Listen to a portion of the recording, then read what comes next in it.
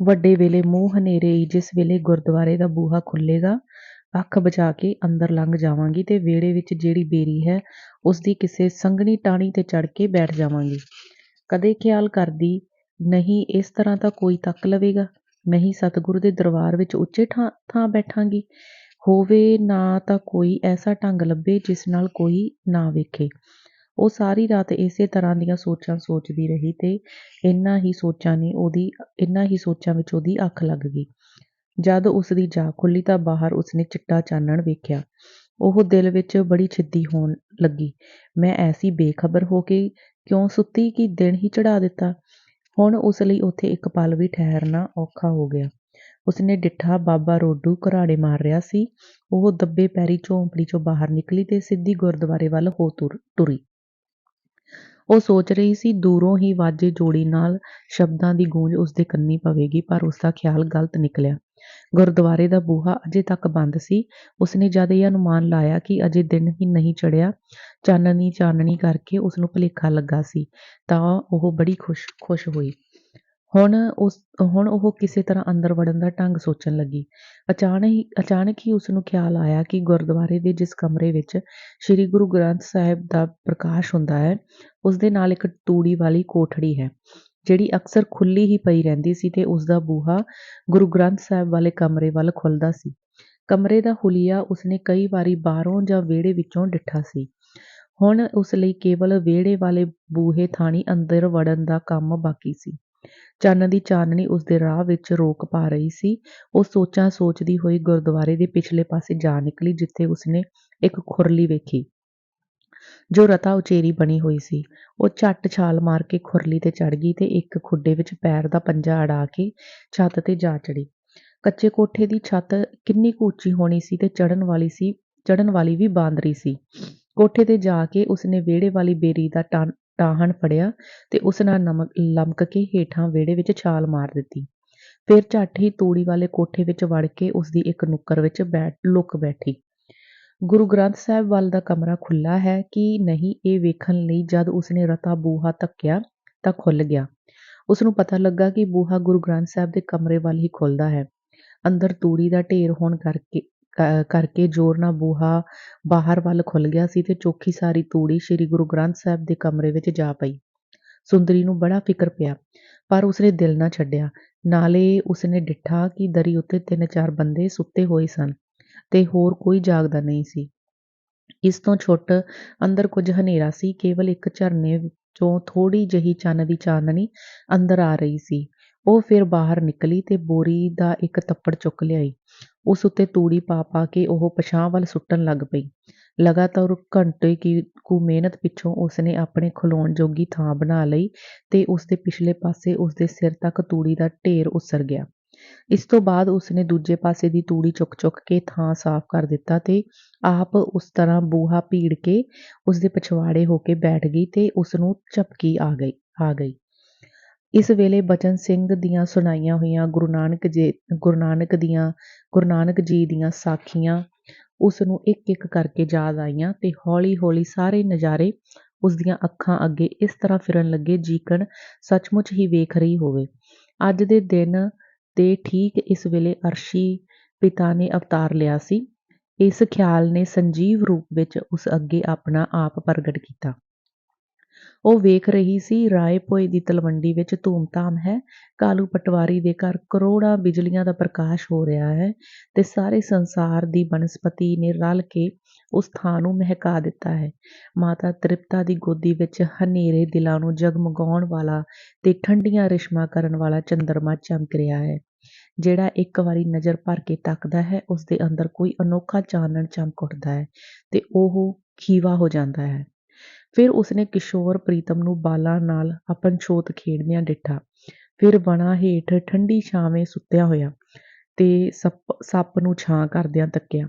ਖਿਆਲਾਂ ਹੀ ਖਿਆਲਾਂ ਵਿੱਚ ਉਹ ਬਹਿਬਲ ਜਿਹੀ ਹੋ ਕੇ ਚਰਨਾਂ ਤੇ ਡਿੱਗੀ ਤੇ ਅਥਰੂਆਂ ਨਾਲ ਦਾਤਾ ਦੇ ਚਰਨ ਧੋਂਦਿਆਂ ਹੋਇਆਂ ਬੇਨਤੀ ਕਰਨ ਲੱਗੀ, ਹੇ ਪ੍ਰੀਤਮ, ਮੇਰੇ ਵੱਲ ਵੀ ਇੱਕ ਵਾਰੀ ਅੰਮ੍ਰਿਤ ਭਰੇ ਨੈਣਾਂ ਦੀ ਇੱਕ ਦ੍ਰਿਸ਼ਟੀ ਫੇਰ ਤੇ ਮੈਨੂੰ ਦੱਸ ਜੂ ਮੈਂ ਅਭਾਗਣ ਤੋਂ ਕਿਹੜੀ ਅਜਿਹੀ ਤਸਕੀਰ ਹੋਈ ਹੈ ਜੋ ਮੈਂ ਤੇਰੇ ਚਰਨਾਂ ਤੇ ਸਿਰ ਰੱਖਣ ਦਾ ਵੀ ਅਧਿਕਾਰ ਨਹੀਂ ਰੱਖਦੀ।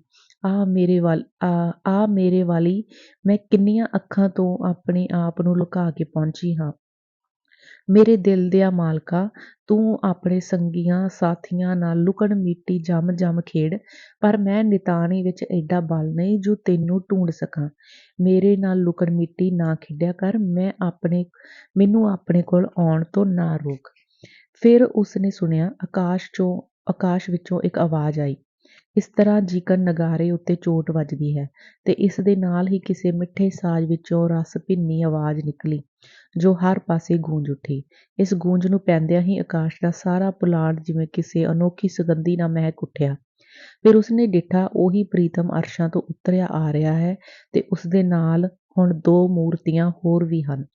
ਇੱਕ ਰਮਣੀਕ ਘਾਟੀ ਉੱਤੇ, ਜਿਸ ਦੇ ਆਸ-ਪਾਸ ਜੰਗਲੀ ਫੁੱਲਾਂ ਨਾਲ ਲੱਦੇ ਹੋਏ ਬੂਟੇ ਮਸਤੀ ਵਿੱਚ ਝੂਮ ਰਹੇ ਸਨ। ਪ੍ਰੀਤਮ ਇੱਕ ਆਸਣ ਤੇ ਬਿਰਾਜ ਹੋ ਗਈ, ਤੇ ਸੱਜੇ-ਖੱਬੇ ਦੋਵੇਂ ਉਹ ਸਾਥੀ ਵੀ।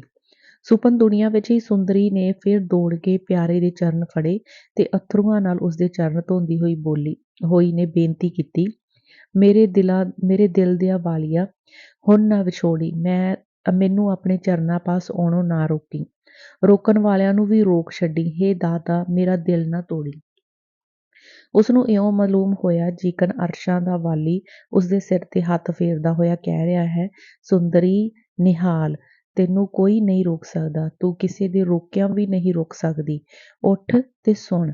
ਇਸ ਤੋਂ ਬਾਅਦ ਸੁੰਦਰੀ ਨੇ ਚਰਨਾਂ ਤੋਂ ਸਿਰ ਚੁੱਕਿਆ।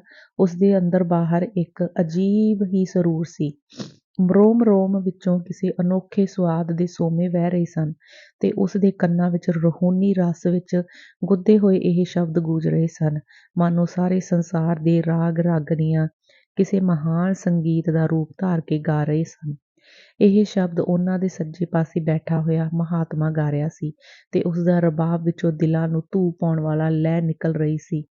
ਹਰ ਅੰਮ੍ਰਿਤ ਭਿੰਨੇ ਲੋਇਨਾ, ਮਨ ਪ੍ਰੇਮ ਰਤਨਾ ਰਾਮ ਰਾਜੇ, ਮਨ ਰਾਮ ਕਸਵਟੀ ਲਾਇਆ ਕੰਚਨ ਸੋਵਿਨੇ, ਗੁਰਮੁਖ ਰੰਗ ਚੁਲੀਲਿਆ ਮੇਰਾ ਮਨ ਤਨ ਭਿੰਨਾ, ਜਨ ਨਾਨਕ ਮੁਸ਼ਕ ਚਕੋਲਿਆ ਸਭ ਜਨਮ ਧਨ ਧਨਾ। ਸੁੰਦਰੀ ਦੀਆਂ ਅੱਖਾਂ ਖੁੱਲ੍ਹ ਗਈਆਂ, ਤੇ ਉਸਨੇ ਆਪਣੇ ਆਪ ਨੂੰ ਕਿਸੇ ਤੂੜੀ ਵਾਲੇ ਕੋਠੇ ਵਿੱਚ ਵੇਖਿਆ। ਬੂਹੇ ਦੀ ਚੀਥ ਵਿੱਚੋਂ ਉਸਨੇ ਡਿੱਠਾ, ਰਾਗੀ ਸਿੰਘਾਂ ਨੇ ਆਸਾਂ ਦੀ ਵਾਰ ਸ਼ੁਰੂ ਕਰ ਦਿੱਤੀ ਸੀ। ਪਹਿਲਾ ਛੱਕਾ ਸਮਾਪਤ ਕਰਕੇ ਹੁਣ ਵਾਰ ਸਲੋਕਾਂ ਨਾਲ ਸਲੋਕ ਮਹਿਲੇ ਪਹਿਲੇ ਕੇ ਉਚਾਰ ਰਹੇ ਸਨ। ਉਹ ਉੱਥੇ ਹੀ ਚੌਂਕੜੀ ਮਾਰ ਕੇ ਬੈਠ ਗਈ ਤੇ ਕੀਰਤਨ ਦਾ ਅੰਮ੍ਰਿਤ ਰਸ ਪੀਣ ਲੱਗੀ। ਉਸਨੇ ਅੱਜ ਪਹਿਲੀ ਵਾਰ ਸ੍ਰੀ ਗੁਰੂ ਗ੍ਰੰਥ ਸਾਹਿਬ ਦਾ ਦਰਸ਼ਨ ਕੀਤਾ, ਪਰ ਅਗਾਂਹ ਹੋ ਕੇ ਮੱਥਾ ਕੀਕਣ ਟੇਕੇ। ਇਸ ਸਿੱਖ ਨੇ ਉਸਨੂੰ ਐਸੀ ਬਹਿਬਲ ਕਰ ਦਿੱਤਾ ਕਿ ਨਿਚਲੀ ਹੋ ਕੇ ਬੈਠ ਨਹੀਂ ਸੀ ਸਕਦੀ।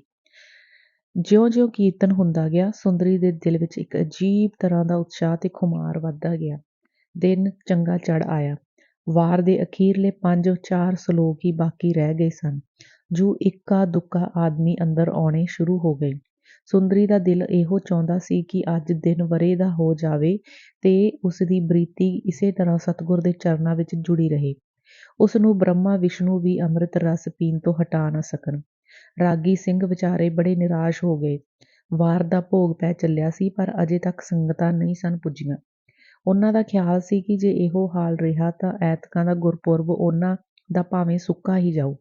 ਉਹਨਾਂ ਵਿੱਚੋਂ ਇੱਕ ਨੇ ਉੱਠ ਕੇ ਭਾਈ ਹੋਰਾਂ ਪਾਸ ਜਾ ਕੇ ਕਿਹਾ, ਭਾਈ ਸਾਹਿਬ, ਭੋਗ ਪੈਣ ਵਾਲਾ ਹੈ ਤੇ ਸੰਗਤ ਅਜੇ ਤੱਕ ਨਹੀਂ ਆਈ।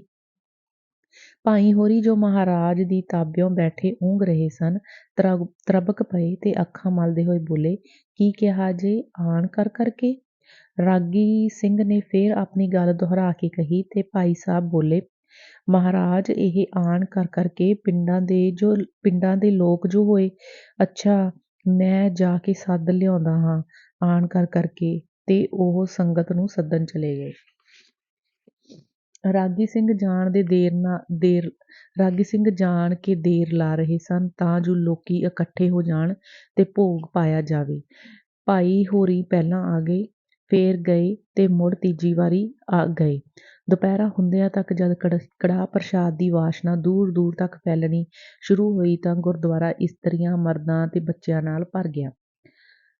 ਅਜੇ ਸੰਗਤਾਂ ਨੂੰ ਆਇਆ ਥੋੜ੍ਹਾ ਹੀ ਚਿਰ ਹੋਇਆ ਸੀ ਜੋ ਰਾਗੀ ਸਿੰਘਾਂ ਨੂੰ ਸੱਜਿਓਂ ਖੱਬਿਓਂ ਕੂਣੀਆਂ ਵੱਜਣ ਲੱਗ ਪਈਆਂ, ਤੇ ਉਹਨਾਂ ਦੇ ਕੰਨਾਂ ਵਿੱਚ ਛੇਤੀ ਭੋਗ ਪਾਓ, ਅਸੀਂ ਪੱਲੇ ਬੰਨੇ ਵੀ ਜਾਣਾ ਏ ਦੀਆਂ ਆਵਾਜ਼ਾਂ ਆਉਣ ਲੱਗ ਪਈਆਂ। ਅੰਤ ਆਸਾਂ ਦੀ ਵਾਰ ਦਾ ਭੋਗ ਪਿਆ ਤੇ ਭਾਈ ਸਾਹਿਬ ਬੜੇ ਹੌਸਲੇ ਨਾਲ ਤੇ ਖੁਸ਼ੀ-ਖੁਸ਼ੀ ਅਰਦਾਸਾਂ ਕਰਨ ਲਈ ਅਗਾਂਹ ਆਏ। ਕੜਾਹ ਪ੍ਰਸ਼ਾਦ ਦੇ ਗੱਫੇ ਤਰੋ-ਤਰ ਸਨ। 11 ਰੁਪਇਆਂ ਦਾ ਪ੍ਰਸ਼ਾਦ ਤਾਂ ਪਾਲਾ ਸਿੰਘ ਤੇ ਉਸਦੀ ਪਾਰਟੀ ਨੇ ਕਰਾਇਆ ਸੀ ਤੇ ਪੰਚਾਇਤ ਦਾ ਇਸ ਤੋਂ ਵੱਖਰਾ ਸੀ। ਸਿੱਖ ਪੜ੍ਹਦੇ ਸੁਣਦੇ ਸਰਬੱਤ ਲਾਹੇਵੰਦ, ਜੋ ਜੀ ਆਵੇ ਸੋ ਰਾਜੀ ਜਾਏ, ਗੁਰੂ ਨਾਨਕ ਨਾਮ ਚੜ੍ਹਦੀ ਕਲਾ, ਤੇਰੇ ਭਾਣੇ ਸਰਬੱਤ ਦਾ ਭਲਾ। ਇਸ ਦੇ ਨਾਲ ਹੀ ਸਾਰੀ ਸੰਗਤ ਨੇ ਮੱਥਾ ਟੇਕਿਆ। ਇਸ ਵੇਲੇ ਤੂੜੀ ਵਾਲੀ ਕੋਠੜੀ ਦਾ ਬੂਹਾ ਦਾੜ-ਦਾੜ ਖੁੱਲ੍ਹਣ ਦੀ ਆਵਾਜ਼ ਆਈ ਤੇ ਅੰਬਾਰ ਦਾ ਅੰਬਾਰ ਤੂੜੀ ਕਮਰੇ ਵਿੱਚ ਆ ਪਈ। ਇਸ ਦੇ ਨਾਲ ਹੀ ਇੱਕ ਕੁੜੀ ਲੜਖੜਾਂਦੀ ਹੋਈ ਚੁਫਾਲ ਆਣ ਡਿੱਗੀ ਤੇ ਸ੍ਰੀ ਗੁਰੂ ਗ੍ਰੰਥ ਸਾਹਿਬ ਦੇ ਹਜ਼ੂਰ ਜਿੱਥੇ ਮੱਥਾ ਟੇਕਣ ਦੀ ਥਾਂ ਸੀ, ਉੱਥੇ ਮੁੱਧੇ ਮੂੰਹ ਕੁੜੀ ਦਾ ਸਿਰ ਵੱਜਾ ਤੇ ਉਹ ਲਗਭਗ ਤੂੜੀ ਹੇਠ ਦੱਬੀ ਗਈ। ਸਭਨਾਂ ਦਾ ਧਿਆਨ ਇਸੇ ਪਾਸੇ ਖਿੱਚਿਆ ਗਿਆ। ਹੈਰਾਨੀ ਤੇ ਗੁੱਸੇ ਨਾਲ ਉਹਨਾਂ ਦੇ ਅੰਦਰ ਬਾਹਰ ਭੜਕ ਉੱਠੇ ਜਦ ਉਹਨਾਂ ਡਿੱਠਾ ਕਿ ਇਹ ਤਾਂ ਉਹੀ ਕਲੰਦਰ ਦੀ ਕੁੜੀ ਹੈ। ਰੱਬ ਦਏ ਤੇ ਬੰਦਾ ਸਹੇ। ਲੋਕੀ ਟੁੱਟ ਕੇ ਪੈ ਗਏ ਤੇ ਉਸ ਅਭਾਗਣੀ ਉੱਤੇ। ਕਿਸੇ ਨੇ ਮੁੱਕੀ, ਕਿਸੇ ਨੇ ਘੁਸੁੰਨ, ਕਿਸੇ ਨੇ ਲੱਤ, ਕਿਸੇ ਨੇ ਚਪੇੜ ਮਾਰ-ਮਾਰ ਕੇ ਕੁੜੀ ਦਾ ਸੱਥਰ ਲਾਹ ਸੁੱਟਿਆ। ਇੱਕ ਤਾਂ ਉਹ ਅੱਗੇ ਇਸ ਬਾਬਤ ਲਾਹ-ਪਾ ਕਰਨ ਤੇ ਤੁਲੇ ਹੋਏ ਸਨ, ਉੱਤੋਂ ਹਨੇਰ ਇਹ ਕਿ ਅਛੂਤ ਦੇ ਅੰਦਰ ਆ ਜਾਣ ਕਰਕੇ ਮਣਾ ਮੂੰਹੀ ਕੜਾਹ ਪ੍ਰਸ਼ਾਦ ਕਾਵਾਂ ਕੁੱਤਿਆਂ ਜੋਗਾ ਹੋ ਗਿਆ। ਪਤਾ ਨਹੀਂ ਅਜੇ ਉਹਨਾਂ ਹੋਰ ਉਸ ਨੂੰ ਕਿੰਨੀ ਕੁ ਸਜ਼ਾ ਦੇਣੀ ਸੀ ਕਿ ਵਿੱਚੋਂ ਹੀ ਕਈਆਂ ਨੂੰ ਇਹ ਫਿਕਰ ਪੈ ਗਿਆ ਜੋ ਐਸਾ ਨਾ ਹੋਵੇ ਕਿ ਮਰ ਹੀ ਜਾਵੇ। ਅੱਗੇ ਇੱਕ ਮੁਕੱਦਮੇ ਤੋਂ ਮਸੇ-ਮਸੇ ਪਿੰਡ ਦੀ ਖਲਾਸੀ ਹੋਈ ਸੀ ਤੇ ਉੱਤੋਂ ਹੋਰ ਕੋਈ ਪੁਆੜਾ ਨਾ ਪੈ ਜਾਏ। ਕੁੜੀ ਨੂੰ ਘਸੀਟਦੇ ਤੇ ਗਾਲ-ਮੰਦਾ ਬੋਲਦੇ ਹੋਏ ਬਾਹਰ ਵਿਹੜੇ ਵਿੱਚ ਲਿਆਏ। ਕੁੜੀ ਦੇ ਨੱਕ, ਮੂੰਹ ਤੇ ਸਿਰ ਵਿੱਚੋਂ ਪਰਲ-ਪਰਲ ਲਹੂ ਵਗ ਰਿਹਾ ਸੀ, ਜਿਸ ਨਾਲ ਉਸਦੇ ਸਾਰੇ ਕੱਪੜੇ ਗੁੜੁੱਚ ਹੋਏ ਸਨ। ਕਈਆਂ ਨੇ ਤਾਂ ਇਹੋ ਖਿਆਲ ਕੀਤਾ ਕਿ ਬਸ ਇਸ ਕੁੜੀ ਦੀ ਖੇਡ ਖਤਮ ਹੈ। ਵਿੱਚ-ਵਿੱਚ ਕਈ ਬੰਦੇ ਚਿਤਾਤੁਰ ਹੋ ਕੇ ਇੱਕ ਦੂਜੇ ਨਾਲ ਕੰਨਾ-ਫੂਸੀ ਕਰ ਰਹੇ ਸਨ ਕਿ ਇੰਨੇ ਨੂੰ ਬਾਹਰੋਂ ਬਚਨ ਸਿੰਘ ਵੀ ਆ ਨਿਕਲਿਆ। ਬਚਨ ਸਿੰਘ ਨੂੰ ਵੇਖ ਕੇ ਲੋਕਾਂ ਦਾ ਕ੍ਰੋਧ ਹੋਰ ਵੀ ਤੇਜ਼ ਹੋ ਗਿਆ। ਉਹ ਤਾਂ ਅੱਗੇ ਹੀ ਉਸਦੇ ਵਰਨ ਲਈ ਕੋਈ ਨਾ ਕੋਈ ਬਹਾਨਾ ਲੱਭਦੇ ਸਨ, ਪਰ ਇਹ ਤਾਂ ਬਣੀ ਬਣਾਈ ਗੱਲ ਉਹਨਾਂ ਨੂੰ ਲੱਭ ਗਈ। ਇਹੋ ਹੀ ਨਹੀਂ, ਕਈਆਂ ਨੂੰ ਤਾਂ ਪੂਰਾ ਸ਼ੱਕ ਹੋ ਗਿਆ ਕਿ ਇਹ ਸਾਰੀ ਕਾਰਸਤਾਨੀ ਨਹੀਂ, ਬਦਚਲਨੀ ਬਚਨ ਸਿੰਘ ਦੀ ਹੈ। ਬਚਨ ਸਿੰਘ ਨੂੰ ਇਸ ਵੇਲੇ ਕਿਸੇ ਪਾਸੋਂ ਕੁਝ ਪੁੱਛਣ ਦਾ ਖਿਆਲ ਨਹੀਂ ਸੀ। ਸੁੰਦਰੀ ਨੂੰ ਇਸ ਤਰ੍ਹਾਂ ਲਹੂ ਵਿੱਚ ਸਿਰ ਡੋਬ ਹੋਈ ਤੇ ਬੇਹੋਸ਼ ਵੇਖ ਕੇ ਉਸਦੇ ਅੰਦਰ ਕਹਿਰਾਂ ਦਾ ਜੋਸ਼ ਭਰ ਗਿਆ। ਉਸਦਾ ਲਹੂ ਉਬਾਲੇ ਖਾਣ ਲੱਗਾ ਤੇ ਉਹ ਕੜਕਵੀਂ ਆਵਾਜ਼ ਵਿੱਚ ਬੋਲਿਆ, ਇਹਨੂੰ ਕਿਉਂ ਮਾਰਿਆ ਗਿਆ ਹੈ? ਇਸਨੇ ਕੀ ਕਸੂਰ ਕੀਤਾ ਸੀ? ਇਸ ਇੱਕ ਸਵਾਲ ਦੇ ਜਵਾਬ ਵਿੱਚ ਦਰਜਨਾਂ ਜਵਾਨਾਂ ਚੱਲਣੀਆਂ ਸ਼ੁਰੂ ਹੋ ਗਈਆਂ। ਇਸ ਦਾ ਕੰਮ ਕੀ ਸੀ ਇੱਥੇ? ਇਹਨੂੰ ਕੌਣ ਲਿਆਇਆ ਏ? ਅਸੀਂ ਸਭ ਕੁਝ ਜਾਣ ਗਏ ਹਾਂ। ਧਰਮ ਦਾ ਨਾਸ਼ ਹੋ ਗਿਆ। ਕਲਯੁਗ ਦੇ ਚਮਤਕਾਰੇ ਸਾਡਾ ਬੇੜਾ ਗਰਕ ਕਰ ਦਿੱਤਾ। ਇੰਨਾ ਕੜਾਹ ਪ੍ਰਸ਼ਾਦ ਕਿੱਧਰ ਜਾਊ? ਆਦਿ ਰੌਲਾ ਪਾਉਂਦੇ ਹੋਏ ਲੋਕੀ ਸੁੰਦਰੀ ਵੱਲੋਂ ਹਟ ਕੇ ਬਚਨ ਸਿੰਘ ਦੇ ਦੁਆਲੇ ਜਾ ਜੁੜੇ ਤੇ ਉਸ ਵੱਲ ਇਸ ਤਰ੍ਹਾਂ ਤੱਕਣ ਲੱਗੇ ਜਿਕਣ ਚੂਹੇ ਨੂੰ ਮਾਰਨ ਤੋਂ ਪਹਿਲਾਂ ਬਿੱਲੀ ਉਸ ਵੱਲ ਤੱਕਦੀ ਹੈ। ਪਰ ਬਚਨ ਸਿੰਘ ਦਾ ਗੁੱਸਾ ਜਰਾ ਵੀ ਠੰਡਾ ਨਾ ਹੋਇਆ। ਉਹ ਕ੍ਰੋਧ ਨਾਲ ਕੰਬਦਾ ਹੋਇਆ ਬੋਲਿਆ, ਇਹ ਹੱਦ ਦਰਜੇ ਦਾ ਕਸਾਈਪੁਣਾ ਹੈ। ਇਹ ਵਿਚਾਰੀ ਸ਼ਬਦ ਕੀਰਤਨ ਸੁਣਨ ਲਈ ਜੇ ਪ੍ਰੇਮਵਸ ਹੋ ਕੇ ਆ ਹੀ ਗਈ ਜਾਂ ਕਿੱਧਰ ਦਾ ਹਨੇਰ ਆ ਗਿਆ? ਇਸ ਬੇਦਰਦੀ ਨਾਲ ਇਹਨੂੰ ਖੋਇਆ ਗਿਆ ਹੈ ਕਿ ਉਸਦਾ ਗਲਾ ਭਰ ਆਇਆ ਤੇ ਅੱਖਾਂ ਵਿੱਚੋਂ ਅੱਥਰੂ ਫੁੱਟ ਨਿਕਲੇ। ਉਸਦੀਆਂ ਗੱਲਾਂ ਦਾ ਸੁਣਨ ਵਾਲਿਆਂ ਉੱਤੇ ਉਹੀ ਅਸਰ ਹੋਇਆ ਜਿਹੜਾ ਆਬਕਾਰੀ ਵਿੱਚ ਬੈਠੇ ਸ਼ਰਾਬੀਆਂ ਨੂੰ ਵੇਦ ਮੰਤਰ ਸੁਣਾਉਣ ਨਾਲ ਹੁੰਦਾ ਹੋਵੇ। ਉਹ ਸਾਰੇ ਇਸ ਤਰ੍ਹਾਂ ਹੱਸ ਰਹੇ ਸਨ ਜਿਕਣ ਬਚਨ ਸਿੰਘ ਬੇਹੋਸ਼ੀ ਵਿੱਚ ਬਰੜਾ ਰਿਹਾ ਹੋਵੇ। ਇੱਕ ਜਣਾ ਅਗਾਂਹ ਹੋ ਕੇ ਬੋਲਿਆ, ਕੀ ਸ਼ਬਦ ਸੁਣਨ ਆਈ ਸੀ? ਸਰਦਾਰ ਜੀ, ਇਹੋ ਜਿਹੀਆਂ ਪੱਤੇਬਾਜ਼ੀਆਂ ਕਿਸੇ ਹੋਰ ਨੂੰ ਜਾ ਕੇ ਦੱਸੋ। ਦੂਜਾ ਬੋਲਿਆ, ਨਾਲੇ ਚੋਰ ਨਾਲੇ ਚਤਰ। ਤੀਜਾ, ਅਸੀਂ ਤਾਂ ਅੱਗੇ ਹੀ ਜਾਣਦੇ ਸਾਂ ਜੂ ਇੱਕ ਨਾ ਇੱਕ ਦਿਨ ਚੰਨ ਚਾੜ ਕੇ ਛੱਡੂ। 100 ਦਿਨ ਚੋਰ ਦਾ, ਇੱਕ ਦਿਨ ਸਾਧ ਦਾ। ਭਲਾ ਪਾਪ ਲੁਕਾਇਆ ਕਦੀ ਲੁਕਿਆ ਏ? ਚੌਥਾ, ਇਸ ਵਿਚਾਰੇ ਨੇ ਸਾਰਿਆਂ ਨੂੰ ਗਿਆਨੀ ਜੀ ਸਮਝ ਛੱਡਿਆ ਏ, ਜੋ ਇਹਦੀ ਹਰ ਗੱਲ ਨੂੰ ਸਾਂਝੀਵਾਲ ਬਣ ਜਾਊ। ਇਹ ਨਹੀਂ ਪਤਾ ਜੂ ਸਾਡੇ ਭਾਈ ਜੀ ਇੱਥੇ ਗੁਰਦੁਆਰਿਆਂ ਵਿੱਚ ਇਹੋ ਜਿਹੀਆਂ ਸ਼ੈਤਾਨੀਆਂ ਨਹੀਂ ਹੋਣ ਦਿੰਦੇ ਹੁੰਦੇ। ਬਚਨ ਸਿੰਘ ਨੂੰ ਅਜੇ ਤੱਕ ਉਹਨਾਂ ਦੀਆਂ ਊਟ-ਪਟਾਂਗ ਗੱਲਾਂ ਦੀ ਸਮਝ ਨਾ ਆਈ ਤੇ ਉਹ ਉਹਨਾਂ ਦਾ ਇਹ ਅਜੀਬ ਭਾਵ ਦੇਖ ਕੇ ਘਾਬਰ ਜਿਹਾ ਗਿਆ। ਉਸ ਦਾ ਧਿਆਨ ਸੁੰਦਰੀ ਵੱਲ ਗਿਆ। ਉਹ ਡਰ ਗਿਆ ਸ਼ਾਇਦ ਇਹ ਬਚ ਨਾ ਸਕੇ। ਇਹ ਖਿਆਲ ਕਰਕੇ ਉਸਨੇ ਉੱਥੋਂ ਠਹਿਰਨਾ ਖਤਰਨਾਕ ਸਮਝਿਆ। ਅਗਾਂਹ ਵੱਧ ਕੇ ਉਸਨੇ ਸੁੰਦਰੀ ਨੂੰ ਕਲਾਵੇ ਵਿੱਚ ਚੁੱਕ ਲਿਆ ਤੇ ਇਹ ਕਹਿੰਦਾ ਹੋਇਆ ਬੂਹੋਂ ਬਾਹਰ ਨਿਕਲ ਗਿਆ, ਜ਼ਾਲਮੋ ਨਿਰਦਈਓ, ਲਓ ਮੈਂ ਇਸਨੂੰ ਆਪਣੇ ਘਰ ਲਈ ਜਾਂਦਾ ਹਾਂ, ਜਾਓ ਮੇਰਾ ਭਾਂਡਾ ਛੇਕ ਦਿਓ, ਮੈਂ ਤੁਹਾਨੂੰ ਸਾਰਿਆਂ ਨੂੰ ਨਫ਼ਰਤ ਕਰਦਾ ਹਾਂ। ਸਾਰਿਆਂ ਨੇ ਹੋਏ ਹੋਏ ਕਰਕੇ ਮਗਰ ਖਿੱਲੀ ਮਾਰ ਦਿੱਤੀ ਤੇ ਹੱਸ ਕੇ ਦੂਰੇ ਹੁੰਦਿਆਂ ਹੋਇਆਂ ਜੋ ਜਿਸ ਦੇ ਮੂੰਹ ਆਇਆ ਕਹੀ ਗਏ। ਉਹਨਾਂ ਦਾ ਗੁੱਸਾ ਲਗਭਗ ਦੂਰ ਹੋ ਗਿਆ। ਜਦ ਆਦਮੀ ਵੇਖਦਾ ਹੈ ਕਿ ਉਸਦਾ ਦੁਸ਼ਮਣ ਨਵੀਂ ਕੜਿੱਕੀ ਵਿੱਚ ਫਸ ਰਿਹਾ ਹੈ ਤਾਂ ਅਜਿਹੇ ਵੇਲੇ ਉਸ ਨੂੰ ਆਪਣਾ ਨੁਕਸਾਨ ਵੀ ਨਫ਼ਾ ਹੀ ਮਾਲੂਮ ਹੁੰਦਾ ਹੈ। ਇਸ ਤੋਂ ਛੁੱਟ ਬਚਨ ਸਿੰਘ ਦੇ ਵਿਰੋਧ ਹੋਰ ਜੋ ਕਾਰਵਾਈ ਕਰਨੀ ਚਾਹੁੰਦੇ ਸਨ, ਉਸ ਦੀ ਲੋੜ ਵੀ ਨਹੀਂ ਸੀ। ਉਹਨਾਂ ਦਾ ਮਤਲਬ ਆਪਣੇ ਆਪ ਹੀ ਪੂਰਾ ਹੋ ਚੁੱਕਾ ਸੀ। ਸੰਗਤ ਫਿਰ ਗੁਰਦੁਆਰੇ ਜਾ ਬੈਠੀ। ਕੜਾਹ ਪ੍ਰਸ਼ਾਦ ਉਹਨਾਂ ਸਾਰਾ ਹੀ ਚੁਕਵਾ ਦਿੱਤਾ ਤੇ ਹੋਰ ਰਸਦ ਮੰਗਵਾ ਕੇ ਤਿਆਰ ਕੀਤਾ ਗਿਆ। ਪਹਿਲਾਂ ਕਿੱਧਰ ਗਿਆ ਇਹ ਰੱਬ ਹੀ ਜਾਣੇ। ਦਿਨ ਚੋਖਾ ਚੜ੍ਹ ਆਇਆ ਸੀ। ਲੋਕ ਜਾਣ ਲਈ ਉਤਾਵਲੇ ਹੋ ਰਹੇ ਸਨ। ਇਸ ਵੇਲੇ ਲੰਬਰਦਾਰ ਨੱਥਾ ਸਿੰਘ ਦਾ ਛੋਟਾ ਮੁੰਡਾ ਗੁਰਦੁਆਰੇ ਅੰਦਰ ਆ ਗਿਆ। ਉਸਦੇ ਮਗਰ ਇੱਕ ਬੁੱਲੀ ਜਾਤ ਦਾ ਕਤੂਰਾ ਵੀ ਪੂਛ ਹਿਲਾਉਂਦਾ ਹੋਇਆ ਅੰਦਰ ਆ ਗਿਆ। ਕੁੱਤੇ ਨੇ ਜਿਉਂ ਹੀ ਲੰਬਰਦਾਰ ਨੂੰ ਡਿੱਠਾ ਤਾਂ ਝੱਟ ਉਸਦੀ ਝੋਲੀ ਵਿੱਚ ਆ ਬੈਠਾ ਤੇ ਪੂਛ ਹਿਲਾਉਂਦਾ ਹੋਇਆ ਉਸਦਾ ਮੂੰਹ ਚੱਟਣ ਲਈ ਤਾਂ ਬੂਥੀ ਚੁੱਕ ਕੇ ਹੰਭਲੇ ਮਾਰਨ ਲੱਗਾ। ਸ਼ਾਇਦ ਉਸਨੂੰ ਕੜਾਹ ਪ੍ਰਸ਼ਾਦ ਦੀ ਵਾਸ਼ਨਾ ਆਈ ਸੀ। ਲੰਬਰਦਾਰ ਉਸਦੇ ਪਿੰਡੇ ਤੇ ਪਿਆਰ ਦਿੰਦਾ ਹੋਇਆ ਤੇ ਉਸਦੀ ਬੂਥੀ ਫੜ ਕੇ ਥੱਲੇ ਨੂੰ ਕਰਦਾ ਹੋਇਆ ਤੇ ਉਸ ਨਾਲ ਇਸ ਤਰ੍ਹਾਂ ਲਾਡ ਕਰਨ ਲੱਗਾ ਜਿਕਣ ਛੋਟੇ ਬਾਲਾਂ ਨਾਲ ਕਰੀਦਾ। ਕੋਲੋਂ ਹੀ ਜਵਾਲਾ ਸਿੰਘ ਬਾਂਹ ਵਧਾ ਕੇ ਕਤੂਰੇ ਦੀ ਪਿੱਠ ਥਾਪੜਦਾ ਹੋਇਆ ਬੋਲਿਆ, ਇਹ ਸੁਗਾਤ ਕਿੱਥੋਂ ਲਿਆਂਦੀ ਓ ਲੰਬਰਦਾਰਾ? ਕੁੱਤੇ ਤੇ ਬਈ ਹੱਦਾਂ ਦਾ ਜਾਪਦਾ ਏ। ਲੰਬਰਦਾਰ, ਜਿਹੜਾ ਅੱਗੇ ਹੀ ਕੁੱਤੇ ਦੀਆਂ ਤਾਰੀਫਾਂ ਸੁਣਾਉਣ ਲਈ ਤਿਆਰ ਬੈਠਾ ਸੀ, ਬੋਲਿਆ, ਹਾਹੋ ਜਵਾਲਾ ਸਿਆ, ਬੜੀਆਂ ਸਿਪਾਰਸ਼ਾਂ ਨਾਲ ਮੰਗਵਾਇਆ ਏ। ਤਹਿਸੀਲਦਾਰ ਟੇਕ ਚੰਦ ਨਾਲ ਸਾਡੇ ਬਾਪੂ ਹੋਰਾਂ ਦੀ ਬੜੇ ਚਿਰ ਤੋਂ ਸਾਂਝ ਚੱਲੀ ਆਉਂਦੀ ਏ। ਪਿਛਲਾ ਸਾਲ ਅੰਬਸਰ ਜਦੋਂ ਵਲੈਤ ਜਾਣ ਲੱਗਾ ਸੀ ਤੇ ਕੁੱਤੀ ਆਪਣੀ ਉਹਨੂੰ ਦੇ ਗਿਆ ਸੀ। ਕੁੱਤੀ ਅਜੇ ਸੂਈ ਵੀ ਨਹੀਂ ਸੀ ਜਦੋਂ ਬਾਪੂ ਨੇ ਸਾਈ ਲਾਈ ਹੋਈ ਸੀ। 5-6 ਵੇਰਾਂ ਮੈਨੂੰ ਜਾਣਾ ਪਿਆ। ਫੇਰ ਵੀ 25 ਰੁਪਏ ਦਿੱਤੇ। ਮਿੰਨਤਾਂ ਵੱਖ ਕੀਤੀਆਂ।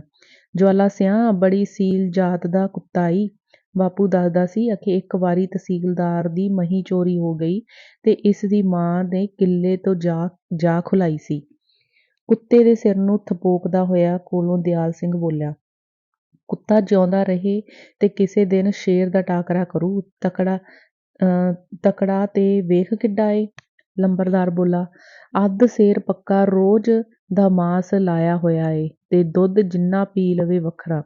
ਉਸਦੇ ਮੂੰਹ ਵਿੱਚ ਚਾਰੇ ਉਂਗਲਾਂ ਪਾ ਕੇ, ਵੇਖ ਨਾ ਏਦਾਂ ਭਾਵੇਂ ਕੁਝ ਪਏ ਕਰੋ, ਦੰਦੀਓਂ ਨਹੀਂ ਵੱਢਦਾ। ਤੇ ਜੇ ਆ ਜਾਵੇ ਕੋਈ ਓਪਰਾ ਫੇਰ ਤੇ ਬਸ ਘਰ ਨੂੰ ਸਿਰ ਤੇ ਚੁੱਕ ਲੂ। ਸੰਗਲ ਤੜਾਊ ਤੇ ਇਹੋ ਕਹੂ, ਬਸ ਮੈਨੂੰ ਛੱਡੋ ਤੇ ਮੈਂ ਉਹਨੂੰ ਫੜਾਂ। ਕੜਾਹ ਪ੍ਰਸ਼ਾਦ ਦੁਬਾਰਾ ਤਿਆਰ ਹੋ ਗਿਆ ਤੇ ਵਰਤਣਾ ਸ਼ੁਰੂ ਹੋਇਆ। ਲੰਬਰਦਾਰ ਨੇ ਕੁੱਤੇ ਦੇ ਹਿੱਸੇ ਉਹਨੂੰ ਖਵਾ ਕੇ ਤੇ ਫੇਰ ਆਪਣੇ ਛਾਂਦੇ ਵਿੱਚੋਂ 3 ਕੁ ਹਿੱਸੇ ਖਵਾ ਕੇ ਮਸਾਂ ਚੌਥਾ ਹਿੱਸਾ ਆਪ ਖਾਧਾ। ਪ੍ਰਸ਼ਾਦ ਵਰਤਣ ਤੋਂ ਬਾਅਦ ਰਾਗੀ ਸਿੰਘਾਂ ਦੀ ਉਗਰਾਹੀ ਦਾ ਸਵਾਲ ਛਿੜਿਆ। ਲੰਬਰਦਾਰ ਲੱਧਾ ਸਿੰਘ ਇਸ ਕੰਮ ਦਾ ਮੋਹਰੀ ਸਮਝਿਆ ਜਾਂਦਾ ਸੀ। ਇਸੇ ਕਰਕੇ ਉਸਨੂੰ ਅੱਗੇ ਬਿਠਾਇਆ ਜਾਂਦਾ ਸੀ। ਭਾਈ ਜੀ ਨੇ ਸਭ ਤੋਂ ਪਹਿਲਾਂ ਉੱਠ ਕੇ ਕਿਹਾ, ਖਾਲਸਾ ਜੀ, ਰਾਗੀ ਸਿੰਘਾਂ ਨੇ ਆਣ ਕਰ ਕੇ ਬੜੇ ਪ੍ਰੇਮ ਨਾਲ ਵਿਖਿਆਨ ਕੀਤਾ ਹੈ। ਹੁਣ ਆਣ ਕਰ ਕੇ ਇਹਨਾਂ ਵਾਸਤੇ ਮਾਇਆ ਦੇ ਗੱਫੇ ਦੇ ਕੇ ਜਨਮ ਸਫਲਾ ਕਰੋ। ਸਾਰਿਆਂ ਦੀ ਨਜ਼ਰ ਲੱਧਾ ਸਿੰਘ ਉੱਤੇ ਟਿਕੀ ਸੀ ਤੇ ਸਾਰੇ ਹੀ ਇੱਕ ਦੂਜੇ ਦੇ ਮੂੰਹ ਵੱਲ ਇਸ ਭਾਵ ਨਾਲ ਤੱਕ ਰਹੇ ਸਨ, ਜੋ ਵੇਖੀਏ ਕੀ ਦਿੰਦਾ ਹੈ। ਕਿੰਨਾ ਚਿਰ ਪਹਿਲਾਂ ਤੂੰ ਹੁੰਦੀ ਰਹੀ। ਅਖੀਰ ਲੱਧਾ ਸਿੰਘ ਨੇ ਪਗੜੀ ਦੇ ਲੜੋਂ ਅਠਿਆਨੀ ਖੋਲ ਕੇ ਦਿੱਤੀ। ਰਾਗੀ ਸਿੰਘਾਂ ਦੇ ਦਿਲਾਂ ਤੇ ਤਾਂ ਇਹ ਵੇਖ ਕੇ ਸਲਾਬਾ ਹੀ ਛਾ ਗਿਆ। ਇੰਨੇ ਨੂੰ ਦੇਵਾ ਸਿੰਘ ਤਰਖਾਣ, ਜੋ ਪਿੱਛੇ ਹਟਵਾਂ ਬੈਠਾ ਸੀ, ਉੱਠਿਆ ਤੇ 1 ਰੁਪਇਆ ਦੇ ਕੇ ਬੈਠ ਗਿਆ। ਇਹ ਵੇਖ ਕੇ ਲੰਬਰਦਾਰ ਲੱਧਾ ਸਿੰਘ ਦੇ ਸੱਤੀ ਕੱਪੜੀ ਅੱਗ ਲੱਗ ਉੱਠੀ। ਜੂੰ ਸਾਡੇ ਪਿੰਡਾਂ ਦਾ ਕੰਮੀ ਹੋ ਕੇ ਫੇਰ ਸਾਡੇ ਉੱਤੋਂ ਦੀ ਹੋਵੇ। ਉਸਦਾ ਦਿਲ ਕੀਤਾ ਜੋ ਉੱਠ ਕੇ ਹੁਣੇ ਉਸਦੀ ਗੱਤ ਬਣਾਵੇ, ਪਰ ਕੁਝ ਸੋਚ ਕੇ ਉਸਨੇ ਇਸ ਕੰਮ ਨੂੰ ਕਿਸੇ ਹੋਰ ਵੇਲੇ ਲਈ ਛੱਡ ਦਿੱਤਾ। ਬਾਬੂ ਕਰਮ ਸਿੰਘ ਬੜਾ ਸੱਚਾ ਤੇ ਖਰਾ ਬੰਦਾ ਸੀ। ਉਹ ਸੱਚੀ ਗੱਲ ਤੜਕ ਮੂੰਹ ਤੇ ਕਹਿ ਦਿੰਦਾ ਸੀ। ਝੱਟ ਬੋਲ ਉੱਠਿਆ, ਬਈ ਲੰਬਰਦਾਰਾ, ਤੂੰ ਤੇ ਖੋਤਾ ਹੀ ਖੂਹ ਵਿੱਚ ਪਾ ਦਿੱਤਾ। ਦੇਖ ਲੱਗਾ ਸੈਂ ਤੇ ਕੁਝ ਤਾਂ ਦੇਂਦੋ। ਨਿਕਾਰੀ ਇੱਕੋ ਠਿਆਨੀ, ਨਾ 2 ਨਾ 4, ਆਹ ਵੇਖਾਂ ਦੇਵਾਂ ਸਹੁੰ ਨੇ ਚਿੜੀ ਜਿੱਡਾ ਰੁਪਇਆ ਠੈਂ ਕਰਕੇ ਸੁੱਟ ਦਿੱਤਾ ਈ। ਪਹਿਲੀ ਚੋਟ ਨੂੰ ਤਾਂ ਲੰਬਰਦਾਰ ਔਖਾ ਸੁਖਾਲਾ ਸਹਿ ਗਿਆ ਸੀ, ਪਰ ਉੱਤੋਂ ਇੱਕ ਹੋਰ ਪੈ ਗਈ। ਸਬਰ ਦੀ ਕੋਈ ਹੱਦ ਹੁੰਦੀ ਹੈ। ਉਹ ਕੱਪੜਿਆਂ ਤੋਂ ਬਾਹਰ ਹੋ ਕੇ ਬੋਲਿਆ, ਬਾਬਾ ਕਰਮਿਆ, ਤੈਨੂੰ ਅੱਗੇ ਵੀ ਕਈ ਵੇਰਾਂ ਸਮਝਾਇਆ ਏ ਭਈ ਗੱਲ ਕਰਨ ਲੱਗਾ ਜਰਾ ਹੋਸ਼ ਨਾ ਕਰਿਆ ਕਰ। ਆਪ ਨੂੰ ਅਕਲ ਨਾ ਹੋਏ ਤਾਂ ਕਿਸੇ ਹੋਰ ਦੀ ਮੱਤ ਲੈ ਲਵੇ ਬੰਦਾ। ਤੂੰ ਵੀ ਵੇਖਿਆ ਹੋਇਆ ਹੈ ਜਿਹੜਾ ਵੱਡਾ ਲਾਟੀਕੀਣ ਹੈਗਾ ਏ।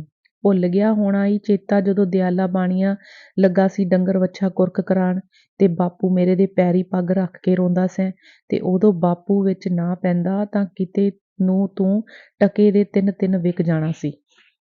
ਬਾਬੂ ਕਰਮ ਸਿੰਘ ਦੇ ਦੋਵੇਂ ਪੁੱਤਰ ਬੈਠੇ ਸਨ। ਪਿਓ ਦੀ ਪੱਗ ਲਹਿੰਦੀ ਵੇਖ ਕੇ ਬੇਲਾ ਸਿੰਘ ਬੋਲਿਆ, ਸੁਣ ਓਏ ਲੰਬਰਦਾਰਾ, ਮੂੰਹ ਨੂੰ ਰਤਾ ਸੰਭਾਲ ਕੇ। ਇਹ ਵੀ ਫੱਜੂ ਘੁਮਿਆਰ ਨਾ ਸਮਝ ਛੱਡੀ, ਜੋ ਰੁਪਈਆ ਖੋ ਕੇ ਉਲਟਾ ਹਵਾਲਾਤੇ ਦਵਾਇਆ ਸਾਈ। ਹੁਣ ਕਹਿ ਲਿਆ ਈ, ਜੇ ਮੁੜ ਕੇ ਬਾਪੂ ਸਾਡੇ ਦਾ ਨਾਂ ਲਿਆ ਤਾਂ ਸਾਡੇ ਵਰਗਾ ਬੁਰਾ ਕੋਈ ਨਹੀਂ। ਆਪਣੀ ਇੱਜ਼ਤ ਆਪਣੇ ਹੱਥ ਹੁੰਦੀ ਜੂ। ਲੰਬਰਦਾਰ ਬੋਲਣ ਹੀ ਲੱਗਾ ਸੀ ਜੂ ਕੋਲੋਂ ਉਸਦਾ ਭਤੀਜਾ ਫੌਜਾ ਸਿੰਘ ਬੋਲਿਆ, ਬਸ ਓਏ ਬਸ, ਟੁੱਟੇ ਛਿੱਤਰ ਵਾਂਗ ਵੱਧਦਾ ਨਾ ਜਾ ਬਹੁਤਾ। ਜਾਤ ਦੀ ਕੋੜ ਕਿਰਲੀ ਛਤੀਰਾਂ ਨੂੰ ਜੱਫੇ। ਜਾ ਲੈ ਜ਼ੋਰ ਜਿਹੜਾ ਲੱਗਦਾ ਈ। ਕਿਹਾ ਈ ਤੇ 100 ਵਾਰੀ ਕਹਾਂਗੇ, ਕਿਸੇ ਭੜੂਏ ਦਾ ਦਿੱਤਾ ਨਹੀਂ ਖਾਂਦੇ। ਕਰਮ ਸਿੰਘ ਦਾ ਛੋਟਾ ਮੁੰਡਾ ਖੀਵਾ ਸਿੰਘ ਬੋਲਿਆ, ਹਾਹੋ ਜੀ, ਤੈਨੂੰ ਟਕੇ ਦੀਆਂ ਗੱਲਾਂ ਕਿਉਂ ਨਾ ਆਉਣ। ਬਾਬਾ ਟੁੱਕ ਨੂੰ ਸਹਿਕਦਾ ਰੁਲ ਕੇ ਮਰ ਗਿਆ ਤੇ ਪੋਤੇ ਦੀ ਮਜਾਜ ਈ ਨਹੀਂ ਮਿਉਂਦੀ ਕਿਤੇ। ਲੰਬਰਦਾਰ ਬੋਲਿਆ, ਤੇ ਮਜਾਜ ਕੋਈ ਤੇਰੇ ਗੋਚਰੀ ਏ ਓਏ ਸਾਡੀ। ਕਰਮ ਸਿੰਘ ਦਾ ਇੱਕ ਹੋਰ ਪੱਖੀ ਬੋਲ ਉੱਠਿਆ, ਹਾਹੋ ਜੀ, ਮਜਾਜ ਤੇਰੀ ਕਿਉਂ ਨਾ ਹੋਵੇ। ਕੁਝ ਨਾਨਕਿਆਂ ਉਹ ਤਰ੍ਹਾਂ ਨਖੱਤਰਾਂ ਦੀ ਖੱਟੀ ਖਟਾਈ ਲੱਭ ਪਈ ਤੇ ਰਹਿੰਦੀ ਖੁੰਦੀ ਧੀਆਂ ਵੇਚ ਕੇ ਅੰਦਰ ਪਾ ਲਈ। ਫਿਰ ਮਜਾਜ ਕਿਉਂ ਨਾ ਹੋਵੇ। ਉਹ ਦਿਨ ਭੁੱਲ ਗਿਆ ਹੋਣਾ ਇਹ ਜਦੋਂ ਤਿੰਨੇ ਭਰਾ ਡਾਕੇ ਵਿੱਚ ਵਸੇ ਗਏ ਸਾਓ, ਤੇ ਪਿਓ ਬੂਹੇ ਬੂਹੇ ਭੁੱਬਾ ਮਾਰਦਾ ਫਿਰਦਾ ਸੀ। ਜੇ ਅਸੀਂ ਨਾ ਬੋੜਦੇ ਤਾਂ ਬਗਾਨਿਆਂ ਪੁੱਤਰਾਂ ਨੇ ਤੁਹਾਡੀਆਂ ਬੁੱਢੀਆਂ ਦੇ ਘੱਗਰੇ ਵੀ ਲਲਾਮ ਕਰਾ ਛੱਡਣੇ ਸੀ। ਬਸ ਓਏ ਕੁੱਤਿਆ, ਚੁੱਪ ਓਏ ਕਿਸੇ ਸ਼ੋਧੇ ਦੀਆ ਔਲਾਦੇ। ਫੜ ਲਿਓ ਇਹਨੂੰ, ਜਾਂਦੇ ਕਿੱਥੇ ਆ। ਕੌਣ ਜੰਮਿਆ ਏ ਮੈਨੂੰ ਹੱਥ ਲਾਉਣ ਵਾਲਾ। ਹਲਾ ਆਹੋ, ਲੈ ਆ ਫਿਰ। ਬਸ ਫਿਰ ਕਾਹਦੀ ਦੇਰ ਸੀ। ਦੂਪਾਸੀ ਮਹਾਭਾਰਤ ਸ਼ੁਰੂ ਹੋ ਗਿਆ। ਪਲ ਦੀ ਪਲ ਘਮਸਾਣ ਚੌਂਦੇ ਮੱਚ ਗਈ। ਸੁੱਖ ਇਹੋ ਹੋਈ ਸੂ ਹੈਸੀ ਗੁਰਦੁਆਰਾ, ਜਿਸ ਕਰਕੇ ਡਾਂਗ ਛਵੀ ਕਿਸੇ ਪਾਸੇ ਨਹੀਂ ਸੀ। ਨਹੀਂ ਤਾਂ ਪਤਾ ਨਹੀਂ ਅੱਜ ਕਿੰਨੇ ਕੁ ਖੂਨ ਹੋ ਜਾਂਦੇ। ਭਾਵੇਂ ਰਾਗੀ ਸਿੰਘਾਂ ਦੇ ਵਾਜਿਆਂ ਜੋੜੀਆਂ ਨੇ ਕਿਸੇ ਹੱਦ ਤੱਕ ਹਥਿਆਰਾਂ ਦਾ ਕੰਮ ਕੀਤਾ, ਪਰ ਉਹ ਵੀ ਬਹੁਤਾ ਚਿਰ ਠਹਿਰ ਨਾ ਸਕੇ। ਜਿਸ ਦੇ ਸਿਰ ਵਿੱਚ ਵੱਜੇ, ਉਸ ਪਿੱਛੋਂ ਪਾਟੇ ਦੇ ਸਾਜ਼ ਬਖੀਏ ਪਹਿਲਾਂ ਉੱਧੜ ਗਏ। ਭਾਈ ਸਾਹਿਬ ਤਾਂ ਦੁਬਕ ਕੇ ਤਖਤਪੋਸ਼ ਹੇਠਾਂ ਜਾ ਵੜੇ, ਤੇ ਰਾਗੀ ਸਿੰਘ ਜਾਨ ਬਚੀ ਲਾਖੋ ਪਾਏ ਵਾਲੇ ਭੇਟ ਲਾ ਕੇ ਜਿਉਂ ਨੰਗੇ ਪੈਰੀ ਨੱਸੇ ਕਿ ਸਟੇਸ਼ਨ ਤੇ ਜਾ ਕੇ ਹੀ ਸਾਹ ਲਿਆ। ਸੰਧਿਆਂ ਪੈਂਦਿਆਂ ਠਾਣਾ ਵੀ ਆ ਗਿਆ ਤੇ ਸਭ ਨਿੱਕਿਆਂ ਵੱਡਿਆਂ ਨੂੰ ਅੱਗੇ ਲਾ ਕੇ ਲੈ ਗਈ। ਅਖੀਰ ਸਿੱਟਾ ਕੀ ਹੋਇਆ, ਉਹੀ ਜੋ ਹੋਇਆ ਕਰਦਾ ਹੈ। ਦਿਨਾਂ ਵਿੱਚ ਹੀ ਪਿੰਡਾਂ ਦੀ ਲੱਛਮੀ ਕੁਝ ਵਕੀਲਾਂ ਦੇ ਬੋਝਿਆਂ ਵਿੱਚ, ਕੁਝ ਕਚਹਿਰੀ ਦੇ ਦਫ਼ਤਰਾਂ ਵਿੱਚ ਤੇ ਰਹਿੰਦੀ ਖੂੰਦੀ ਪੁਲਿਸ ਦੇ ਜਬਾੜਾਂ ਹੇਠ ਜਾ ਵੜੀ। ਅੰਗ 19ਵਾਂ। ਬਚਨ ਸਿੰਘ ਨੇ ਸੁੰਦਰੀ ਨੂੰ ਲੈ ਤਾਂ ਆਂਦਾ, ਪਰ ਇਹ ਕੰਮ ਉਸਦੀ ਸਹੇਲੀ ਦਾ ਸੱਪ ਬਣ ਗਿਆ। ਸਭ ਤੋਂ ਪਹਿਲਾਂ ਤਾਂ ਉਸਦੀ ਮਾਂ ਨੇ ਜਦ ਇਹ ਤਮਾਸ਼ਾ ਡਿੱਠਾ ਤਾਂ ਉਹ ਜਿਹੜੀ ਅੱਗੇ ਹੀ ਸੁੰਦਰੀ ਤੋਂ ਪੋਟਾ ਦੁਖੀ ਸੀ, ਉਸ ਨੂੰ ਘਰ ਆਈ ਵੇਖ ਕੇ ਇਤਨੀ ਘਾਬਰੀ ਕਿ ਉਹਦੇ ਸੱਤੇ ਸੁਧਾ ਭੁੱਲ ਗਈਆਂ।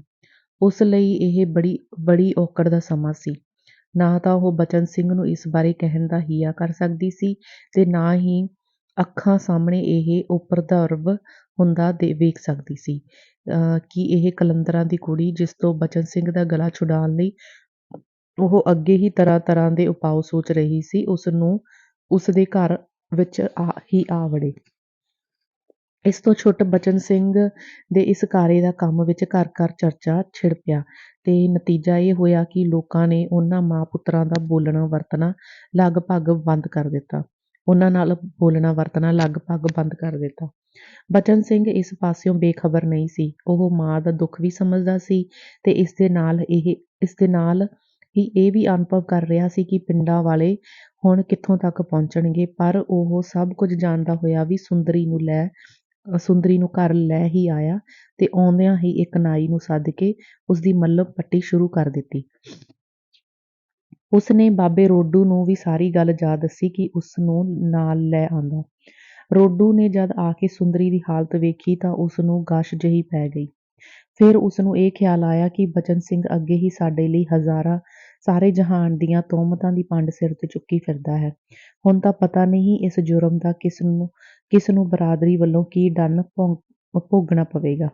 ਉਹ ਬਚਨ ਸਿੰਘ ਦੇ ਪੈਰਾਂ ਤੇ ਡਿੱਗ ਪਿਆ ਤੇ ਵਾਲ ਦੁਆਰਾ ਉਸ ਧੰਨਵਾਦ ਕਰਦਾ ਹੋਇਆ ਸੁੰਦਰੀ ਨੂੰ ਇਸ ਬੇਹੋਸ਼ੀ ਦੀ ਹਾਲਤ ਵਿੱਚ ਘਰ ਲੈ ਜਾਣ ਦੀ ਆਗਿਆ ਮੰਗਣ ਲੱਗਾ। ਭਾਵੇਂ ਉਹ ਇਸ ਹਾਲਤ ਵਿੱਚ ਸੁੰਦਰੀ ਨੂੰ ਲੈ ਜਾਣਾ ਦਿਲੋਂ ਚਾਹੁੰਦਾ ਨਹੀਂ ਸੀ, ਕਿਉਂਕਿ ਉਹ ਜਾਣਦਾ ਸੀ ਕਿ ਜਿਸ ਤਰ੍ਹਾਂ ਦਾ ਇਲਾਜ ਮਾਜਰਾ ਉਸਦਾ ਇੱਥੇ ਹੋ ਰਿਹਾ ਹੈ, ਉਹੋ ਜਿਹਾ ਤਾਂ ਝੌਂਪੜੀ ਵਿੱਚ ਜਾ ਕੇ ਕੀ ਹੋਣਾ ਹੈ। ਸਗੋਂ ਉੱਥੇ ਤਾਂ ਸਾਧਾਰਨ ਦੁਆ ਦਾਰੂ ਦੀ ਵੀ ਆਸ ਨਹੀਂ। ਪਰ ਫਿਰ ਵੀ ਉਸਨੇ ਬਚਨ ਸਿੰਘ ਦੀ ਇੱਜ਼ਤ ਖਤਰੇ ਵਿੱਚ ਪਾਉਣ ਨਾਲੋਂ ਸੁੰਦਰੀ ਦੀ ਜਾਨ ਖਤਰੇ ਵਿੱਚ ਪਾਉਣ ਨੂੰ ਹੀ ਤਰਜੀਹ ਦਿੱਤੀ। ਪਰ ਉਸਦੇ ਹਜ਼ਾਰ ਯਤਨ ਕਰਨ ਤੇ ਵੀ ਬਚਨ ਸਿੰਘ ਰਜ਼ਾਮੰਦ ਨਾ ਹੋਇਆ। ਇਹ ਤਾਂ ਫੈਸਲਾ ਹੋ ਗਿਆ ਕਿ ਸੁੰਦਰੀ ਜਦ ਤੱਕ ਤੰਦਰੁਸਤ ਨਾ ਹੋ ਜਾਵੇ ਬਚਨ ਸਿੰਘ ਦੇ ਘਰ ਵਿੱਚ ਹੀ ਰਹੇਗੀ। ਪਰ ਰੋਡੂ ਨੂੰ ਇੱਕ ਹੋਰ ਔਕੜ ਸਾਹਮਣੇ ਦਿਸ ਰਹੀ ਸੀ, ਅਰਥਾਤ ਉਹ ਸੁੰਦਰੀ ਤੋਂ ਜੁਦਾ ਨਹੀਂ ਸੀ ਰਹਿ ਸਕਦਾ। ਭਾਵੇਂ ਉਸਨੂੰ ਇਸਦਾ ਪੂਰਾ ਭਰੋਸਾ ਸੀ ਕਿ ਇੱਥੇ ਰਹਿ ਕੇ ਸੁੰਦਰੀ ਨੂੰ ਉਸਦੀ ਟਹਿਲ ਸੇਵਾ ਦਾ ਕੋਈ ਵਿਗੋਚਾ ਨਹੀਂ, ਪਰ ਮੋਹ ਦਾ ਬੰਧਨ ਉਸਦੀ ਪੇਸ਼ ਨਹੀਂ ਸੀ ਜਾਣ ਦਿੰਦਾ। ਛੇਕੜ ਛਾਤੀ ਤੇ ਪੱਥਰ ਰੱਖ ਕੇ ਉਸਨੇ ਸੁੰਦਰੀ ਦਾ ਕੁਝ ਦਿਨਾਂ ਦਾ ਵਿਛੋੜਾ ਜਰਨ ਲਈ ਆਪਣੇ ਆਪ ਨੂੰ ਤਿਆਰ ਕਰ ਲਿਆ। ਇਸ ਤੋਂ ਬਾਅਦ ਉਹ 2-3 ਦਿਨ ਸੁੰਦਰੀ ਨੂੰ ਵੇਖਣ ਜਾਂਦਾ ਰਿਹਾ, ਪਰ ਇਹ ਸੌਦਾ ਉਸਨੂੰ ਇਤਨਾ ਮਹਿੰਗਾ ਪੈਂਦਾ ਸੀ ਕਿ 1-2 ਦਿਨ ਜਾ ਕੇ ਹੀ ਉਹ ਜਾਣੋਂ ਹਟ ਗਿਆ। ਜਦ ਉਹ ਗਲੀਆਂ ਵਿੱਚ ਲੰਘਦਾ ਤਾਂ ਲੋਕਾਂ ਦੀ ਛੇੜ-ਛਾੜ ਤੇ ਬੋਲੀਆਂ ਕਬੋਲੀਆਂ ਉਸਦੇ ਨੱਕ ਵਿੱਚ ਦਮ ਲਿਆ ਛੱਡਦੀਆਂ ਸਨ। ਇੱਧਰ ਬਚਨ ਸਿੰਘ ਦਾ ਵੀ ਇਹੋ ਹਾਲ ਸੀ, ਪਰ ਉਸਦੀ ਦ੍ਰਿੜਤਾ ਨੇ ਉਸਨੂੰ ਆਪਣੇ ਨਿਸ਼ਾਨੇ ਤੋਂ ਡਿੱਗਣ ਨਹੀਂ ਦਿੱਤਾ।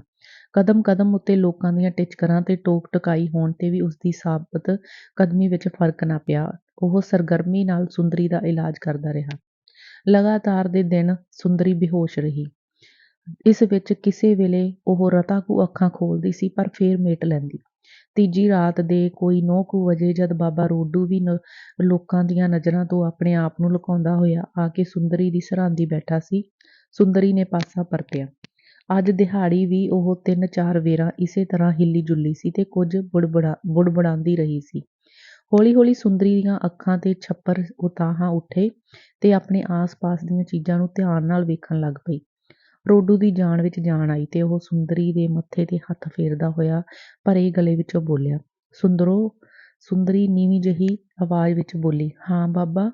ਸੁੰਦਰੀ ਨੇ ਪਾਸਾ ਪਰਤਿਆ ਤੇ ਉਸਨੇ ਆਪਣੀ ਸਰਹਾਂਦੀ ਵੱਲ ਆਪਣੇ ਪਾਲਕ ਪਿਤਾ ਨੂੰ ਵੇਖਿਆ। ਸੁੰਦਰੀ ਨੇ ਉਸ ਵੱਲ ਦੋਵੇਂ ਬਾਹਾਂ ਪਸਾਰੀਆਂ ਤੇ ਰੋਡੂ ਨੇ ਆਪਣਾ ਸਿਰ ਅਗਾਂਹ ਕੀਤਾ। ਗਲਵੱਕੜੀ ਪਾ ਕੇ ਸੁੰਦਰੀ ਫਿਰ ਹੌਲੇ ਜਿਹੇ ਬੋਲੀ, "ਬਾਬਾ ਮੈਂ ਕਿੱਥੇ ਆਂ? ਪੁੱਤ ਤੂੰ ਆਪਣੇ ਘਰ ਵਿੱਚ।" "ਨਹੀਂ ਬਾਬਾ, ਇਹ ਸਾਡਾ ਘਰ ਨਹੀਂ।" ਸਾਡੇ ਘਰ ਤੇ ਮੰਜਾ ਕੋਈ ਨਹੀਂ ਸੀ। ਤੇ ਉਹ ਫਿਰ ਘਰ ਦੇ ਹਰ ਇੱਕ ਚੀਜ਼ ਵੱਲ ਅਸਚਰਜ ਭਰੀ ਨਜ਼ਰ ਨਾਲ ਤੱਕਣ ਲੱਗ ਪਈ। ਫਿਰ ਉਸਨੂੰ ਮਾਲੂਮ ਹੋਇਆ ਕਿ ਉਸਦੇ ਸਿਰ, ਮੱਥੇ ਤੇ ਠੋਡੀ ਤੇ ਪੱਟੀਆਂ ਬੱਧੀਆਂ ਹੋਈਆਂ ਸਨ। ਉਹ ਫਿਰ ਹੱਥ ਨਾਲ ਰੋਡੂ ਦਾ ਸਿਰ ਟਟੋਲਦੀ ਹੋਈ ਬੋਲੀ, "ਬਾਬਾ ਮੈਨੂੰ ਇੱਥੇ ਕੌਣ?" ਤੇ ਉਹ ਚੁੱਪ ਹੋ ਗਈ। ਉਸਨੂੰ ਆਪਣੇ ਆਪ ਹੀ ਸਾਰੇ ਪ੍ਰਸ਼ਨਾਂ ਦਾ ਉੱਤਰ ਮਿਲ ਗਿਆ। ਉਸ ਦਿਨ ਦੀ ਸਾਰੀ ਬੀਤੀ ਉਸਨੂੰ ਚੇਤੇ ਆ ਗਈ ਤੇ ਉਹ ਫਿਰ ਬੋਲੀ, "ਬਾਬਾ ਮੈਂ ਬੇਹੋਸ਼ ਹੋ ਗਈ ਸਾਂ?" "ਆਹੋ ਪੁੱਤ, ਤੇ ਚੱਲ ਨਾ ਬਾਬਾ ਹੁਣ ਘਰ ਚੱਲੀਏ।" "ਚੱਲਾਂਗੇ ਪੁੱਤ, ਜਰਾ ਹੋਰ ਤਕੜੀ ਹੋ ਲੈ।" "ਨਹੀਂ ਮੈਂ ਬਾਬਾ ਚੰਗੀ ਭਲੀ ਹਾਂ।" ਉਹ ਹੌਲੀ ਜਿਹੇ ਉੱਠ ਕੇ ਮੰਜੇ ਤੇ ਬੈਠਣ ਲੱਗੀ। ਇਸ ਵੇਲੇ ਰਾਤ ਵਧੇਰੇ ਜਾ ਚੁੱਕੀ ਸੀ। ਰੋਡੂ ਨੇ ਉਸਨੂੰ ਸਹਾਰਾ ਦੇ ਕੇ ਮੰਜੇ ਤੇ ਲਿਟਾ ਦਿੱਤਾ ਤੇ ਪਿਆਰ ਨਾਲ ਉਸਦੇ ਸਿਰ ਤੇ ਹੱਥ ਫੇਰਦਾ ਹੋਇਆ ਬੋਲਿਆ, "ਪੁੱਤ ਲੰਮੀ ਪੈ ਜਾ, ਵੱਡੇ ਵੇਲੇ ਮੈਂ ਤੈਨੂੰ ਲੈ ਚੱਲਾਂਗਾ।" ਬਚਨ ਸਿੰਘ ਵੀ ਕੋਲ ਹੀ ਬੈਠਾ ਸੀ। ਰੋਡੂ ਨੇ ਬੜੀ ਨਿਮਰਤਾ ਨਾਲ ਹੱਥ ਜੋੜ ਕੇ ਉਸਨੂੰ ਕਿਹਾ, "ਸਰਦਾਰ ਜੀ, ਸੁੰਦਰੋ ਨੂੰ ਹੋਸ਼ ਆ ਗਈ ਏ। ਲਓ ਹੁਣ ਮੈਂ ਚੱਲਦਾ ਵਾਂ, ਵੱਡੇ ਵੇਲੇ ਆਵਾਂਗਾ।" ਬਚਨ ਸਿੰਘ ਨੇ ਕਿਹਾ, "ਕੋਈ ਫਿਕਰ ਨਾ ਕਰੋ, ਤੁਸੀਂ ਜਾਓ।" ਸੁੰਦਰੀ ਦੀ ਫਿਰ ਅੱਖ ਲੱਗ ਗਈ ਸੀ ਤੇ ਰੋਡੂ ਇੱਕ ਵਾਰੀ ਫਿਰ ਸਧਰਾਈ ਨਜ਼ਰ ਨਾਲ ਉਸਦੇ ਚਿਹਰੇ ਵੱਲ ਤੱਕ ਕੇ ਸੋਟੀ ਫੜ ਕੇ ਬੂਹੋਂ ਬਾਹਰ ਨਿਕਲ ਗਿਆ। ਉਸਦੇ ਜਾਣ ਤੋਂ ਅੱਧਾ ਘੰਟਾ ਪਿੱਛੋਂ ਸੁੰਦਰੀ ਨੇ ਫਿਰ ਪਾਸਾ ਪਰਤਿਆ। ਉਸਨੇ ਪਾਣੀ ਮੰਗਿਆ। ਬਚਨ ਸਿੰਘ ਕੋਲ ਹੀ ਬੈਠਾ ਸੀ। ਉਸਨੇ ਪਾਣੀ ਲਿਆ ਕੇ ਗਿਲਾਸ ਉਹਦੇ ਮੂੰਹ ਨੂੰ ਲਾਇਆ। ਬਚਨ ਸਿੰਘ ਵੱਲ ਉਹ ਕਿੰਨਾ ਚਿਰ ਤੱਕਦੀ ਰਹੀ ਤੇ ਫਿਰ ਉਹ ਬੋਲੀ, "ਮੈਨੂੰ ਇੱਥੇ ਤੁਸੀਂ ਲਿਆਂਦਾ ਸੀ?" ਬਚਨ ਸਿੰਘ ਨੇ ਹਾਂ ਕਹਿ ਕੇ ਵਛਾਈ ਤੇ ਵੱਟ ਕੱਢਦਿਆਂ ਹੋਇਆਂ ਕਿਹਾ, ਸੁੰਦਰੀ ਕੋਈ ਫਿਕਰ ਨਾ ਕਰ, ਹੁਣ ਤੂੰ ਰਾਜੀ ਹੋ ਗਈ ਏਂ, ਹਾਲੇ ਬਹੁਤੀ ਹਿਲਜੁਲ ਨਹੀਂ ਕਰਨੀ ਚਾਹੀਦੀ, ਨਾ ਹੀ ਬਹੁਤੀ ਗੱਲ ਕਥ ਕਰ। ਚੰਚਲੀ ਸੁੰਦਰੀ ਤੋਂ ਭਲਾ ਕਿਸ ਤਰ੍ਹਾਂ ਸਹਾਰਾ ਹੋਵੇ। ਉਹ ਜਰਾ ਜੋ ਸ਼ੋਖੀ ਨਾਲ ਬੋਲੀ, ਨਹੀਂ ਮੈਂ ਤੇ ਚੰਗੀ ਭਲੀ ਹਾਂ। ਤੇ ਫੇਰ ਉਹ ਆਪਣੇ ਦੋਹਾਂ ਹੱਥਾਂ ਨੂੰ ਸਿੱਧਾ ਪੁੱਠਿਆਂ ਕਰਕੇ ਵੇਖਣ ਲੱਗ ਪਈ, ਜਿਨ੍ਹਾਂ ਦਾ ਰੰਗ ਪੀਲਾ ਹਲਦੀ ਵਰਗਾ ਹੋਇਆ ਹੋਇਆ ਸੀ। ਫੇਰ ਬੋਲੀ, ਇੱਥੇ ਮੈਨੂੰ ਤੁਸਾਂ ਲਿਆਂਦਾ ਸੀ? ਆਹੋ। ਕਿਉਂ? ਬੇਹੋਸ਼ੀ ਦੀ ਹਾਲਤ ਵਿੱਚ ਚੁੱਕ ਕੇ। ਤੇ ਤੁਸੀਂ ਮੈਨੂੰ ਛੋਹ ਕੇ? ਤੈਨੂੰ ਛੋਹਣ ਦਾ ਕੋਈ ਹਰਜ ਸੀ? ਨਹੀਂ, ਅਸੀਂ ਨੀਵੀਂ ਜਾਤ ਦੇ ਜੋ ਹੋਏ। ਨਹੀਂ, ਮੇਰੀ ਨਜ਼ਰ ਵਿੱਚ ਤੂੰ ਸੰਸਾਰ ਦੀਆਂ ਸਭ ਜਾਤਾਂ ਤੋਂ ਉੱਚੀ ਹੈ ਸੁੰਦਰੀ। ਮੈਂ ਤੈਨੂੰ ਨੀਚ ਨਹੀਂ ਸਮਝਦਾ। ਤੁਸੀਂ ਮੈਨੂੰ ਨੀਚ ਨਹੀਂ ਸਮਝਦੇ? ਨਹੀਂ, ਫਿਰ ਕੀ ਸਮਝਦੇ? ਆਪਣੇ ਵਰਗੀ। ਖੈਰ ਇਹਨਾਂ ਗੱਲਾਂ ਨੂੰ ਜਾਣਦੇ ਪਹਿਲਾਂ ਇਹ ਦੱਸ ਜੂ ਤੂੰ ਉਸ ਦਿਨ ਗੁਰਦੁਆਰੇ ਕਿਸ ਤਰ੍ਹਾਂ ਚਲੀ ਗਈ ਸੈਂ? ਜਿਹੜੀ ਗੱਲ ਉਹ ਨਹੀਂ ਸੀ ਸੁਣਨਾ ਚਾਹੁੰਦੀ, ਬਚਨ ਸਿੰਘ ਦੇ ਮੂੰਹੋਂ ਉਹੀ ਸੁਣ ਕੇ ਉਹ ਬੜੀ ਘਾਬਰੀ। ਉਹ ਅੱਗੇ ਹੀ ਦਿਲ ਵਿੱਚ ਪਛਤਾ ਰਹੀ ਸੀ, ਦੁਖੀ ਹੋ ਰਹੀ ਸੀ। ਜੋ ਮੈਂ ਉਦਣ ਕਿਉਂ ਗੁਰਦੁਆਰੇ ਗਈ, ਹੂੜ ਮੱਤ ਕਰਕੇ ਚਲੀ ਗਈ ਸਾਂ, ਤਾਹੀਏ ਤੇ ਗੁਰੂ ਬਾਬੇ ਨੇ ਮੈਨੂੰ ਕੀਤੇ ਦਾ ਫਲ ਦਿੱਤਾ ਤੇ ਮੇਰੀ ਇਹ ਹਾਲਤ ਹੋਈ। ਉਹ ਸ਼ਰਮਿੰਦੀ ਹੋ ਕੇ ਬੋਲੀ, ਮੈਥੋਂ ਭੁੱਲ ਹੋ ਗਈ ਸੀ। ਭੁੱਲ? ਨਹੀਂ ਸੁੰਦਰੀ, ਮੈਨੂੰ ਤੇਰੇ ਜਾਣ ਤੇ ਇਤਰਾਜ਼ ਨਹੀਂ। ਮੈਂ ਤੇ ਪੁੱਛਦਾ ਵਾਂ ਤੂੰ ਉੱਥੇ ਪਹੁੰਚੀ ਕਿਸ ਤਰ੍ਹਾਂ? ਤੈਨੂੰ ਕਿਸੇ ਮਨਾ ਨਾ ਕੀਤਾ? ਸੁੰਦਰੀ ਨੂੰ ਕੁਝ ਹੌਸਲਾ ਹੋਇਆ ਤੇ ਉਸਨੇ ਉਸ ਰਾਤ ਦਾ ਸਾਰਾ ਹਾਲ ਸੁਣਾਇਆ। ਫੇਰ ਇਹ ਦੱਸਿਆ, ਰਾਗੀ ਕੀਰਤਨ ਕਰ ਰਹੇ ਸਨ ਤੇ ਮੈਂ ਬੂਹੇ ਦੇ ਅੰਦਰ ਖੜੀ ਸੁਣ ਰਹੀ ਸਾਂ। ਫੇਰ ਜਦ ਅਰਦਾਸਾ ਹੋਣ ਲੱਗਾ ਤਾਂ ਮੈਂ ਵੀ ਹੱਥ ਜੋੜ ਕੇ ਖੜੀ ਹੋ ਗਈ।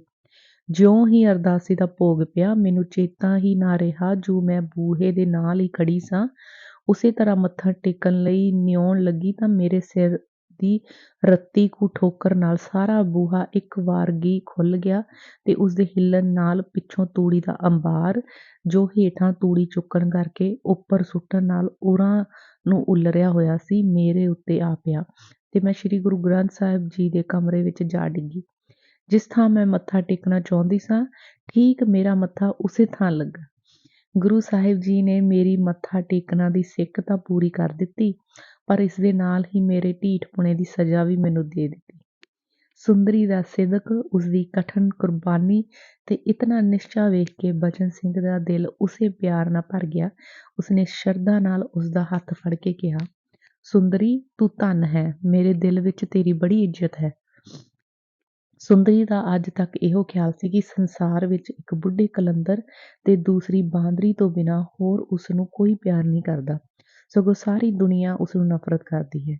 ਇਹੋ ਕਾਰਨ ਸੀ ਕਿ ਪ੍ਰੇਮ ਦੇ ਮਹੱਤਵ ਤੋਂ ਉਹ ਅੱਜ ਤੱਕ ਲਗਭਗ ਅਣਜਾਣ ਹੀ ਸੀ। ਬਚਨ ਸਿੰਘ ਇੱਕ ਉੱਚ ਘਰਾਣੇ ਦਾ ਹੁੰਦਾ ਹੋਇਆ ਵੀ ਮੇਰੇ ਨਾਲ ਪ੍ਰੇਮ ਕਰਦਾ ਹੈ, ਇਹ ਅਨੁਭਵ ਕਰਕੇ ਸੁੰਦਰੀ ਦਿਲ ਵਿੱਚ ਇੱਕ ਨਵੀਂ ਖੁਸ਼ੀ, ਨਵੀਂ ਉਮੰਗ ਦਾ ਸੰਚਾਰ ਹੋ ਗਿਆ। ਉਹ 14-15 ਸਾਲਾਂ ਦੀ ਬਾਲੜੀ ਸੀ, ਭਾਵੇਂ ਪ੍ਰੇਮ ਦਾ ਮੁੱਲ ਨਹੀਂ ਸੀ ਜਾਣਦੀ, ਪਰ ਪ੍ਰੇਮ ਦੀ ਕਿਸਮ ਤਾਂ ਜਾਣ ਸਕਦੀ ਸੀ। ਬਚਨ ਸਿੰਘ ਜਾਨ ਹੂਲ ਕੇ ਸੁੰਦਰੀ ਦਾ ਇਲਾਜ ਕਰ ਰਿਹਾ ਸੀ। ਸੁੰਦਰੀ ਦੇ ਜ਼ਖਮ ਬਹੁਤ ਛੇਤੀ ਮਿਲਣ ਲੱਗੇ। ਛੇਤੀ ਮਿਲਣ ਦਾ ਕਾਰਨ ਦਵਾ ਦਾਰੂ ਸੀ ਜਾਂ ਬਚਨ ਸਿੰਘ ਦਾ ਸਵੱਛ ਪ੍ਰੇਮ, ਕਿਹਾ ਨਹੀਂ ਜਾ ਸਕਦਾ। ਜਿਉਂ-ਜਿਉਂ ਸੁੰਦਰੀ ਰਾਜੀ ਹੁੰਦੀ ਗਈ, ਤਿਉਂ-ਤਿਉਂ ਉਸਦੇ ਹਿਰਦੇ ਵਿੱਚ ਉਸ ਦੇਵਤੇ ਦਾ ਨਿਵਾਸ ਹੁੰਦਾ ਗਿਆ, ਜਿਹੜਾ ਉਸ ਖਾਤਰ ਸਾਰੇ ਪਿੰਡ ਦੀਆਂ ਤਿਉੜੀਆਂ ਦਾ ਸ਼ਿਕਾਰ ਬਣਿਆ ਸੀ। ਦੂਜੇ ਪਾਸੇ ਬਚਨ ਸਿੰਘ ਜਦ ਵੇਖਦਾ ਕਿ 15 ਵਰ੍ਹਿਆਂ ਦੀ ਮੁਟਿਆਰ ਦੇ ਸੀਨੇ ਵਿੱਚ ਕੁਦਰਤ ਨੇ ਕਿੱਡਾ ਕੋਮਲ, ਪਵਿੱਤਰ ਤੇ ਵਡਮੁੱਲਾ ਦਿਲ ਪਾ ਰੱਖਿਆ ਹੈ, ਤਾਂ ਉਹ ਪਲ-ਪਲ ਸੁੰਦਰੀ ਵੱਲ ਖਿੱਚਦਾ ਜਾਂਦਾ ਸੀ। ਤੀਵੀਂ ਦਾ ਦਿਲ ਜੇ ਇੱਕ ਵੇਲੇ ਪੱਥਰ ਵਰਗਾ ਸਖਤ ਹੋ ਜਾਂਦਾ ਹੈ ਤਾਂ ਕਿਸੇ ਹੋਰ ਵੇਲੇ ਉਹੀ ਦਿਲ ਪਾਣੀ ਬਣ ਕੇ ਵਹਿ ਤੁਰਦਾ ਹੈ। ਸਦਾ ਕੌਰ ਪਹਿਲਾਂ ਤਾਂ ਇਸ ਕਲੰਦਰ ਦੀ ਕੁੜੀ ਬਾਰੇ ਘਿਰਣਾ ਦੇ ਭਾਵ ਰੱਖਦੀ ਸੀ, ਪਰ ਜਿਸ ਦਿਨ ਬਚਨ ਸਿੰਘ ਸੁੰਦਰੀ ਨੂੰ ਫੱਟੜ ਦੀ ਹਾਲਤ ਵਿੱਚ ਚੁੱਕ ਕੇ ਘਰ ਲਿਆਇਆ ਤੇ ਬਚਨ ਸਿੰਘ ਦੇ ਮੂੰਹੋਂ ਉਸਨੇ ਸੁੰਦਰੀ ਦੀ ਗੁਰਦੁਆਰੇ ਵਾਲੀ ਵਿੱਥਿਆ ਸੁਣੀ ਹੈ, ਉਸ ਦਿਨ ਤੋਂ ਸੁੰਦਰੀ ਲਈ ਉਸਦਾ ਦਿਲ ਪਿਆਰ ਨਾਲ ਭਰ ਗਿਆ ਹੈ। ਭਾਵੇਂ ਕਿ ਉਹ ਦੂਜੇ ਪਾਸੇ ਸਮਾਜ ਦੀਆਂ ਲਹੂ ਭਰੀਆਂ ਅੱਖਾਂ ਵੀ ਦੇਖ ਰਹੀ ਸੀ ਤੇ ਇਸ ਦੇ ਡਰ ਨਾਲ ਉਸਦਾ ਆਪਣਾ ਲਹੂ ਸੁੱਕ ਰਿਹਾ ਸੀ। ਸੁੰਦਰੀ ਦਾ ਪਤਲਾ, ਗੋਰਾ ਤੇ ਸਡੋਲ ਸਰੀਰ, ਉਸਦੀਆਂ ਚੰਚਲ ਪਰ ਭਾਵਪੂਰਤ ਅੱਖਾਂ ਤੇ ਉਸਦਾ ਭੋਲਾ ਹਸੂੰ-ਹਸੂੰ ਕਰਦਾ ਚਿਹਰਾ ਵੇਖ ਕੇ ਕੋਈ ਵੀ, ਭਾਵੇਂ ਤੀਵੀਂ ਹੋਵੇ ਜਾਂ ਮਰਦ, ਕਿ ਸੁੰਦਰੀ ਨੂੰ ਘਿਰਣਾ ਕਰ ਸਕਦਾ ਸੀ। 15 ਦਿਨ ਬੀਤ ਗਏ। ਸੁੰਦਰੀ ਹੁਣ ਲਗਭਗ ਅਰੋਗ ਸੀ। ਉਸਦੇ ਜ਼ਖਮ ਮਿਲ ਚੁੱਕੇ ਸਨ। ਮੱਥੇ ਦਾ ਜ਼ਖਮ ਕੁਝ ਵਡੇਰਾ ਸੀ, ਜਿਸ ਕਰਕੇ ਇਸ ਦੀ ਪੱਟੀ ਖੁੱਲ੍ਹਣ ਵਿੱਚ ਅਜੇ 2-3 ਦਿਨਾਂ ਦੀ ਢਿੱਲ ਸੀ। ਬਚਨ ਸਿੰਘ ਦਾ ਬਹੁਤਾ ਖਿਆਲ ਸੁੰਦਰੀ ਦੇ ਜ਼ਖ਼ਮ ਵੱਲ ਰਹਿੰਦਾ ਸੀ, ਕੇਵਲ ਇਸ ਕਰਕੇ ਨਹੀਂ ਕਿ ਜ਼ਖ਼ਮ ਵੱਡਾ ਸੀ, ਸਗੋਂ ਇਸ ਕਰਕੇ ਵੀ ਇਸਦਾ ਨਿਸ਼ਾਨ ਸੁੰਦਰੀ ਦੀ ਸੁੰਦਰਤਾ 'ਤੇ ਫ਼ਰਕ ਨਾ ਪਾ ਦੇਵੇ। ਪਰ ਇਸ ਤੋਂ ਉਲਟ ਜਿਸ ਦਿਨ ਪੱਟੀ ਖੁੱਲ੍ਹੀ, ਉਸਦੀ ਅਸਚਰਜਤਾ ਦੀ ਹੱਦ ਨਾ ਰਹੀ, ਜਦ ਉਸਨੇ ਡਿੱਠਾ ਕਿ ਇਸ ਅੱਧ-ਚੰਨ ਵਰਗੇ ਫੱਟ ਚਿੰਨ੍ਹ 'ਤੇ ਸੁੰਦਰੀ ਦੀ ਸੁਹੱਪਣ ਨੂੰ 4 ਚੰਨ ਲਾ ਦਿੱਤੇ ਸਨ। ਮਾਨੋ ਉਸਦਾ ਸਾਰਾ ਸੁਹੱਪਣ ਬਚਨ ਸਿੰਘ ਨੂੰ ਇਸ ਫੱਟ ਚਿੰਨ੍ਹ ਵਿੱਚ ਦਿਖਾਈ ਦੇਣ ਲੱਗ ਪਿਆ ਸੀ। ਰਾਤ ਦੇ 10 ਕੁ ਵਜੇ ਦਾ ਵੇਲਾ ਸੀ। ਸੁੰਦਰੀ ਦਾ ਮੰਜਾ ਵਿਹੜੇ ਵਿੱਚ ਬਣੇ ਹੋਏ ਛੋਟੇ ਜਿਹੇ ਢਾਰੇ ਥੱਲੇ ਸੀ ਤੇ ਸਦਾ ਕੌਰ ਤੇ ਬਚਨ ਸਿੰਘ ਦਾ ਪਿਛਲੇ ਬਰਾਂਡੇ ਵਿੱਚ। ਸਦਾ ਕੌਰ ਕੰਮ-ਕਾਜ ਤੋਂ ਵਿਹਲੀ ਹੋ ਕੇ ਸੌਂ ਗਈ ਸੀ। ਅੱਜ ਸੁੰਦਰੀ ਬਿਲਕੁਲ ਅਰੋਗ ਸੀ। ਉਹ ਮੰਜੇ 'ਤੇ ਲੰਬੀ ਪਈ ਕਿਸੇ ਡੂੰਘੀ ਸੋਚ ਵਿੱਚ ਲੀਨ ਸੀ ਤੇ ਕੰਨ ਉਸਦੇ ਬੂਹੇ ਵੱਲ ਲੱਗੇ ਸ਼ਾਇਦ ਕਿਸੇ ਖੜਾਕ ਦੀ ਉਡੀਕ ਵਿੱਚ ਸਨ, ਕਿਉਂਕਿ ਉਸਨੇ ਕੱਲ੍ਹ ਆਪਣੀ ਕੁੱਲੀ ਵਿੱਚ ਚਲੀ ਜਾਣਾ ਹੈ। ਇਸ ਲਈ ਉਹ ਅੱਜ ਬਚਨ ਸਿੰਘ ਨਾਲ ਇੱਕ ਵਾਰੀ ਦਿਲ ਖੋਲ੍ਹ ਕੇ ਗੱਲਾਂ ਕਰਨੀਆਂ ਚਾਹੁੰਦੀ ਸੀ। ਕੀ ਗੱਲਾਂ ਕਰਨੀਆਂ ਚਾਹੁੰਦੀ ਸੀ, ਇਸ ਦਾ ਉਹਨੂੰ ਪਤਾ ਨਹੀਂ। ਉਹ ਕੁਝ ਇਸ ਤਰ੍ਹਾਂ ਅਨੁਭਵ ਕਰਦੀ ਹੈ ਕਿ ਬਚਨ ਸਿੰਘ ਤੋਂ ਨਿਖੜਨਾ ਉਸ ਲਈ ਸਰੀਰ ਨਾਲੋਂ ਜਾਨ ਨਿਖੜਨ ਦੇ ਬਰਾਬਰ ਹੋਵੇਗਾ। ਬਚਨ ਸਿੰਘ ਅਜੇ ਤੱਕ ਕਿਉਂ ਨਹੀਂ ਆਇਆ? ਸੁੱਖ ਹੀ ਸਹੀ। ਇਸ ਖਿਆਲ ਵਿੱਚ ਉਹ ਰਤਾ ਜਿੰਨਾ ਤੀਲਾ ਹਿੱਲਣ ਦਾ ਖੜਾਕ ਹੋਣ 'ਤੇ ਵੀ ਬੂਹੇ ਵੱਲ ਤੱਕਣ ਲੱਗ ਪੈਂਦੀ ਸੀ। ਸਦਾ ਕੌਰ ਨੂੰ ਇਸ ਗੱਲ ਦੀ ਚਿੰਤਾ ਨਹੀਂ ਸੀ, ਕਿਉਂਕਿ ਉਹ ਬਚਨ ਸਿੰਘ ਦੇ ਸੁਭਾਅ ਤੋਂ ਜਾਣੂ ਸੀ, ਜਿਹੜਾ ਕਦੀ ਅੱਧੀ ਰਾਤ ਕਰਕੇ ਵੀ ਘਰ ਆਇਆ ਕਰਦਾ ਸੀ। ਹੁੰਦਿਆਂ 11 ਵੱਜ ਗਏ।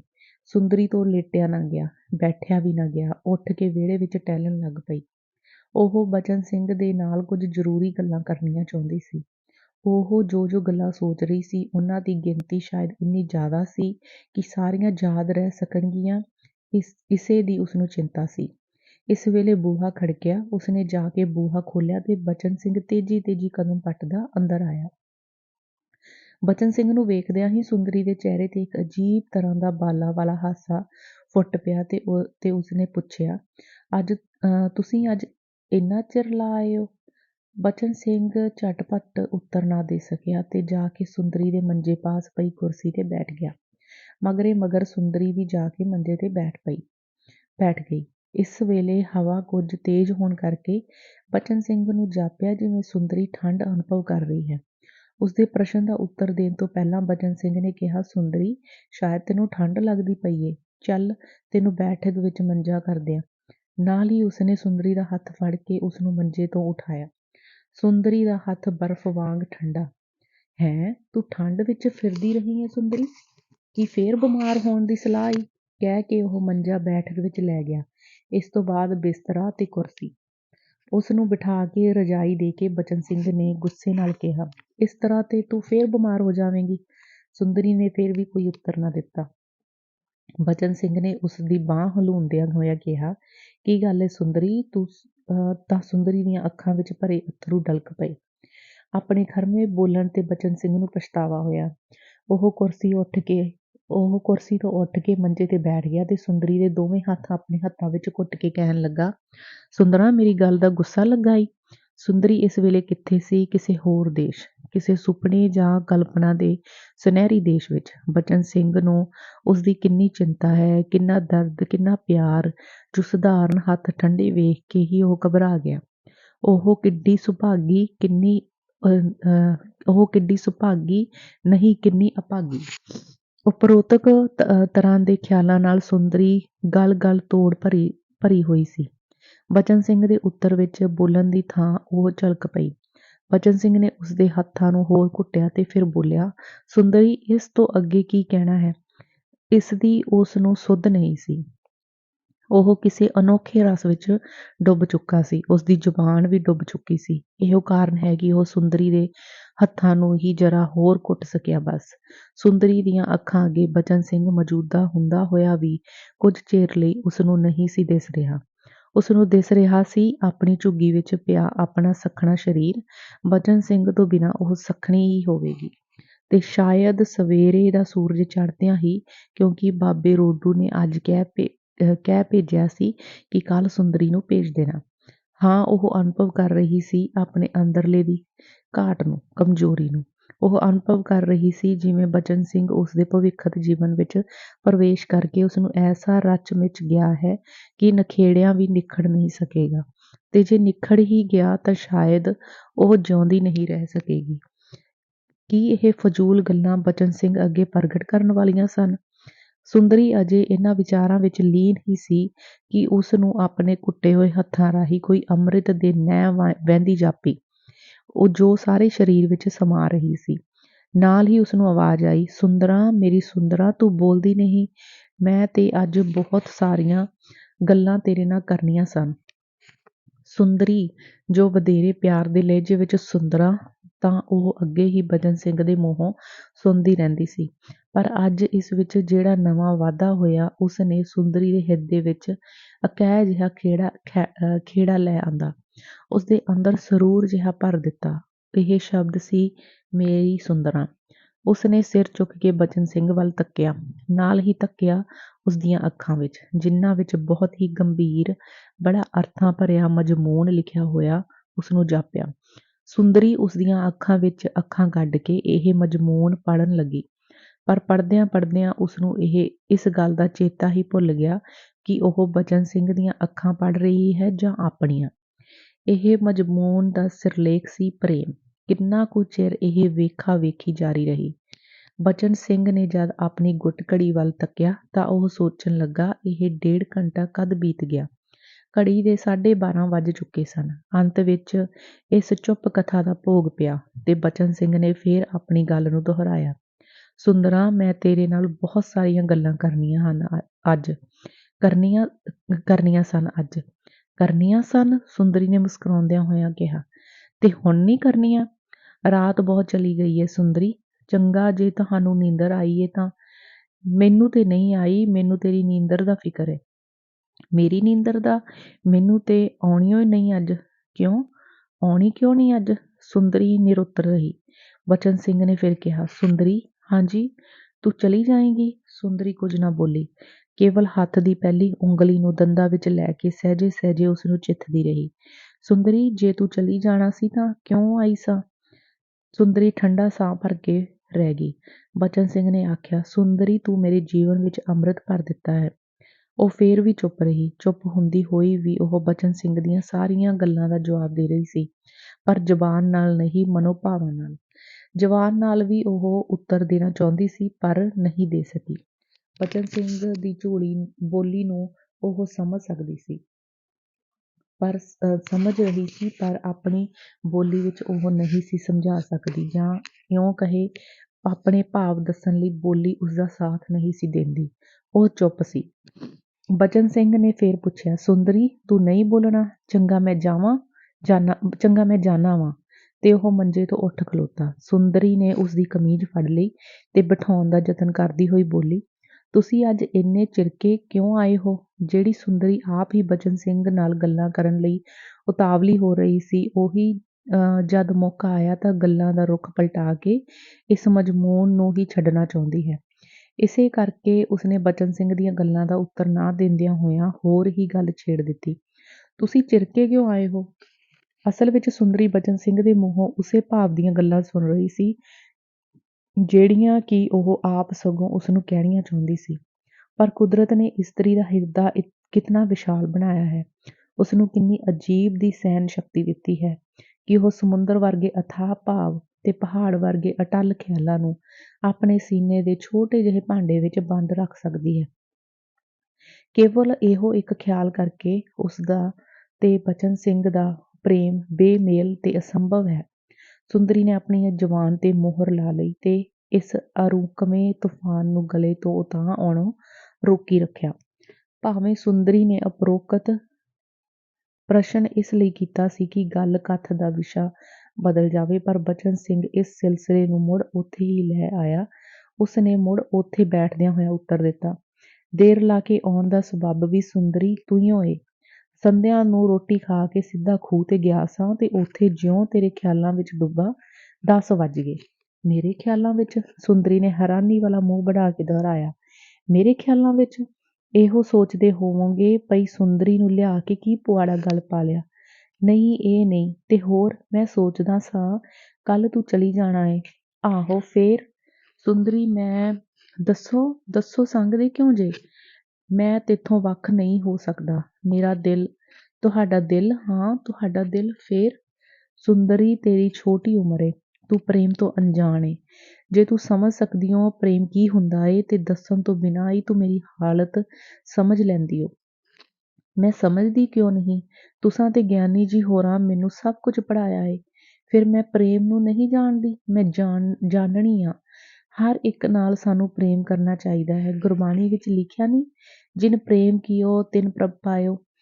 ਇਸ ਸਾਦੇ ਜਿਹੇ ਜਵਾਬ ਨੇ ਬਚਨ ਸਿੰਘ ਨੂੰ ਨਿਰਉੱਤਰ ਕਰ ਦਿੱਤਾ। ਉਹ ਨਿਰਾਸ਼ ਵੀ, ਪਰ ਉਹ ਫਿਰ ਇੱਕ ਵਾਰੀ ਆਪਣੇ ਖਿਆਲਾਂ ਦੀ ਲੜੀ ਜਾਰੀ ਰੱਖਦਾ ਹੋਇਆ ਬੋਲਿਆ, ਪਰ ਮੇਰਾ ਮਤਲਬ ਹੋਰ ਪ੍ਰੇਮ ਤੋਂ ਏ। ਹੋਰ ਪ੍ਰੇਮ? ਸੁੰਦਰੀ ਨੇ ਫਿਰ ਅੱਗੇ ਵਾਂਗ ਹੈਰਾਨੀ ਨਾਲ ਉਸ ਵੱਲ ਤੱਕ ਕੇ ਕਿਹਾ, ਉਹ ਕਿਹੋ ਜਿਹਾ ਹੁੰਦਾ ਏ? ਤੁਸਾਂ ਮੈਨੂੰ ਪੜ੍ਹਾਈ ਦੇ ਵਿੱਚ ਕਦੇ ਦੱਸਿਆ ਨਹੀਂ ਸੀ। ਇਹ ਗੱਲਾਂ ਪੜ੍ਹਾਈ ਵਿੱਚ ਨਹੀਂ ਦੱਸੀਆਂ ਜਾਂਦੀਆਂ। ਅੱਛਾ, ਸਕੂਲਾਂ ਕਾਲਜਾਂ ਵਿੱਚ? ਨਹੀਂ ਸ਼ਦੈਣੇ ਨਹੀਂ, ਤੂੰ ਤੇ ਨਿਰੀ ਪੂਰੀ ਬਸ। ਤੇ ਫਿਰ ਤੁਸੀਂ ਦੱਸਦੇ ਕਿਉਂ ਨਹੀਂ? ਬਚਨ ਸਿੰਘ ਨੂੰ ਜਦ ਹੋਰ ਕੋਈ ਇਲਾਜ ਨਾ ਲੱਭਾ ਤਾਂ ਉਸਨੂੰ ਹੋਰ ਸਰਲ ਢੰਗ ਨਾਲ ਆਪਣੇ ਖਿਆਲ ਪ੍ਰਗਟ ਕਰਨ ਲਈ ਕਿਹਾ, ਅੱਛਾ ਇਸ ਗੱਲ ਨੂੰ ਛੱਡ, ਤੂੰ ਦੱਸ ਕੱਲ ਚਲੀ ਜਾਣਾ ਏ? ਆਹੋ ਬਾਬੇ ਸੁਨੇਹਾ ਜੋ ਭੇਜਿਆ ਸੀ। ਤੇ ਜੇ ਸੁਨੇਹਾ ਨਾ ਭੇਜਦੇ ਤਾਂ? ਫੇਰ ਨਾ ਜਾਂਦੀ। ਅੱਛਾ, ਪਰ ਉੱਥੇ ਜਾ ਕੇ ਮੈਨੂੰ ਕਦੇ ਕਦੇ ਯਾਦ ਕਰਿਆ ਕਰੇਂਗੀ? ਤੁਸੀਂ ਨਾ ਆਇਆ ਕਰੋਗੇ? ਨਹੀਂ ਨਹੀਂ ਸੁੰਦਰੀ ਨਹੀਂ, ਸੁੰਦਰੀ ਨੇ ਅਸਹਿ ਜਿਹੀ ਪੀੜ ਦਾ ਅਨੁਭਵ ਕਰਦਿਆਂ ਹੋਇਆ ਕਿਹਾ, ਕਿਉਂ? ਤੇ ਮੈਨੂੰ ਪੜ੍ਹਾਊ ਕੌਣ? ਪੜ੍ਹਾਈ ਦਾ ਮੈਂ ਕੋਈ ਹੋਰ ਪ੍ਰਬੰਧ ਕਰ ਦਿਆਂਗਾ। ਮੈਂ ਨਹੀਂ ਪੜ੍ਹਨਾ ਕਿਸੇ ਹੋਰ ਕੋਲੋਂ। ਤੇ ਹੋਰ ਬਹੁਤ ਪੜ੍ਹ ਕੇ ਕਰਨਾ ਕੀ ਏ? ਗੁਰਮੁਖੀ ਤੂੰ ਚੰਗੀ ਤਰ੍ਹਾਂ ਲਿਖ ਪੜ੍ਹ ਸਕਣੀ ਏ। ਬਾਣੀਆਂ ਵੀ ਤੈਨੂੰ ਬਹੁਤ ਸਾਰੀਆਂ ਯਾਦ ਨੇ। ਤੁਸੀਂ ਤੇ ਆਪੇ ਕਹਿੰਦੇ ਸੀ ਤੈਨੂੰ 10ਵੀਂ ਤੱਕ ਪੜ੍ਹਾਵਾਂਗੇ। ਜੇ ਤੇਰੀ ਹੋਰ ਪੜ੍ਹਨ ਦੀ ਸਲਾਹ ਹੋਈ ਤਾਂ ਮੈਨੂੰ ਕਿਸੇ ਸ਼ਹਿਰ ਦੀ ਕੰਨਿਆ ਪਾਠਸ਼ਾਲਾ ਵਿੱਚ ਦਾਖਲ ਕਰਾ ਦਿਆਂਗਾ। ਤੇ ਤੁਸੀਂ ਵੀ ਉੱਥੇ ਜਾ ਕੇ ਕੀ ਰਹੋਗੇ? ਮੈਂ ਕਿਸ ਤਰ੍ਹਾਂ ਰਹਿ ਸਕਦਾ ਵਾਂ ਘਰ ਛੱਡ ਕੇ ਕਿਤੇ ਹੋਰ?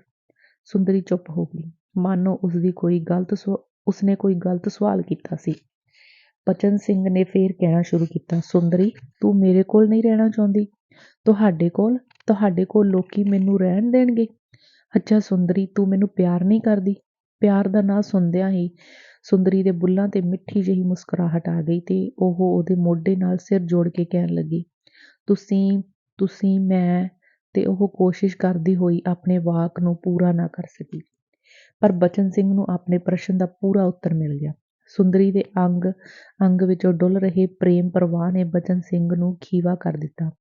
ਦੋਵੇਂ ਪ੍ਰੇਮ ਪ੍ਰੇਮਿਕਾ ਇੱਕ ਦੂਜੇ ਨੂੰ ਕਹਿਣ ਲਈ ਜੋ ਕੁਝ ਦਿਲਾਂ ਵਿੱਚ ਲਈ ਬੈਠੇ ਸਨ, ਉਹ ਸਭ ਕੁਝ ਜਿਉਂ ਦਾ ਤਿਉਂ ਹੀ ਭਰਿਆ ਰਿਹਾ ਤੇ ਉਹਨਾਂ ਨੂੰ ਇਸ ਫੋਲਣ ਵਿਖਾਣ ਦੀ ਲੋੜ ਨਹੀਂ ਰਹੀ। ਦੋਵੇਂ ਅਨੁਭਵ ਕਰ ਰਹੇ ਸਨ ਕਿ ਅਸਲ ਵਿੱਚ ਦੋ ਨਹੀਂ ਇੱਕ ਹਨ। ਇਸ ਤੋਂ ਬਾਅਦ ਬਚਨ ਸਿੰਘ ਨੇ ਘੜੀ ਦੇਖੀ ਤਾਂ 2:30 ਵੱਜ ਚੁੱਕੇ ਸਨ। ਉਸਨੇ ਕਿਹਾ, ਚੰਗਾ ਸੁੰਦਰੀ, ਹੁਣ ਸੌਂ ਜਾ। ਰਾਤ ਬਹੁਤ ਬੀਤ ਗਈ ਏ। 2:30 ਵੱਜ ਗਏ ਨੇ। ਤੇ ਇਸ ਤੋਂ ਬਾਅਦ ਉਸਨੇ ਸੁੰਦਰੀ ਦਾ ਹੱਥ ਚੁੰਮ ਲਿਆ। ਬੁੱਲ੍ਹਾਂ ਦੀ ਛੋਹ ਨੇ ਸੁੰਦਰੀ ਨੂੰ ਇੰਨਾ ਬੇਸੁੱਧ ਕਰ ਦਿੱਤਾ ਕਿ ਬਚਨ ਸਿੰਘ ਕਿਹੜੇ ਵੇਲੇ ਚਲਾ ਗਿਆ ਉਸਨੂੰ ਪਤਾ ਹੀ ਨਾ ਲੱਗਾ। ਅੰਗ ਵੀਮਾ। ਸ਼ਾਮ ਦਾ ਹਨੇਰਾ ਹੌਲੀ ਹੌਲੀ ਹਰ ਪਾਸੇ ਫੈਲਦਾ ਜਾਂਦਾ ਹੈ। ਪੋਹ ਮਾਘ ਦੀ ਠੰਡੀ ਠੰਡੀ ਹਵਾ ਫਰਾਟੇ ਮਾਰ ਰਹੀ ਹੈ, ਪਰ ਫੇਰ ਵੀ ਦੀਵਾਨਪੁਰੋਂ ਬਾਹਰਲੇ ਖੂਹ ਤੇ ਕੁਝ ਚਹਿਲ ਪਹਿਲ ਹੈ। ਖੂਹ ਗਿੜ ਰਿਹਾ ਹੈ ਤੇ ਗਾਂਧੀ ਤੇ ਬੈਠਾ ਇੱਕ 13 ਕੁ ਵਰ੍ਹਿਆਂ ਦਾ ਮੁੰਡਾ ਪਲ ਪਲ ਪਿੱਛੋਂ ਚਿੱਟੇ ਬਲਦਾਂ ਦੀ ਜੋਗ ਨੂੰ ਹੂੰ ਹੂੰ ਕਰਕੇ ਹੱਕੀ ਜਾਂਦਾ ਹੈ। ਖੂਹ ਦੀ ਚੀਂ ਚੀਂ ਆਵਾਜ਼ ਡਾਢੀ ਮਨਮੋਹਣੀ ਜਾਪਦੀ ਹੈ।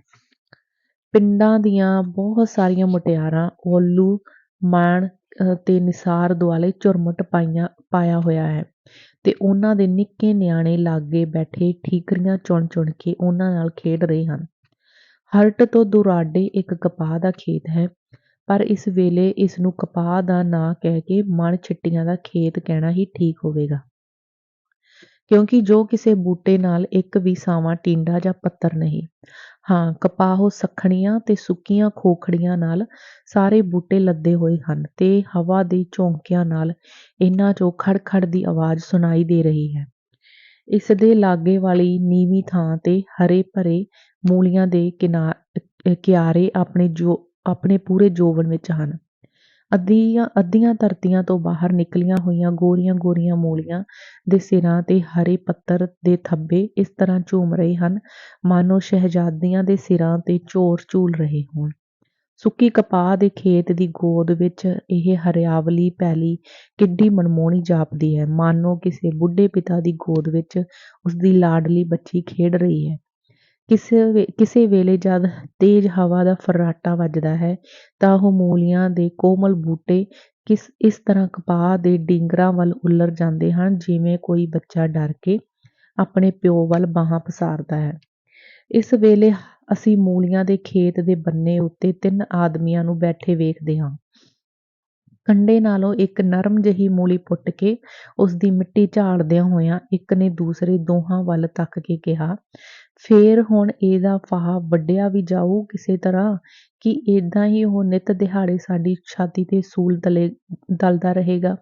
ਦੂਜਾ, ਪਰ ਭਾਊ ਪਾਲਾ ਸਿਆਂ, ਇਸ ਵਿੱਚ ਸਾਡੇ ਸਿਰ ਕਾਹਦਾ ਦੋਸ਼? ਤੂੰ ਤੇ ਆਪ ਹੀ ਆਲੇ ਟੋਲੇ ਕਰੀ ਜਾਂਦਾ ਏਂ। ਤੈਨੂੰ ਤੇ ਕਿਹਾ ਸੀ ਪਈ ਹੰਨੇ ਜਾਂ ਬੰਨੇ ਵਾਲੀ ਗੱਲ ਹੋਵੇ ਤਾਂ ਸੂਤ ਆਊ ਕੰਮ। ਪਾਲਾ ਸਿੰਘ, ਹੰਨੇ ਬੰਨੇ ਕਰਨੋਂ ਵੀਰ ਮੈਂ ਕਦੋਂ ਨਾ ਕੀਤੀ ਏ? ਤੁਸੀਂ ਤੇ ਨਕਾਰਿਓ ਆਪ ਹੀ ਕਾਸੇ ਜੋਗੇ ਨਹੀਂ। ਇਸ ਕੱਲ ਦੇ ਬੱਚੇ ਬਚਨੇ ਨੂੰ ਤੁਸੀਂ ਠੀਕ ਨਾ ਕਰ ਸਕੇ ਤੇ ਹੋਰ ਤੁਹਾਤੋਂ ਕੀ ਸਰਨਾ ਏ ਸੁਆ? ਤੀਜਾ, ਪਰ ਜਿਹੜਾ ਪਾਲਾ ਸੂੰ ਐਡੇ ਐਡੇ ਡਾਕੇ ਮਾਰਨ ਲੱਗਾ ਕਦੇ ਨਹੀਂ ਝਕਿਆ, ਉਹ ਬਚਨੇ ਕੋਲੋਂ ਏਦਾਂ ਡਰਦਾ ਏ, ਮੈਨੂੰ ਤੇ ਇਸ ਗੱਲ ਦੀ ਸਮਝ ਨਹੀਂ ਪੈਂਦੀ। ਦੋਹਾਂ ਸਾਥੀਆਂ ਦੀਆਂ ਬੋਲੀਆਂ ਪਾਲਾ ਸਿੰਘ ਨੂੰ ਤੀਰਾਂ ਵਾਂਗ ਵਿੰਨ੍ਹ ਗਈਆਂ। ਉਹ ਤੈਸ਼ ਵਿੱਚ ਆ ਕੇ ਸਾਥੀਆਂ ਨੂੰ ਕਹਿਣ ਲੱਗਾ, ਕੌਣ? ਮੈਂ ਡਰਨਾ? ਸਹੁੰ ਗੁਰੂ ਦੀ, ਜੇ ਕਦੇ ਮੇਰਾ ਵੱਸ ਚੱਲੇ ਤਾਂ ਘੜਿਓਂ ਚੌਥੇ ਪਲ ਉਸ ਦਾ ਮੱਕੂ ਬੰਨ੍ਹ ਸੁੱਟਾਂ, ਪਰ ਵੇਂਹਦਿਆਂ ਨਹੀਂ ਤੁਸੀਂ ਉਹ ਚਚੁੰਦਰੀ ਜਿਹੀ ਕਿਵੇਂ ਉਸ ਪਿੱਛੇ ਮਰਦੀ ਏ। ਮੈਂ ਆਨਾ ਕਿਤੇ ਉਹ ਨਾ ਹੋਵੇ ਜੇ ਅਸੀਂ ਬਚਨੇ ਨਾਲ ਕੋਈ ਕਾਰਾ ਕਰ ਪਈਏ ਤੇ ਮਗਰੋਂ ਜਿਸ ਬਦਲੇ ਸਭ ਕੁਛ ਕੀਤਾ ਉਹ ਵੀ ਅਣਿਆਈ ਮੌਤ ਮਰ ਜਾਏ। ਮੈਂ ਤੇ ਸਵਾਇਆ ਸਿਆਂ ਚਾਹੁੰਦਾ ਵਾਂ ਭਈ ਕੋਈ ਐਸਾ ਢੰਗ ਸੋਚੀਏ ਜਿਸ ਕਰਕੇ ਇੱਕ ਨਿਸ਼ਾਨੇ ਨਾਲ ਦੋਵੇਂ ਸ਼ਿਕਾਰ ਕੀਤੇ ਜਾਣ। ਬਚਨ ਸਿੰਘ ਦਾ ਵੀ ਰੋਜ਼ ਦਿਹਾੜੀ ਦਾ ਜੱਬ ਮੁੱਕੇ ਤੇ ਉਹ ਹੁਰਾਂ ਪਰੀ ਵੀ ਕਾਬੂ ਆ ਜਾਵੇ। ਵੀਰੂ, ਤੇ ਉਹ ਜਿਹੜਾ ਤੀਜਾ ਕਾਣਾ ਰੋਡੂ ਏ? ਪਾਲਾ, ਓਏ ਉਹਦੀ ਸੁੱਖ ਹੈ, ਸਾਨੂੰ ਤੇ ਡਰ ਏ ਆਪਣੇ ਸ਼ਰੀਕ ਦਾ। ਉਸ ਬੁੱਢੜ ਨੂੰ ਕੀ ਜਾਣਨਿਆ ਸੀ, ਉਹਨੂੰ ਤੇ ਮੈਂ ਹੱਥ ਦੀ ਚੁਟਕੀ ਵਿੱਚ ਮਲ ਕੇ ਮਿੱਧ ਸੁੱਟਾਂਗਾ। ਉਹਦੀ ਕਿਸੇ ਦਾਦ ਫਰਿਆਦ ਕਰਨੀ ਏ, ਅੱਜ ਮੋਏ ਤੇ ਕੱਲ ਦੂਜਾ ਦਿਹਾੜਾ। ਸਵਾਇਆ, ਅੱਛਾ ਹੁਣ ਲੰਬੇ ਝੇੜੇ ਛੱਡ ਖਾਂ, ਇਹ ਦੱਸ ਹੁਣ ਸੱਦਿਆਂ ਕਾਹਦੇ ਲਈ ਊ? ਉੱਤੋਂ ਠੰਡ ਆਖਰਾਂ ਦੀ ਪੈਣ ਡਈ ਹੋਈ ਏ। ਪਾਲਾ, ਠੰਡ ਕਿਉਂ? ਸਿੱਧਾ ਨਹੀਂ ਕਹਿੰਦਾ ਜੋ ਮੂੰਹ ਕੋੜਾ ਕਰਨ ਨੂੰ ਜੀ ਕਰਦਾ ਏ। ਪਾਲਾ ਸਿੰਘ ਦੀ ਗੱਲ ਸੁਣ ਕੇ ਉਹ ਦੋਵੇਂ ਸਾਥੀ ਬੁੱਲ੍ਹਾਂ ਤੇ ਜੀਭ ਫੇਰਦੇ ਹੋਏ ਮੁਸਕਰਾਉਣ ਲੱਗੇ। ਪਾਲਾ ਸਿੰਘ ਨੇ ਆਪਣੀ ਗੱਲ ਨੂੰ ਜਾਰੀ ਰੱਖਦਿਆਂ ਹੋਇਆਂ ਕਿਹਾ, ਠੰਡ ਵੀ ਹਟਾ ਦਿਆਂਗੇ, ਡੂਢ ਕੁ ਬੋਤਲ ਪਈ ਏ ਓਦਣ ਦੀ ਬਚੀ ਹੋਈ। ਡੂਢ ਬੋਤਲ? ਸ਼ਬਦ ਨੇ ਤਾਂ ਉਸਦੇ ਸਾਥੀਆਂ ਨੂੰ ਲਾਲੀਆਂ ਚਾੜ ਦਿੱਤੀਆਂ। ਵੀਰ ਸਿੰਘ ਕਹਿਣ ਲੱਗਾ, ਅਸੀਂ ਭਾਊ ਕਦੋਂ ਨਾਬਰ ਆਂ ਤੇਥੋਂ, ਜਦੋਂ ਤੀਕਰ ਤੈਨੂੰ ਲਾੜਾ ਨਾ ਬਣਾ ਲਈਏ ਅਸੀਂ ਬੈਠਣ ਲੱਗੇ ਆਂ ਰਮਾਨ ਕਰਕੇ। ਸਵਾਇਆ, ਪਰ ਭਾਬੀ ਸਾਡੀ ਦੇ ਆਉਂਦਿਆਂ ਹੀ ਕਿਤੇ ਉਹ ਗੱਲ ਨਾ ਹੋਵੇ ਜੂ ਕੋਠਾ ਉਸਰਿਆ ਤੇ ਤਰਖਾਣ ਵਿਸਰਿਆ। ਪਾਲਾ ਸਿੰਘ ਆਪਣੇ ਸਾਥੀਆਂ ਦੀਆਂ ਗੱਲਾਂ ਸੁਣ ਕੇ ਬਿਨਾਂ ਸ਼ਰਾਬੋ ਖੀਵਾ ਹੋ ਰਿਹਾ ਸੀ। ਉਹ ਬੋਲਿਆ, ਕੁੜੀ ਖੇਤ ਮੁੰਡਾ ਪੇਟ ਤੇ ਜਵਾਈਆਂ ਮੰਡੇ ਖਾ। ਉਹ ਬੀਬੀ ਰਾਣੀ ਅਜੇ ਬਚਨੇ ਦੇ ਘਰ ਚਾਰ ਦੀਵਾਰੀ ਵਿੱਚ ਕੈਦ ਏ ਤੇ ਇਹਨਾਂ ਨੂੰ ਭਾਬੀ ਦੇ ਸੁਪਨੇ ਆਉਣ ਡਹੇ ਨੇ। ਕੌਣ ਕਹਿੰਦਾ ਏ? ਵੀਰ ਨੇ ਕਾਹਲੀ ਨਾਲ ਕਿਹਾ, ਉਹਨੂੰ ਤੇ 5 ਦਿਨ ਹੋਏ ਨੇ ਬੁੱਢਾ ਘਰ ਲੈ ਗਿਆ। ਹਲਾ? ਪਾਲਾ ਸਿੰਘ ਨੇ ਹੈਰਾਨੀ ਨਾਲ ਕਿਹਾ, ਚਲੀ ਗਈ ਹੋਵੇਗੀ, ਮੈਂ ਤੇ ਤੈਨੂੰ ਪਤਾ ਏ ਅੱਜ 7ਵੇਂ ਦਿਨ ਪਿੱਛੋਂ ਵਾਂਢਿਓ ਆਇਆ ਵਾਂ। ਵੀਰੂ, ਤਾਂ ਜਦੋਂ ਦੀ ਫੱਟੜ ਹੋਈ ਏ ਉਦੋਂ ਮਗਰੋਂ ਨਹੀਂ ਵੇਖੀ? ਉਦੋਂ ਮਗਰੋਂ ਤੂੰ ਨਹੀਂ ਵੇਖੀ? ਨਹੀਂ। ਹੁਣ ਤੇ ਭਾਊ ਸੋ ਗੁਰੂ ਦੀ ਵੇਖਣ ਜੋਗੀ ਊ। ਰੰਗ ਸੋਹਰੀ ਦਾ ਐਵੇਂ ਨਿਖਰਿਆ ਏ ਜਿਵੇਂ ਮੈਦਾ ਤੇ ਸੰਧੂਰ ਹੁੰਦਾ ਏ ਤੇ ਦਿਨਾਂ ਵਿੱਚ ਈ ਵਧੀ ਲਗਰ ਵਾਂਗੂ ਏ। ਤੇਰੇ ਤੇ ਭਾਊ ਸੱਚਮੁੱਚ ਭਾਗ ਖੁੱਲ੍ਹ ਪੈਣ ਜੇ ਕਿਤੇ ਕੰਮ ਫਤਿਹ ਹੋ ਜਾਵੇ। ਪਾਲਾ ਸਿੰਘ, ਮੈਨੂੰ ਤੇ ਉਸ ਅੱਗੇ ਸ਼ਦਾਈ ਬਣਾ ਛੱਡਿਆ ਏ। ਹੁਣ ਕਹਿੰਦਾ ਖੂੰਦਾ ਵੀ ਖਾਣਾ ਪੀਣਾ ਹਰਾਮ ਕਰ ਛੱਡੂ। ਹੋਰ ਕੀ ਭੜਿਵਿਓ, ਜੇ ਤੁਹਾਡੇ ਰਾਜ ਵਿੱਚ ਮੇਰਾ ਕੰਮ ਵੀ ਨਾ ਸਰਿਆ ਤਾਂ ਯਾਦ ਰੱਖਣਾ ਤੁਹਾਡੇ ਦੋਹਾਂ ਦੇ ਸਿਰ ਤੇ ਚੜ੍ਹ ਕੇ ਮਰ ਜਾਵਾਂਗਾ। ਸਵਾਇਆ, ਸ਼ੁਦਾਈਆਂ ਦੇ ਸਿਰ ਕੋਈ ਸਿੰਘ ਹੁੰਦੇ ਨੇ? ਭਲਾ ਉਹ ਕਿਹੜਾ ਵੱਡਾ ਕੰਮ ਏ? ਇਹ ਤੇ ਰੱਬ ਚਾਹਿਆ ਚੁਟਕੀ ਦੀ ਢਿੱਲ ਵਿੱਚ ਹੋ ਜੂ। ਪਰ ਪਹਿਲਾਂ ਬਚਨੇ ਦਾ ਫਿਕਰ ਕਰੋ। ਬਚਨੇ ਦੇ ਹੁੰਦਿਆਂ ਉਹ ਨਹੀਂ ਜੇ ਲੱਗੀ ਕਾਬੂ ਆਉਣ। ਪਾਲਾ, ਪਰ ਸਵਾਇਆ ਸਿਆ ਤੇਰਾ ਕੀ ਖਿਆਲ ਏ? ਬਚਨਾ ਉਸ ਨਾਲ ਵਿਆਹ ਕਰਾਊ? ਵੀਰਾ, ਤੇ ਹੋਰ ਐਵੇਂ ਪੜ੍ਹਾ ਕੇ ਉਹਨੂੰ ਗਿਆਨਣ ਬਣਾਉਣ ਡਿਆ ਹੋਇਆ ਏ।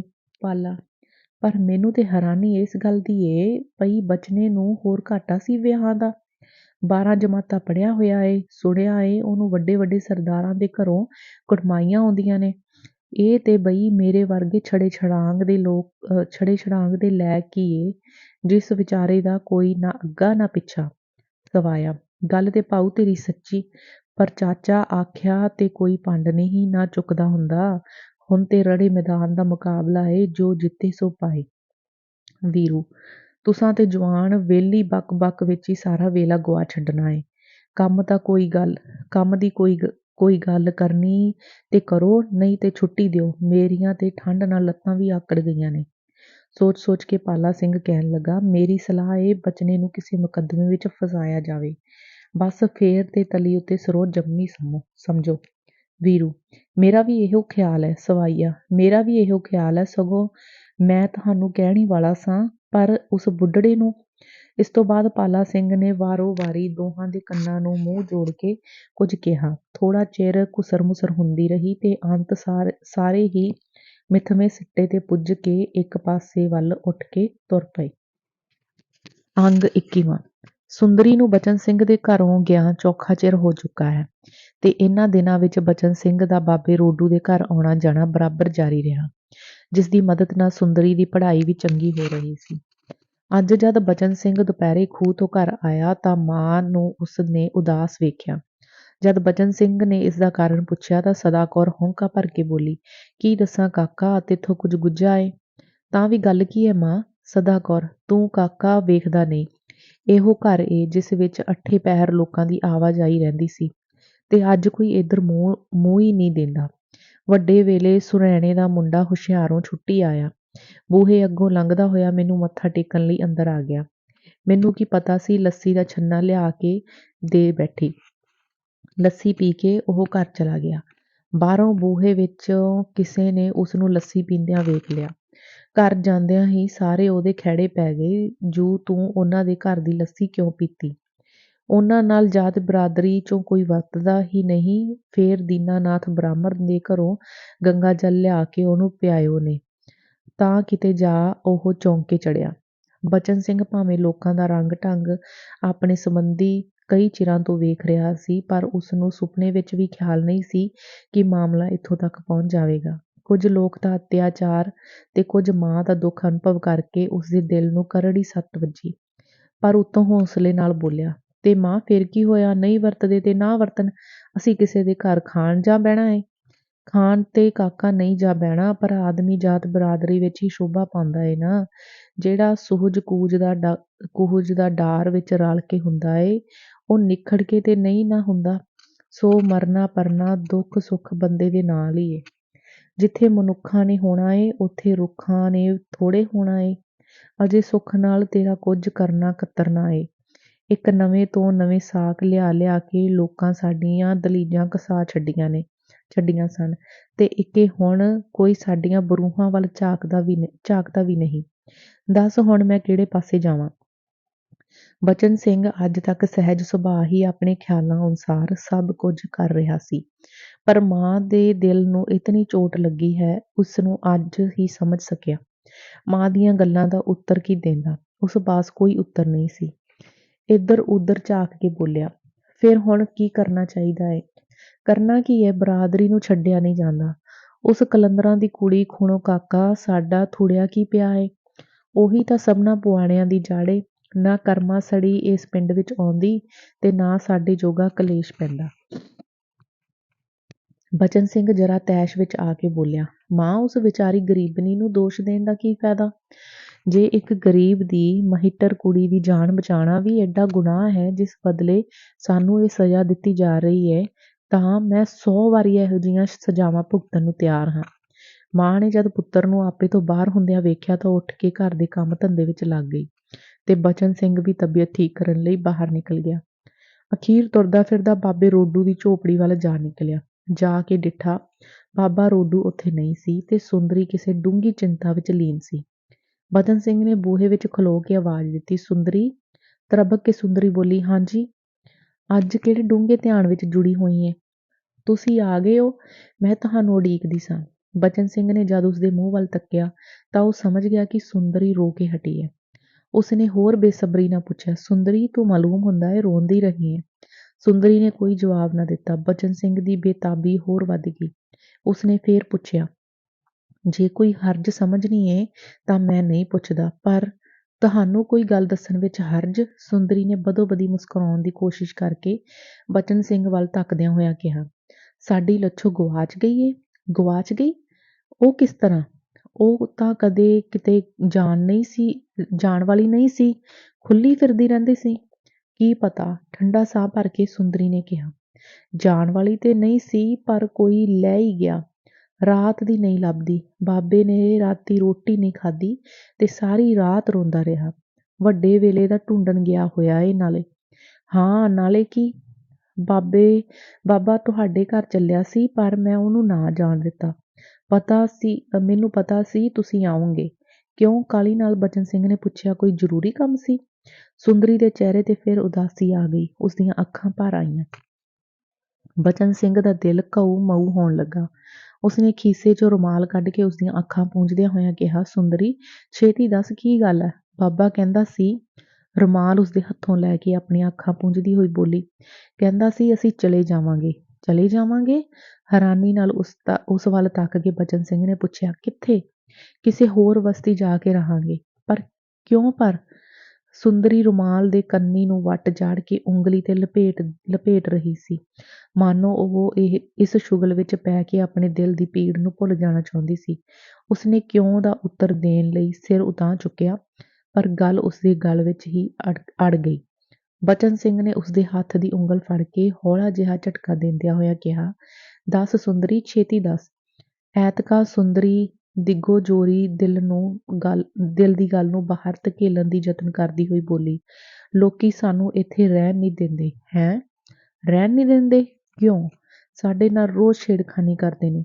ਗੱਲ ਦਾ ਭਾਵੇਂ ਬਚਨ ਸਿੰਘ ਅਜੇ ਵੀ ਪੂਰਾ ਮਤਲਬ ਨਹੀਂ ਸੀ ਸਮਝਿਆ, ਪਰ ਇਸ ਤੋਂ ਵੱਧ ਸੁਣਨ ਦੀ ਹਿੰਮਤ ਹੁਣ ਉਸ ਵਿੱਚ ਨਹੀਂ ਸੀ। ਸੁੰਦਰੀ ਦਾ ਦਿਲ ਹੋਰ ਥੇ ਪੈਣ ਲਈ ਬੋਲਿਆ, ਪਰ ਤੁਹਾਡੀ ਬਾਂਦਰੀ ਨੂੰ ਲੈ ਜਾ ਕੇ ਕਿਸੇ ਨੇ ਕੀ ਕਰਨਾ ਸੀ? ਸੁੰਦਰੀ ਨੇ ਵੀ ਸ਼ੁਕਰ ਕੀਤਾ ਜੋ ਉਸਨੂੰ ਹੋਰ ਕੁਝ ਨਾ ਕਹਿਣਾ ਪਿਆ। ਉਹ ਬੋਲੀ, ਕੀ ਪਤਾ ਕੀ ਕਰਨਾ ਸੀ। ਇਸ ਵੇਲੇ ਬਾਬਾ ਰੋਡੂ ਅੰਦਰ ਆਇਆ। ਬਚਨ ਸਿੰਘ ਨੂੰ ਉਸਨੇ ਨਿਉਂ ਕੇ ਫਤਿਹ ਬੁਲਾਈ ਤੇ ਇੱਕ ਪਾਸੇ ਹੋ ਕੇ ਬੈਠ ਗਿਆ। ਉਸਦੇ ਪੁੱਛਣ ਤੇ ਕਿ ਬਾਂਦਰੀ ਦਾ ਪਤਾ ਲੱਗਾ ਕਿ ਨਹੀਂ, ਰੋਡੂ ਡੁੱਬਾ ਮਾਰ ਕੇ ਰੋ ਪਿਆ ਤੇ ਉਸਦੇ ਮੂੰਹੋਂ ਕੋਈ ਗੱਲ ਨਾ ਨਿਕਲੀ। ਸੁੰਦਰੀ ਛੇਤੀ ਨਾਲ ਉੱਠੀ ਤੇ ਉਸਦੇ ਗਲ ਵਿੱਚ ਬਾਹਾਂ ਪਾ ਕੇ ਸਾਹੋਂ ਸਾਹ ਹੋਈ ਬੋਲੀ, ਕੀ ਗੱਲ ਏ ਬਾਬਾ? ਸੁੰਦਰੀ, ਰੋਡੂ ਨੇ ਧੋਤੀ ਦੇ ਪੱਲੇ ਨਾਲ ਅੱਖਾਂ ਪੂੰਝਦਿਆਂ ਹੋਇਆਂ ਕਿਹਾ, ਸੁੰਦਰੀ, ਤੇਰੀ ਲੱਛੋ ਮਰ ਗਈ। ਮਰ ਗਈ? ਸੁੰਦਰੀ ਨੇ ਚੀਕ ਮਾਰੀ ਤੇ ਉਸਦੇ ਮੋਢੇ ਹਲੂਣਦੇ ਹੋਈ ਬੋਲੀ, ਕਿਸ ਤਰ੍ਹਾਂ ਮਰ ਗਈ ਬਾਬਾ? ਕਿਸੇ ਨੇ ਉਸਨੂੰ ਖੂਹ 'ਚ ਸੁੱਟ ਦਿੱਤਾ। ਹਾਏ ਹਾਏ, ਖੂਹ ਵਿੱਚ? ਮੈਂ ਮਰ ਜਾਵਾਂ। ਜਿਸ ਤਰ੍ਹਾਂ ਇੱਕੋ ਦੂਰਬੀਨ ਨਾਲ ਕੋਈ ਦੋਵੇਂ ਚੀਜ਼ਾਂ ਵੇਖਦਾ ਹੈ, ਇਸੇ ਤਰ੍ਹਾਂ ਬਚਨ ਸਿੰਘ ਇੱਕੋ ਦਿਲ ਨਾਲ ਉਹਨਾਂ ਦੋਹਾਂ ਦੀ ਪੀੜ ਨੂੰ ਅਨੁਭਵ ਕਰ ਰਿਹਾ ਸੀ। ਦੋਵੇਂ ਰੋ ਰਹੇ ਸਨ। ਕੁਝ ਚਿਰ ਰੋਣ ਤੋਂ ਬਾਅਦ ਜਦ ਬੁੱਢੇ ਦਾ ਦਿਲ ਹੌਲਾ ਹੋਇਆ ਤਾਂ ਉਹ ਹੱਥ ਜੋੜ ਕੇ ਬਚਨ ਸਿੰਘ ਨੂੰ ਕਹਿਣ ਲੱਗਾ, ਸਰਦਾਰ ਜੀ, ਤੁਸਾਂ ਸਾਡੇ ਤੇ ਬੜੀਆਂ ਮਿਹਰਬਾਨੀਆਂ ਕੀਤੀਆਂ ਨੇ। ਤੁਹਾਡੇ ਹਸਾਨਾਂ ਦਾ ਮੁੱਲ 100 ਵਾਰੀ ਜਨਮ ਲੈ ਕੇ ਵੀ ਮੈਂ ਨਹੀਂ ਦੇ ਸਕਦਾ।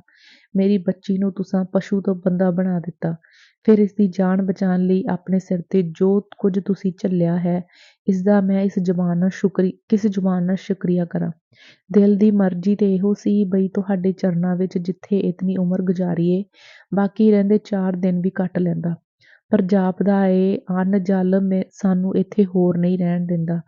ਸਾਨੂੰ ਖੁਸ਼ੀਆਂ ਦਿਓ ਜੋ ਕਿਸੇ ਹੋਰ ਥਾਵੇਂ ਚਲੇ ਜਾਈਏ। ਬਚਨ ਸਿੰਘ ਦੇ ਦਿਲ ਤੇ ਬਾਣਾਂ ਦੀ ਵਰਖਾ ਹੋ ਰਹੀ ਸੀ। ਉਸਦਾ ਕਲੇਜਾ ਮੁੱਠ ਵਿੱਚ ਆ ਗਿਆ। ਉਹ ਬੋਲਿਆ, ਪਰ ਬਾਬਾ ਜੀ ਕਿਉਂ? ਸਰਦਾਰ ਜੀ, ਕੀ ਦੱਸਾਂ? ਸੁੰਦਰੀ ਵੱਲ ਤੱਕ ਕੇ, ਇਸ ਕੁੜੀ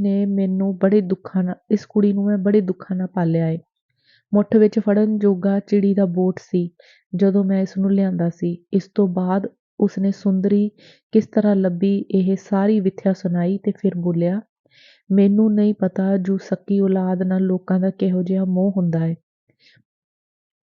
ਪਰ ਮੇਰੇ ਦਿਲ ਵਿੱਚ ਇਸ ਦੀ ਜੋ ਮੁਹੱਬਤ ਏ ਉਹ ਕਹਿਣ ਸੁਣਨ ਤੋਂ ਬਾਹਰੀ ਏ। ਜਦ ਇਹ ਨਾਦਾਨ ਸੀ ਮੈਨੂੰ ਇਸਦੇ ਪਾਲਣ ਪੋਸ਼ਣ ਦਾ ਫਿਕਰ ਸੀ, ਪਰ ਹੁਣ ਤੁਸੀਂ ਜਾਣਦੇ ਹੋ ਉਸਦੀ ਉਮਰ ਬਾਲਾਂ ਵਾਲੀ ਨਹੀਂ ਤੇ ਮੈਂ ਸਰਦਾਰ ਜੀ ਇੱਕ ਕਮੀਨ ਮੰਗਤਾ ਹੋਇਆ। ਗਲੀਆਂ ਅਤੇ ਕੱਖਾਂ ਵਿੱਚ ਹਿੱਲਣ ਜੁਲਣ ਦਾ ਬਲ ਹੋਵੇਗਾ ਪਰ ਮੇਰੇ ਵਿੱਚ ਨਹੀਂ। ਮੈਂ ਕਹਿੰਦਾ ਵਾਂ ਮੈਂ ਕਿਸੇ ਦਾ ਕੀ ਵਿਗਾੜ ਲਵਾਂਗਾ। ਉਹ ਫੇਰ ਡੁਸਕ ਡੁਸਕ ਕੇ ਰੋਣ ਲੱਗ ਪਿਆ। ਫਿਰ ਬੋਲਿਆ, ਕਈ ਮਹੀਨਿਆਂ ਤੋਂ ਮੈਂ ਵੇਖਦਾ ਵਾਂ ਪਿੰਡ ਦੇ ਬੰਦਿਆਂ ਦਾ ਵਰਤਾਰਾ ਸਾਡੇ ਨਾਲ ਚੰਗਾ ਨਹੀਂ। ਰਾਤ ਨੂੰ ਕਈ ਗੱਭਰੂ ਇਕੱਠੇ ਹੋ ਕੇ ਕੁੱਲੀ ਦੁਆਲੇ ਬੋਲੀਆਂ ਤੇ ਗਿੱਧੇ ਪਾਉਂਦੇ ਫਿਰਦੇ ਰਹਿੰਦੇ ਨੇ। ਐਸੀਆਂ ਗੱਲਾਂ ਸਾਨੂੰ ਸੁਣਾ ਕੇ ਕਹਿੰਦੇ ਨੇ ਜਿਨ੍ਹਾਂ ਨੂੰ ਸੁਣ ਕੇ ਕਲੇਜੇ ਵਿੱਚ ਭਾਂਬੜ ਬਲ ਉੱਠਦਾ ਏ। ਨਾਲੇ ਤੁਹਾਡਾ ਵੀ ਨਾਂ ਲੈ ਕੇ। ਬਚਨ ਸਿੰਘ ਨੂੰ ਉਸਦੀ ਮਾਂ ਨੇ ਜੋ ਗੱਲਾਂ ਕਹੀਆਂ ਸਨ ਉਹਨਾਂ ਨੂੰ ਸੁਣ ਕੇ ਉਹ ਆਪ ਵੀ ਬੜਾ ਦੁਖੀ ਸੀ ਤੇ ਇਸ ਮੁਸੀਬਤ ਤੋਂ ਬਚਣ ਲਈ ਹੀ ਸੋਚ ਰਿਹਾ ਸੀ, ਪਰ ਰੋਡੂ ਦਾ ਹਾਲ ਸੁਣ ਕੇ ਉਸ ਨੂੰ ਆਪਣੇ ਸਾਰੇ ਦੁੱਖ ਭੁੱਲ ਗਏ। ਕਿੰਨਾ ਚਿਰ ਉਹ ਸੋਚਾਂ ਵਿੱਚ ਪਿਆ ਰਿਹਾ, ਫਿਰ ਬੋਲਿਆ, ਮੈਨੂੰ ਸੁਣ ਕੇ ਬੜਾ ਦੁੱਖ ਹੋ ਰਿਹਾ ਹੈ ਪਰ ਸਮਝ ਨਹੀਂ ਆਉਂਦੀ ਜੂ ਇਸ ਦਾ ਕੀ ਇਲਾਜ ਕੀਤਾ ਜਾਵੇ। ਅੱਛਾ ਤੇ ਫਿਰ ਤੁਸਾਂ ਹੁਣ ਕੀ ਸਲਾਹ ਕੀਤੀ ਏ? ਚਲੇ ਜਾਣ ਦੀ, ਰੋਡੂ ਨੇ ਅੱਖਾਂ ਪੂੰਝਦੇ ਹੋਏ ਕਿਹਾ। ਸਰਦਾਰ ਜੀ ਕੀ ਦੱਸਾਂ, ਜੇ ਸੁੰਦਰਾਂ ਦਾ ਫਿਕਰ ਨਾ ਹੁੰਦਾ ਤਾਂ ਮੈਂ ਮਰਦੇ ਦਮ ਤੀਕ ਇੱਥੋਂ ਨਾ ਜਾਂਦਾ। ਇਸ ਥਾਂ ਨਾਲ ਤੇ ਇਸ ਕੱਖਾਂ ਦੀ ਕੁੱਲੀ ਨਾਲ ਮੇਰਾ ਬੜਾ ਮੋਹ ਪੈ ਗਿਆ ਹੈ। ਇਸ ਨੂੰ ਛੱਡਣ ਦਾ ਪਤਾ ਨਹੀਂ ਮੇਰਾ ਕੀ ਹਾਲ ਹੋਵੇਗਾ, ਪਰ ਕੀ ਕਰਾਂ। ਜਵਾਨ ਧੀ ਬੂਹੇ ਤੇ ਹੋਵੇ ਫਿਰ ਦੱਸੋ ਬੰਦੇ ਕਦੋਂ ਤੱਕ ਇਹੋ ਜਿਹੀਆਂ ਗੱਲਾਂ ਸਹਾਰੀ ਜਾਂਦੀਆਂ ਨੇ। ਨਾਲੇ ਇਸ ਦਾ ਵੀ ਕੋਈ ਫਿਕਰ ਕਰਨਾ ਹੋਇਆ। ਅਕਸਰ ਰੂੜੀ ਦਾ ਕੂੜਾ ਸਰਦਾਰ ਜੀ ਰੂੜੀ ਤੇ ਸੁੱਟਣਾ ਹੀ ਹੋਇਆ ਨਾ। ਕੁਝ ਚਿਰ ਠਹਿਰ ਕੇ ਰੋਡੂ ਬੋਲਿਆ, ਤੇ ਸਰਦਾਰ ਜੀ ਇਸ ਹੀਰੇ ਨੂੰ ਮੈਂ ਹੁਣ ਕੋਡੀਆਂ ਦੇ ਕੁੱਜੇ ਵਿੱਚ ਬੰਦ ਕਰ ਦਿਆਂ। ਇਹ ਵੀ ਔਖੀ ਗੱਲ ਹੈ। ਤੁਹਾਡੀ ਮਿਹਰਬਾਨੀ ਨਾਲ ਇੰਨੀ ਪੜੀ ਗੂੜੀ ਤੇ ਫਿਰ ਕਲੰਦਰਾਂ ਜਾਂ ਬਾਜੀਗਰਾਂ ਦੇ ਘਰ ਜਾਵੇ, ਇਹ ਮੈਥੋਂ ਕਿੱਦਾਂ ਸਹਾਰਿਆ ਜਾਊ। ਮੈਂ ਤੇ ਚਾਹੁੰਦਾ ਸਾਂ ਜਿਹੀ ਸੁੰਦਰੀ ਏ ਉਹ ਜਿਹਾ ਹੀ ਇਸ ਲਈ ਜੋੜਾ ਲੱਭਦਾ, ਪਰ ਐਡੇ ਕਰਮ ਕਿੱਥੋਂ। ਬਚਨ ਸਿੰਘ ਇਸ ਵੇਲੇ ਹੋਰ ਕੁਝ ਸੋਚ ਰਿਹਾ ਸੀ। ਅਖੀਰ ਉਹ ਕਿਸੇ ਸੁੱਟੇ ਤੇ ਪੁੱਜਣ ਤੋਂ ਬਾਅਦ ਬੋਲਿਆ, ਬਾਬਾ ਜੀ ਮੈਂ ਤੁਹਾਨੂੰ ਨਹੀਂ ਜਾਣ ਦਿਆਂਗਾ। ਰੋਡੂ ਨੇ ਕੋਈ ਜਵਾਬ ਨਾ ਦਿੱਤਾ। ਬਚਨ ਸਿੰਘ ਫੇਰ ਬੋਲਿਆ, ਸੁੰਦਰੀ ਨੂੰ ਕੁਦਰਤ ਨੇ ਰੁਲਦੀ ਫਿਰਨ ਲਈ ਨਹੀਂ ਬਣਾਇਆ। ਮੈਂ ਚਾਹੁੰਦਾ ਵਾਂ ਇਹ ਅਜੇ ਹੋਰ ਪੜ੍ਹਾਈ ਕਰੇ। ਰੋਡੂ ਨੇ ਇਹ ਗੱਲ ਇਸ ਤਰ੍ਹਾਂ ਸੁਣੀ ਜਿਵੇਂ ਉਮਰ ਕੈਦ ਦੀ ਸਜ਼ਾ ਪਾ ਚੁੱਕੇ ਦੋਸ਼ੀ ਨੂੰ ਕੋਈ ਵਕੀਲ ਕਹੇ ਕਿ ਮੈਂ ਤੈਨੂੰ ਬਰੀ ਕਰਾਉਣ ਦਾ ਜੁੰਮਾ ਲੈਂਦਾ ਹਾਂ। ਉਹ ਧੜਕਦੇ ਦਿਲ ਨਾਲ ਬੋਲਿਆ, ਸਰਦਾਰ ਜੀ ਤੁਸੀਂ ਅੱਗੇ ਕੀ ਫਰਕ ਰੱਖਿਆ ਏ। ਸਾਡੇ ਬਦਲੇ ਤੁਹਾਨੂੰ ਅੱਗੇ ਥੋੜ੍ਹੇ ਕਜੀਏ ਵੇਖਣੇ ਪਏ ਨੇ। ਤੁਹਾਡੀਆਂ ਸਰਦਾਰੀਆਂ ਕਾਇਮ ਰਹਿਣ ਤੇ ਵਧੋ ਫੁੱਲੋ, ਪਰ ਜੀ ਮੇਰੇ ਲਈ ਕਾਹਨੂੰ ਫਿਕਰਾਂ ਵਿੱਚ ਪੈਂਦੇ ਹੋ। ਉਹ ਜਾਣੇ ਜੋ ਮੇਰੇ ਕਰਮਾਂ ਵਿੱਚ ਲਿਖਿਆ ਏ ਸਹਿ ਲਵਾਂਗਾ। ਤੁਸੀਂ ਨਾ ਚਿੰਤਾ ਵਿੱਚ ਪਵੋ ਤੇ ਸਾਨੂੰ ਜਾਣ ਦਿਓ। ਬਚਨ ਸਿੰਘ ਹੌਸਲੇ ਨਾਲ ਬੋਲਿਆ, ਪਰ ਬਾਬਾ ਜੀ ਮੈਂ ਇਹ ਨਹੀਂ ਸਹਿ ਸਕਦਾ। ਗਦ ਕੰਠ ਨਾਲ ਰੋਡੂ ਨੇ ਕਿਹਾ, ਜੋ ਤੁਹਾਨੂੰ ਚੰਗਾ ਲੱਗੇ ਤਾਂ ਮੈਂ। ਬਚਨ ਸਿੰਘ ਨੇ ਬੁੱਢੇ ਦਾ ਹੱਥ ਫੜ ਕੇ ਬੋਲਿਆ, ਸਭ ਕੁਝ ਠੀਕ ਹੋ ਜਾਵੇਗਾ, ਪਰ ਜੋ ਹਾਲ ਤੁਸੀਂ ਸੁਣ ਚੁੱਕੇ ਹੋ ਇਹ ਸਭ ਸੁੰਦਰੀ ਦੇ ਇੱਥੇ ਰਹਿਣ ਕਰਕੇ ਹੈ। ਸੁੰਦਰੀ ਨੂੰ ਮੈਂ ਕਿਸੇ ਸਕੂਲ 'ਚ ਦਾਖਲ ਕਰਾ ਦਿਆਂਗਾ। ਸੁੰਦਰੀ ਜੋ ਹੁਣ ਤੱਕ ਚੁੱਪ ਬੈਠੀ ਸੀ ਇਸ ਤਰ੍ਹਾਂ ਬਚਨ ਸਿੰਘ ਵੱਲ ਤੱਕੀ ਜਿਵੇਂ ਇੱਕ ਜੀਵਨ ਤੋਂ ਨਿਰਾਸ਼ ਰੋਗੀ ਨੂੰ ਕੋਈ ਜੀਵਨ ਦਾਨ ਦੇ ਦੇਵੇ। ਉਹ ਮੁਸਕਰਾਉਂਦੀ ਹੋਈ ਉਸ ਵੱਲ ਤੱਕੀ ਤੇ ਬਚਨ ਸਿੰਘ ਵੀ ਉਸੇ ਤਰ੍ਹਾਂ ਉੱਤਰ ਦੇ ਕੇ ਉੱਥੋਂ ਚਲਾ ਗਿਆ। ਬਾਬੇ ਰੋਡੂ ਦੀ ਗੱਲ ਸੱਚੀ ਨਿਕਲੀ। ਸਾਰਾ ਰੌਲਾ ਰੱਪਾ ਸੁੰਦਰੀ ਦੇ ਹੋਣ ਕਰਕੇ ਹੀ ਸੀ। ਜਿਸ ਦਿਨ ਸੁੰਦਰੀ ਦੀਵਾਨਪੁਰੋਂ ਗਈ ਹੈ ਲਗਭਗ ਹਰ ਤਰ੍ਹਾਂ ਦੀ ਚਰਚਾ ਬੰਦ ਹੋ ਚੁੱਕੀ ਹੈ, ਪਰ ਪਾਲਾ ਸਿੰਘ ਦੇ ਦਿਲ ਤੇ ਕਰੜੀ ਸੱਟ ਵੱਜੀ ਹੈ। ਕਿੱਥੇ ਤਾਂ ਉਹ ਸੁੰਦਰੀ ਨੂੰ ਉਡਾਉਣ ਦੇ ਬੰਨ ਰਿਹਾ ਸੀ ਤੇ ਕਿੱਥੇ ਸੁੰਦਰੀ ਦਾ ਪਰਛਾਵਾਂ ਦੇਖਣੋਂ ਵੀ ਗਿਆ। ਪਾਲਾ ਸਿੰਘ ਦੇ ਦਿਲ ਵਿੱਚ ਅੱਗੇ ਹੀ ਬਚਨ ਸਿੰਘ ਦੇ ਵਿਰੁੱਧ ਅੱਗ ਮੱਚੀ ਰਹਿੰਦੀ ਸੀ। ਹੁਣ ਤਾਂ ਇਹ ਹੋਰ ਵੀ ਭੜਕ ਉੱਠੀ। ਉਹ ਸਮਝ ਰਿਹਾ ਸੀ ਕਿ ਬਚਨ ਸਿੰਘ ਨੇ ਉਸ ਦਾ ਸ਼ਿਕਾਰ ਖੋਹ ਲਿਆ ਹੈ। ਉਸ ਨੂੰ ਹੋਰ ਸਭ ਕੁਝ ਭੁੱਲ ਗਿਆ, ਛੁੱਟ ਇਸ ਤੋਂ ਕਿ ਕਿਸੇ ਤਰ੍ਹਾਂ ਸੁੰਦਰੀ ਨੂੰ ਵਾਪਸ ਲਿਆਂਦਾ ਜਾਵੇ। ਪਰ ਕੀਕਰ ਲਿਆਂਦਾ ਜਾਵੇ, ਇਸ ਦਾ ਅਨੇਕਾਂ ਸੋਚਾਂ ਦੇ ਘੋੜੇ ਦੌੜਾਉਣ ਤੇ ਵੀ ਉਸ ਨੂੰ ਕੋਈ ਰਾਹ ਨਾ ਲੱਭਾ। ਅਖੀਰ ਸੋਚ-ਸੋਚ ਕੇ ਉਹ ਇਸ ਸਿੱਟੇ ਤੇ ਪੁੱਜਾ ਕਿ ਜਦ ਤੀਕ ਬਾਬੇ ਰੋਡੂ ਅਥਵਾ ਬੱਜਨ ਸਿੰਘ ਉੱਤੇ ਕੋਈ ਕਰੜੀ ਮੁਸੀਬਤ ਨਾ ਆ ਪਵੇ, ਤਦ ਤੀਕ ਸੁੰਦਰੀ ਦਾ ਪੜ੍ਹਾਈ ਛੱਡ ਕੇ ਇੱਥੇ ਆਉਣਾ ਜਾਂ ਉਸਦੇ ਜਾਲ ਵਿੱਚ ਫਸਣਾ ਮੁਸ਼ਕਲ ਹੈ। ਸਹਿਜੇ-ਸਹਿਜੇ ਉਸਨੇ ਆਪਣੀ ਕੋਸ਼ਿਸ਼ ਜਾਰੀ ਰੱਖੀ, ਪਰ ਇਸ ਕੋਸ਼ਿਸ਼ ਦਾ ਸਿੱਟਾ ਨਿਕਲਣ ਵਿੱਚ ਥੋੜ੍ਹਾ ਚਿਰ ਨਹੀਂ ਸਗੋਂ 3 ਵਰ੍ਹੇ ਲੱਗ ਗਏ।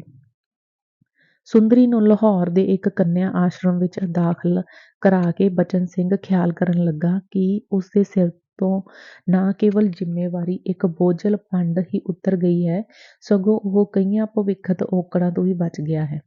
ਪਰ ਅੰਦਰੋਂ ਅੰਦਰ ਉਸਦੇ ਵਿਰੋਧੀ ਕੀ ਕਰ ਰਹੇ ਨੇ, ਕੀ ਸੋਚ ਰਹੇ ਹਨ, ਇਸਦਾ ਉਸਨੂੰ ਕੁਝ ਪਤਾ ਨਹੀਂ ਸੀ। ਉੱਪਰੋਂ ਗੱਲ ਇੱਕ ਤਰ੍ਹਾਂ ਨਾਲ ਠੰਡੀ ਹੋ ਗਈ। ਸੁੰਦਰੀ ਦਾ ਵੱਖ ਹੋਣਾ ਬਚਨ ਸਿੰਘ ਨੂੰ ਇਵੇਂ ਜਾਪਦਾ ਸੀ, ਜਿਸ ਤਰ੍ਹਾਂ ਉਸਦੀ ਦੁਨੀਆ ਵਿੱਚੋਂ ਕੋਈ ਚੀਜ਼ ਗੁਆਚ ਗਈ ਹੋਵੇ। ਉਹ ਮਹੀਨੇ ਦੇ ਮਹੀਨੇ ਸੁੰਦਰੀ ਦੀ ਪੜ੍ਹਾਈ ਦਾ ਖਰਚਾ ਭੇਜ ਦਿੰਦਾ ਤੇ ਨਾਲ ਹੀ ਬਾਬੇ ਰੋਡੂ ਦੀ ਖਬਰ ਸੁਰਤ ਵੀ ਰੱਖਦਾ ਸੀ। ਰੋਜ਼ ਇੱਕ ਅੱਧ ਵਾਰੀ ਉਸਦੀ ਕੁੱਲੀ ਵਿੱਚ ਝੱਟ ਘੜੀ ਜਾ ਬੈਠਦਾ ਤੇ ਕਈ ਤਰ੍ਹਾਂ ਦੀਆਂ ਗੱਲਾਂ ਕਥਾ ਨਾਲ ਸੁੰਦਰੀ ਦੇ ਵਿਛੋੜੇ ਵਿੱਚ ਤੜਫ ਰਹੇ ਰੋਡੂ ਦਾ ਦਿਲ ਪਰਚਾਉਂਦਾ ਸੀ। ਸਮੇਂ ਦਾ ਚੱਕਰ ਆਪਣੀ ਚਾਲ ਚੱਲਦਾ ਗਿਆ। ਸੁੰਦਰੀ ਨੇ ਪੂਰੇ 3 ਵਰ੍ਹੇ ਪੜ੍ਹਾਈ ਜਾਰੀ ਰੱਖੀ ਤੇ ਇਸ ਤੋਂ ਬਾਅਦ 10ਵੀਂ ਦਾ ਇਮਤਿਹਾਨ ਪਾਸ ਕਰਕੇ ਉਸਨੂੰ ਮੁੜ ਦੀਵਾਨਪੁਰ ਆਉਣਾ ਪਿਆ। ਕਿਸ ਤਰ੍ਹਾਂ ਤੇ ਕਿਉਂ ਆਈ? ਇਹ 3 ਵਰ੍ਹੇ ਦੋਹਾਂ ਪ੍ਰੇਮੀ ਪ੍ਰੇਮਿਕਾ ਦੇ ਕਿਵੇਂ ਬੀਤੇ, ਇਸਦਾ ਹਾਲ ਅੱਗੇ ਲਿਖੀਆਂ ਕੁਝ ਕੁ ਚਿੱਠੀਆਂ ਤੋਂ ਮਾਲੂਮ ਹੋਵੇਗਾ। ਉਹਨਾਂ ਬੇਉੜਕ ਚਿੱਠੀਆਂ ਵਿੱਚੋਂ ਜਿਹੜੀਆਂ ਵੱਖੋ ਵੱਖ ਸਮਿਆਂ ਤੇ ਇਹ ਇੱਕ ਦੂਜੇ ਨੂੰ ਭੇਜਦੇ ਰਹੇ ਸਨ। ਇਹੋ ਕਾਰਨ ਹੈ ਕਿ ਅਸੀਂ ਆਪਣੇ ਨਾਵਲ ਦੀ ਕਹਾਣੀ ਨੂੰ ਅਗਾਂਹ ਤੋਰਨ ਤੋਂ ਪਹਿਲਾਂ ਇਹਨਾਂ ਨੂੰ ਪਾਠਕਾਂ ਦੀ ਦ੍ਰਿਸ਼ਟੀ ਗੋਚਰ ਕਰਨਾ ਜ਼ਰੂਰੀ ਸਮਝਦੇ ਹਾਂ। ਹੋ ਸਕਦਾ ਹੈ ਕਈ ਕਾਹਲੇ ਪਾਠਕਾਂ ਨੂੰ ਇਹ ਚਿੱਠੀਆਂ ਵਾਧੂ ਮਾਲੂਮ ਹੋਣ, ਸੋ ਅਜਿਹੇ ਸੱਜਣਾਂ ਨੂੰ ਸਾਡਾ ਇਹ ਕਹਿਣਾ ਹੈ ਕਿ ਉਹ ਕੁਝ ਸਫ਼ੇ ਬਿਨਾਂ ਪੜ੍ਹਿਆਂ ਹੀ ਉਥਲ ਸਕਦੇ ਹਨ। ਪਰ ਸਾਡੇ ਲਈ ਮੁਸ਼ਕਲ ਹੈ ਕਿ ਅਸੀਂ 2 ਪ੍ਰੇਮੀਆਂ ਦੀਆਂ ਕੁਝ ਕੁ ਚਿੱਠੀਆਂ ਬਿਨਾਂ ਪੜ੍ਹਿਆਂ ਹੀ ਛੱਡ ਜਾਈਏ, ਜਿਨ੍ਹਾਂ ਵਿੱਚ ਇਹਨਾਂ ਦੀ ਨਾ ਕੇਵਲ ਰੂਹ ਭਰੀ ਹੋਈ ਹੈ, ਸਗੋਂ ਪ੍ਰੇਮ ਦੇ ਉਹ ਵਲਵਲੇ, ਉਹ ਜਜ਼ਬੇ ਇਹਨਾਂ ਚਿੱਠੀਆਂ ਵਿੱਚੋਂ ਫੁੱਟ-ਫੁੱਟ ਨਿਕਲਦੇ ਹਨ, ਜਿਨ੍ਹਾਂ ਦਾ ਮਨੁੱਖੀ ਦਿਲਾਂ ਉੱਤੇ ਡੂੰਘਾ ਅਸਰ ਪੈਂਦਾ ਹੈ। ਪਹਿਲੀ ਚਿੱਠੀ। ਕੰਨਿਆ ਆਸ਼ਰਮ, ਲਾਹੌਰ। ਸਤਿਕਾਰਯੋਗ ਮੇਰੇ ਉਸਤਾਨੀਆਂ ਸਾਰੀਆਂ ਮੇਰੇ ਉੱਤੇ ਜਾਨ ਦਿੰਦੀਆਂ ਹਨ। ਜਮਾਤ ਦੀਆਂ ਕੁੜੀਆਂ ਮੇਰੇ ਨਾਲ ਭੈਣਾਂ ਵਰਗਾ ਪਿਆਰ ਕਰਦੀਆਂ ਹਨ। ਬੋਰਡਿੰਗ ਦੀ ਸੁਪਰਡੈਂਟ ਤਾਂ ਮੇਰਾ ਘੜੀ ਵਸਾ ਨਹੀਂ ਕਰਦੀ। ਕਿਸੇ ਗੱਲ ਦੀ ਤਕਲੀਫ ਨਹੀਂ, ਪਰ ਸਭ ਕੁਝ ਹੁੰਦਿਆਂ ਹੋਇਆਂ ਵੀ ਦਿਲ ਦੀ ਪਰੇਸ਼ਾਨੀ ਪਲ-ਪਲ ਵੱਧਦੀ ਜਾਂਦੀ ਹੈ। ਕੁਝ ਵੀ ਚੰਗਾ ਨਹੀਂ ਲੱਗਦਾ। ਆਪਣੇ ਅੰਦਰ ਸੁੰਨਸਾਨ ਜਿਹੀ ਜਾਪਦੀ ਹੈ। ਦਿਲ ਨੂੰ ਕੁਝ ਇਸ ਤਰ੍ਹਾਂ ਅਨੁਭਵ ਹੁੰਦਾ ਹੈ ਜੀਕਣ ਕੋਈ ਚੀਜ਼ ਗੁਆਚ ਗਈ ਹੈ ਤੇ ਅੰਦਰਲੀਆਂ ਸਾਰੀਆਂ ਤਾਕਤਾਂ ਨੂੰ ਲੱਭਣ ਵਿੱਚ ਲੱਗੀਆਂ ਹੋਈਆਂ ਨੇ। ਕੀ ਤੁਸੀਂ ਮੈਨੂੰ ਦੱਸ ਸਕੋਗੇ ਜੋ ਇਹ ਕਿਉਂ ਹੁੰਦਾ ਹੈ ਤੇ ਇਹ ਹਾਲਤ ਦੂਰ ਕਰਨ ਲਈ ਮੈਨੂੰ ਕੀ ਕਰਨਾ ਚਾਹੀਦਾ ਹੈ? ਦਿਲ ਹਰ ਵੇਲੇ ਗੋਤਿਆਂ ਵਿੱਚ ਪਿਆ ਰਹਿੰਦਾ ਹੈ, ਪਰ ਇਸ ਵੇਲੇ ਜਦ ਕਿ ਇਹ ਖਤ ਲਿਖ ਰਹੀ ਹਾਂ, ਦਿਲ ਨੂੰ ਬਹੁਤ ਕੁਝ ਢਾਰਸ ਹੈ ਤੇ ਇਹੀ ਜੀ ਕਰਦਾ ਹੈ ਕਿ ਇਸੇ ਤਰ੍ਹਾਂ ਲਿਖਦੀ ਚਲੀ ਜਾਵਾਂ, ਪਰ ਕੁਝ ਸੋਚ ਕੇ ਰੁਕ ਜਾਂਦੀ ਹਾਂ। ਤੁਹਾਡੇ ਖਤ ਦੀ ਉਡੀਕ ਬੜੀ ਕਾਹਲੀ ਨਾਲ ਕਰਦੀ ਰਹਿੰਦੀ ਹਾਂ। ਬਾਬੇ ਨੂੰ ਮੇਰੇ ਵੱਲੋਂ ਸਤਿ ਸ੍ਰੀ ਅਕਾਲ ਕਹਿਣਾ ਤੇ ਇਹ ਕਹਿਣ ਦੀ ਲੋੜ ਨਹੀਂ ਕਿ ਉਸਦਾ ਆਸਰਾ ਪਰਨਾ ਹੁਣ ਵਾਹਿਗੁਰੂ ਤੇ ਤੁਹਾਥੋਂ ਬਿਨਾਂ ਕੋਈ ਨਹੀਂ। ਸੁੰਦਰੀ। ਦੂਜੀ ਚਿੱਠੀ। ਦੀਵਾਨਪੁਰ। ਸੁੰਦਰੀ ਜੀ, ਤੁਹਾਡਾ ਭੇਜਿਆ ਹੋਇਆ ਖਤ ਠੀਕ ਉਸੇ ਵੇਲੇ ਮਿਲਿਆ ਜਦ ਮੈਂ ਤੁਹਾਡੀ ਹੀ ਚਿੰਤਾ ਵਿੱਚ ਲੀਨ ਸਾਂ। ਕਿਸ ਤਰ੍ਹਾਂ ਦੀ ਚਿੰਤਾ, ਇਹ ਦੱਸ ਨਹੀਂ ਸਕਦਾ। ਖਤ ਪੜ੍ਹ ਕੇ ਦਿਲ ਨੂੰ ਖੁਸ਼ੀ ਹੋਈ ਕਿ ਜਾਂ ਕੀ, ਇਹ ਵੀ ਨਹੀਂ ਕਹਿ ਸਕਦਾ। ਸਗੋਂ ਮੈਂ ਇਸ ਗੱਲ ਨੂੰ ਆਪ ਵੀ ਨਹੀਂ ਸਮਝ ਸਕਦਾ ਜਿਹੜੀ ਹਾਲਤ ਤੁਸਾਂ ਆਪਣੀ ਖਤ ਲਿਖਣ ਵੇਲੇ ਦੱਸੀ ਹੈ, ਪੜ੍ਹਨ ਵੇਲੇ ਮੇਰੀ ਵੀ ਸ਼ਾਇਦ ਉਹੀ ਸੀ। ਹਾਂ, ਦਿਲ ਨੂੰ ਦੁੱਖ ਜ਼ਰੂਰ ਹੋਇਆ ਜਦ ਤੁਹਾਡੀ ਉਦਾਸੀ ਦਾ ਹਾਲ ਪੜ੍ਹਿਆ, ਪਰ ਇਹ ਕੋਈ ਨਵੀਂ ਗੱਲ ਨਹੀਂ। ਓਪਰੇ ਥਾਂ ਜਾ ਕੇ ਆਪਣਿਆਂ ਦੀ ਯਾਦ ਉਦਾਸ ਕਰ ਦਿੰਦੀ ਹੈ, ਪਰ ਫਿਰ ਜਿਸ ਨੇ ਇੰਨੀ ਉਮਰ ਤੱਕ ਘਰੋਂ ਬਾਹਰ ਪੈਰ ਨਾ ਕੱਢਿਆ ਹੋਵੇ, ਉਸਦਾ ਓਪਰੇ ਥਾਂ ਜਾ ਕੇ ਉਪਰਾਮ ਹੋ ਜਾਣਾ ਇੱਕ ਕੁਦਰਤੀ ਗੱਲ ਸੀ। ਉਮੀਦ ਹੈ ਬਹੁਤ ਛੇਤੀ ਤੁਸੀਂ ਦੀਵਾਨਪੁਰ ਦੀਆਂ ਗਲੀਆਂ ਨੂੰ ਭੁੱਲ ਜਾਵੋਗੇ। ਨਾਲੇ ਤੁਹਾਡੇ ਧਰਮ ਪਿਤਾ ਦਾ ਮੋਹ ਵੀ ਤਾਂ ਸਧਾਰਨ ਗੱਲ ਨਹੀਂ ਸੀ, ਜਿਸ ਕਰਕੇ ਤੁਹਾਡੀ ਅਜਿਹੀ ਹਾਲਤ ਨਾ ਹੁੰਦੀ। ਫਿਰ ਵੀ ਮੈਂ ਇਤਨੀ ਤਾਕੀਦ ਜ਼ਰੂਰ ਕਰਦਾ ਹਾਂ ਕਿ ਪੜ੍ਹਾਈ ਖੂਬ ਦਿਲ ਲਾ ਕੇ ਕਰਨੀ। ਨਾਲੇ ਸੁੰਦਰੀ ਜੀ, ਤੁਸੀਂ ਹੁਣ ਬਾਲੜੀ ਨਹੀਂ ਹੋ। ਆਪਣੇ ਨਵੇਂ ਨਫ਼ੇ ਨੁਕਸਾਨ ਨੂੰ ਚੰਗੀ ਤਰ੍ਹਾਂ ਸਮਝਦੇ ਹੋ। ਮੈਂ ਚਾਹੁੰਦਾ ਹਾਂ ਕਿ ਛੇਤੀ ਤੋਂ ਛੇਤੀ ਵਿੱਦਿਆ ਵਿੱਚ ਨਿਪੁੰਨ ਹੋ ਜਾਓ ਤਾਂ ਜੋ ਕੱਲ੍ਹ ਕਲੋਤਰ ਨੂੰ ਜਿਸ ਘਰ ਵਿੱਚ ਤੁਸੀਂ ਜਾਣਾ ਹੈ ਉਹਨਾਂ ਨੂੰ ਵੀ ਤੁਹਾਡੀ ਹੋਂਦ ਨਾਲ ਸੱਚੀ ਖੁਸ਼ੀ ਮਿਲੇ ਤੇ ਤੁਹਾਨੂੰ ਪ੍ਰਾਪਤ ਕਰਨ ਵਾਲਾ ਇਹ ਵੇਖ ਕੇ ਫੁੱਲਿਆ ਨਾ ਸਮਾਵੇ ਕਿ ਸੁੰਦਰੀ ਨਿਰੀ ਸੁੰਦਰਤਾ ਦੀ ਦੇਵੀ ਨਹੀਂ ਵਿੱਦਿਆ ਤੇ ਅਕਲ ਦੀ ਵੀ ਪ੍ਰੀਤਮਾ ਹੈ। ਤੁਹਾਡੇ ਬਾਬਾ ਜੀ ਰਾਜੀ ਖੁਸ਼ੀ ਹਨ, ਕਿਸੇ ਗੱਲ ਦੀ ਚਿੰਤਾ ਨਹੀਂ ਕਰਨੀ। ਬਚਨ ਸਿੰਘ। ਤੀਜੀ ਚਿੱਠੀ। ਕੰਨਿਆ ਆਸ਼ਰਮ, ਲਾਹੌਰ। ਬੜੀ ਉਡੀਕ ਤੋਂ ਬਾਅਦ ਤੁਹਾਡਾ ਖੱਤ ਮਿਲਿਆ। ਮੈਨੂੰ ਇਸ ਦੀ ਉਡੀਕ ਉਸ ਵੇਲੇ ਤੋਂ ਲੱਗੀ ਹੋਈ ਸੀ ਜਦ ਮੈਂ ਆਪਣਾ ਖੱਤ ਲੈਟਰ ਬਾਕਸ ਵਿੱਚ ਪਾਇਆ ਸੀ। ਕੀ ਦੱਸਾਂ ਤੁਹਾਡਾ ਖੱਤ ਪੜ੍ਹ ਕੇ ਮੇਰਾ ਜੀ ਕਿਹੋ ਜਿਹਾ ਹੋ ਰਿਹਾ ਹੈ। ਜਦ ਖੱਤ ਲਿਖਣ ਬੈਠੀ ਹਾਂ ਇਹੋ ਖਿਆਲ ਸੀ ਕਿ ਅੱਜ ਕਈ ਵਰਕੇ ਕਾਲੇ ਕਰ ਸੁੱਟਾਂਗੀ। ਪਰ ਹੁਣ ਜਦ ਲਿਖਣਾ ਸ਼ੁਰੂ ਕੀਤਾ ਹੈ ਜੋ ਕੁਝ ਲਿਖਣ ਲੱਗਦੀ ਹਾਂ ਉਹ ਲਿਖਿਆ ਨਹੀਂ ਜਾਂਦਾ। ਪਤਾ ਨਹੀਂ ਕੀ ਚੀਜ਼ ਕਲਮ ਨੂੰ ਫੜ ਲੈਂਦੀ ਹੈ। ਕਈ ਕਾਗਜ਼ ਲਿਖੇ ਤੇ ਕਈ ਪਾੜੇ। ਤੁਹਾਨੂੰ ਚਿੰਤਾ ਤੇ ਫੇਰ ਤੁਸੀਂ ਦੱਸ ਨਹੀਂ ਸਕਦੇ ਜੂ ਕਾਹਦੀ ਚਿੰਤਾ। ਪਰ ਮੈਂ ਕੋਈ ਅਣਜਾਣੀ ਨਹੀਂ। ਜਿਹਾ ਕਿ ਤੁਸੀਂ ਆਪ ਹੀ ਲਿਖਦੇ ਹੋ ਤੂੰ ਬਾਲੜੀ ਨਹੀਂ। ਸੋ ਮੈਂ ਤੁਹਾਡੀ ਇਸ ਚਿੰਤਾ ਨੂੰ ਚੰਗੀ ਤਰ੍ਹਾਂ ਸਮਝ ਰਹੀ ਹਾਂ। ਇਸ ਚਿੰਤਾ ਦਾ ਕਾਰਨ ਕੇਵਲ ਮੈਂ ਅਭਾਗਣ ਹਾਂ। ਮੇਰੀ ਖਾਤਰ ਤੁਹਾਨੂੰ ਕੀ ਕੁਝ ਨਹੀਂ ਕਰਨਾ ਪਿਆ। ਇਸ ਨੂੰ ਮੈਂ ਵੇਖ ਵੀ ਰਹੀ ਹਾਂ। ਇੱਕ ਅਨਾਥ ਕੁੜੀ ਦੀ ਜਾਨ ਬਚਾ ਲਈ ਤੇ ਫਿਰ ਇਹੋ ਹੀ ਨਹੀਂ ਬਲਕਿ ਉਸਨੂੰ ਅਵਿਦਿਆ ਦੇ ਚਿੱਕੜ ਵਿੱਚੋਂ ਕੱਢ ਕੇ ਵਿੱਦਿਆ ਦੇ ਉੱਚੇ ਆਸਣ ਤੇ ਬਿਠਾਉਣ ਲਈ ਤੁਸੀਂ ਜੋ ਘਾਲਣਾ ਘਾਲੀਆਂ ਹਨ ਉਹਨਾਂ ਦਾ ਬਦਲਾ ਦੇਣਾ ਤੇ ਕਿਤੇ ਰਿਹਾ ਉਹਨਾਂ ਦਾ ਵਰਣਨ ਕਰਨਾ ਵੀ ਮੇਰੇ ਲਈ ਔਖੀ ਗੱਲ ਹੈ। ਤੇ ਫਿਰ ਤੁਹਾਡੇ ਹੀ ਅੱਗੇ ਤੁਸੀਂ ਜਿੰਨੀਆਂ ਖਤਰਿਆਂ ਪਾਸੋਂ ਮੈਨੂੰ ਬਚਾਇਆ ਹੈ ਉਹਨਾਂ ਤੋਂ 10 ਗੁਣਾ ਖਤਰਿਆਂ ਵਿੱਚ ਤੁਸੀਂ ਆਪ ਘਿਰ ਗਏ ਹੋ। ਅਜੇ ਹੋਰ ਪਤਾ ਨਹੀਂ ਕੀ ਬਿਪਤਾਵਾਂ ਤੁਹਾਡੇ ਸਿਰ ਤੇ ਆਉਣ। ਕੀ ਮੈਂ ਇਹਨਾਂ ਸਾਰੀਆਂ ਗੱਲਾਂ ਨੂੰ ਸਮਝ ਨਹੀਂ ਸਕਦੀ। ਇਹ ਹਾਲਤਾਂ ਦੇ ਹੁੰਦਿਆਂ ਵੀ ਜੇ ਤੁਹਾਨੂੰ ਚਿੰਤਾ ਨਾ ਹੋਵੇ ਤਾਂ ਕਿਸ ਨੂੰ ਹੋਵੇ। ਮੈਂ ਜਦ ਇਹਨਾਂ ਗੱਲਾਂ ਦਾ ਖਿਆਲ ਕਰਦੀ ਹਾਂ ਤਾਂ ਇਹੋ ਜੀ ਕਰਦਾ ਹੈ ਕਿ ਧਰਤੀ ਮਾਤਾ ਮੈਨੂੰ ਆਪਣੇ ਵਿੱਚ ਲੁਕਾਵ ਲਵੇ ਤੇ ਮੈਂ ਤੁਹਾਡੇ ਦੁੱਖਾਂ ਤੇ ਫਿਕਰਾਂ ਦਾ ਸਦਾ ਲਈ ਅੰਤ ਕਰ ਦਿਆਂ। ਪਰ ਕੀ ਕਰਾਂ ਮੈਂ ਢੀਠ ਪੁਣੇ ਦੇ ਤਾਣ ਜਿਉ ਰਹੀ ਹਾਂ। ਤੁਸਾਂ ਜਿਹੜਾ ਲਿਖਿਆ ਹੈ ਕਿ ਓਪਰੀ ਥਾਂ ਕਰਕੇ ਮੇਰਾ ਦਿਲ ਉਦਾਸ ਹੈ ਇਹ ਗਲਤ ਹੈ। ਜਿਸ ਜਗ੍ਹਾ ਵੀ ਤੁਹਾਡਾ ਸਾਇਆ ਮੇਰੇ ਸਿਰ ਤੇ ਹੈ ਉਹ ਭਾਵੇਂ ਜਵਾਲਾਮੁਖੀ ਪਹਾੜ ਦੀ ਚੋਟੀ ਵੀ ਕਿਉਂ ਨਾ ਹੋਵੇ ਮੇਰੇ ਲਈ ਸਵਰਗ ਹੈ। ਮੈਂ ਤੁਹਾਨੂੰ ਭਰੋਸਾ ਦਿਵਾਉਂਦੀ ਹਾਂ ਕਿ ਮੇਰੀ ਉਦਾਸੀ ਦਾ ਕਾਰਨ ਇਹ ਨਹੀਂ। ਕੀ ਕਿਹਾ ਜੇ ਦੀਵਾਨਪੁਰ ਦੀਆਂ ਗਲੀਆਂ ਨੂੰ ਭੁੱਲ ਜਾਵਾਂਗੀ। ਮੇਰਾ ਖਿਆਲ ਹੈ ਮੈਨੂੰ ਖਿਮਾ ਕਰਨਾ। ਇਹ ਗੱਲ ਤੁਸਾਂ ਜਾਣ ਕੇ ਮੇਰੇ ਦਿਲ ਦੀ ਹਾਥ ਲੈਣ ਲਈ ਲਿਖੀ ਹੈ। ਦੀਵਾਨਪੁਰ ਦੀਆਂ ਗਲੀਆਂ ਨੂੰ ਮੈਂ ਇਸ ਜਨਮ ਵਿੱਚ ਤਾਂ ਕੀ 100 ਜਨਮਾਂ ਵਿੱਚ ਵੀ ਨਹੀਂ ਭੁੱਲ ਸਕਦੀ।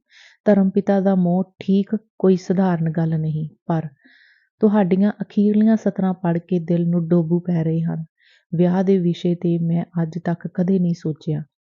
ਕੀ ਮੈਨੂੰ ਉਹ ਦਿਨ ਵੇਖਣਾ ਪਵੇਗਾ ਜਦ ਮੇਰੀਆਂ ਸਾਰੀਆਂ ਉਮੰਗਾਂ ਦਾ ਖੂਨ ਹੋ ਜਾਵੇਗਾ। ਪਰ ਮੈਂ ਤੁਹਾਨੂੰ ਭਰੋਸਾ ਦਿਵਾਉਂਦੀ ਹਾਂ ਕਿ ਮੈਂ ਅਜਿਹੇ ਸਮੇਂ ਦੇ ਆਉਣ ਤੋਂ ਪਹਿਲਾਂ ਹੀ ਸੰਸਾਰ ਵਿੱਚ ਨਹੀਂ ਹੋਵਾਂਗੀ। ਕੀ ਇਸ ਅਭਾਗਣੀ ਉੱਤੇ ਅੱਜ ਤੀਕ ਇੰਨੇ ਉਪਕਾਰ ਇਸੇ ਲਈ ਕਰਦੇ ਰਹੇ ਹੋ ਕਿ ਇਸ ਨੂੰ ਜਿਉਂਦੀ ਨੂੰ ਹੀ ਭੱਠੀ ਵਿੱਚ ਝੋਕ ਦਿਓਗੇ। ਇਸ ਸੰਬੰਧੀ ਕੁਝ ਲਿਖਣ ਨੂੰ ਤਿਆਰ ਹੋ ਪਈ ਹਾਂ ਪਰ ਹੋਸ਼ ਅਜੇ ਕਾਇਮ ਹੈ। ਅਜਿਹੀ ਮੂਰਖਤਾ ਨਹੀਂ ਕਰਾਂਗੀ। ਇੱਥੇ ਹੀ ਭੋਗ ਪਾਉਂਦੀ ਹਾਂ। ਸੁੰਦਰੀ। ਚੌਥੀ ਚਿੱਠੀ। ਦੀਵਾਨਪੁਰ।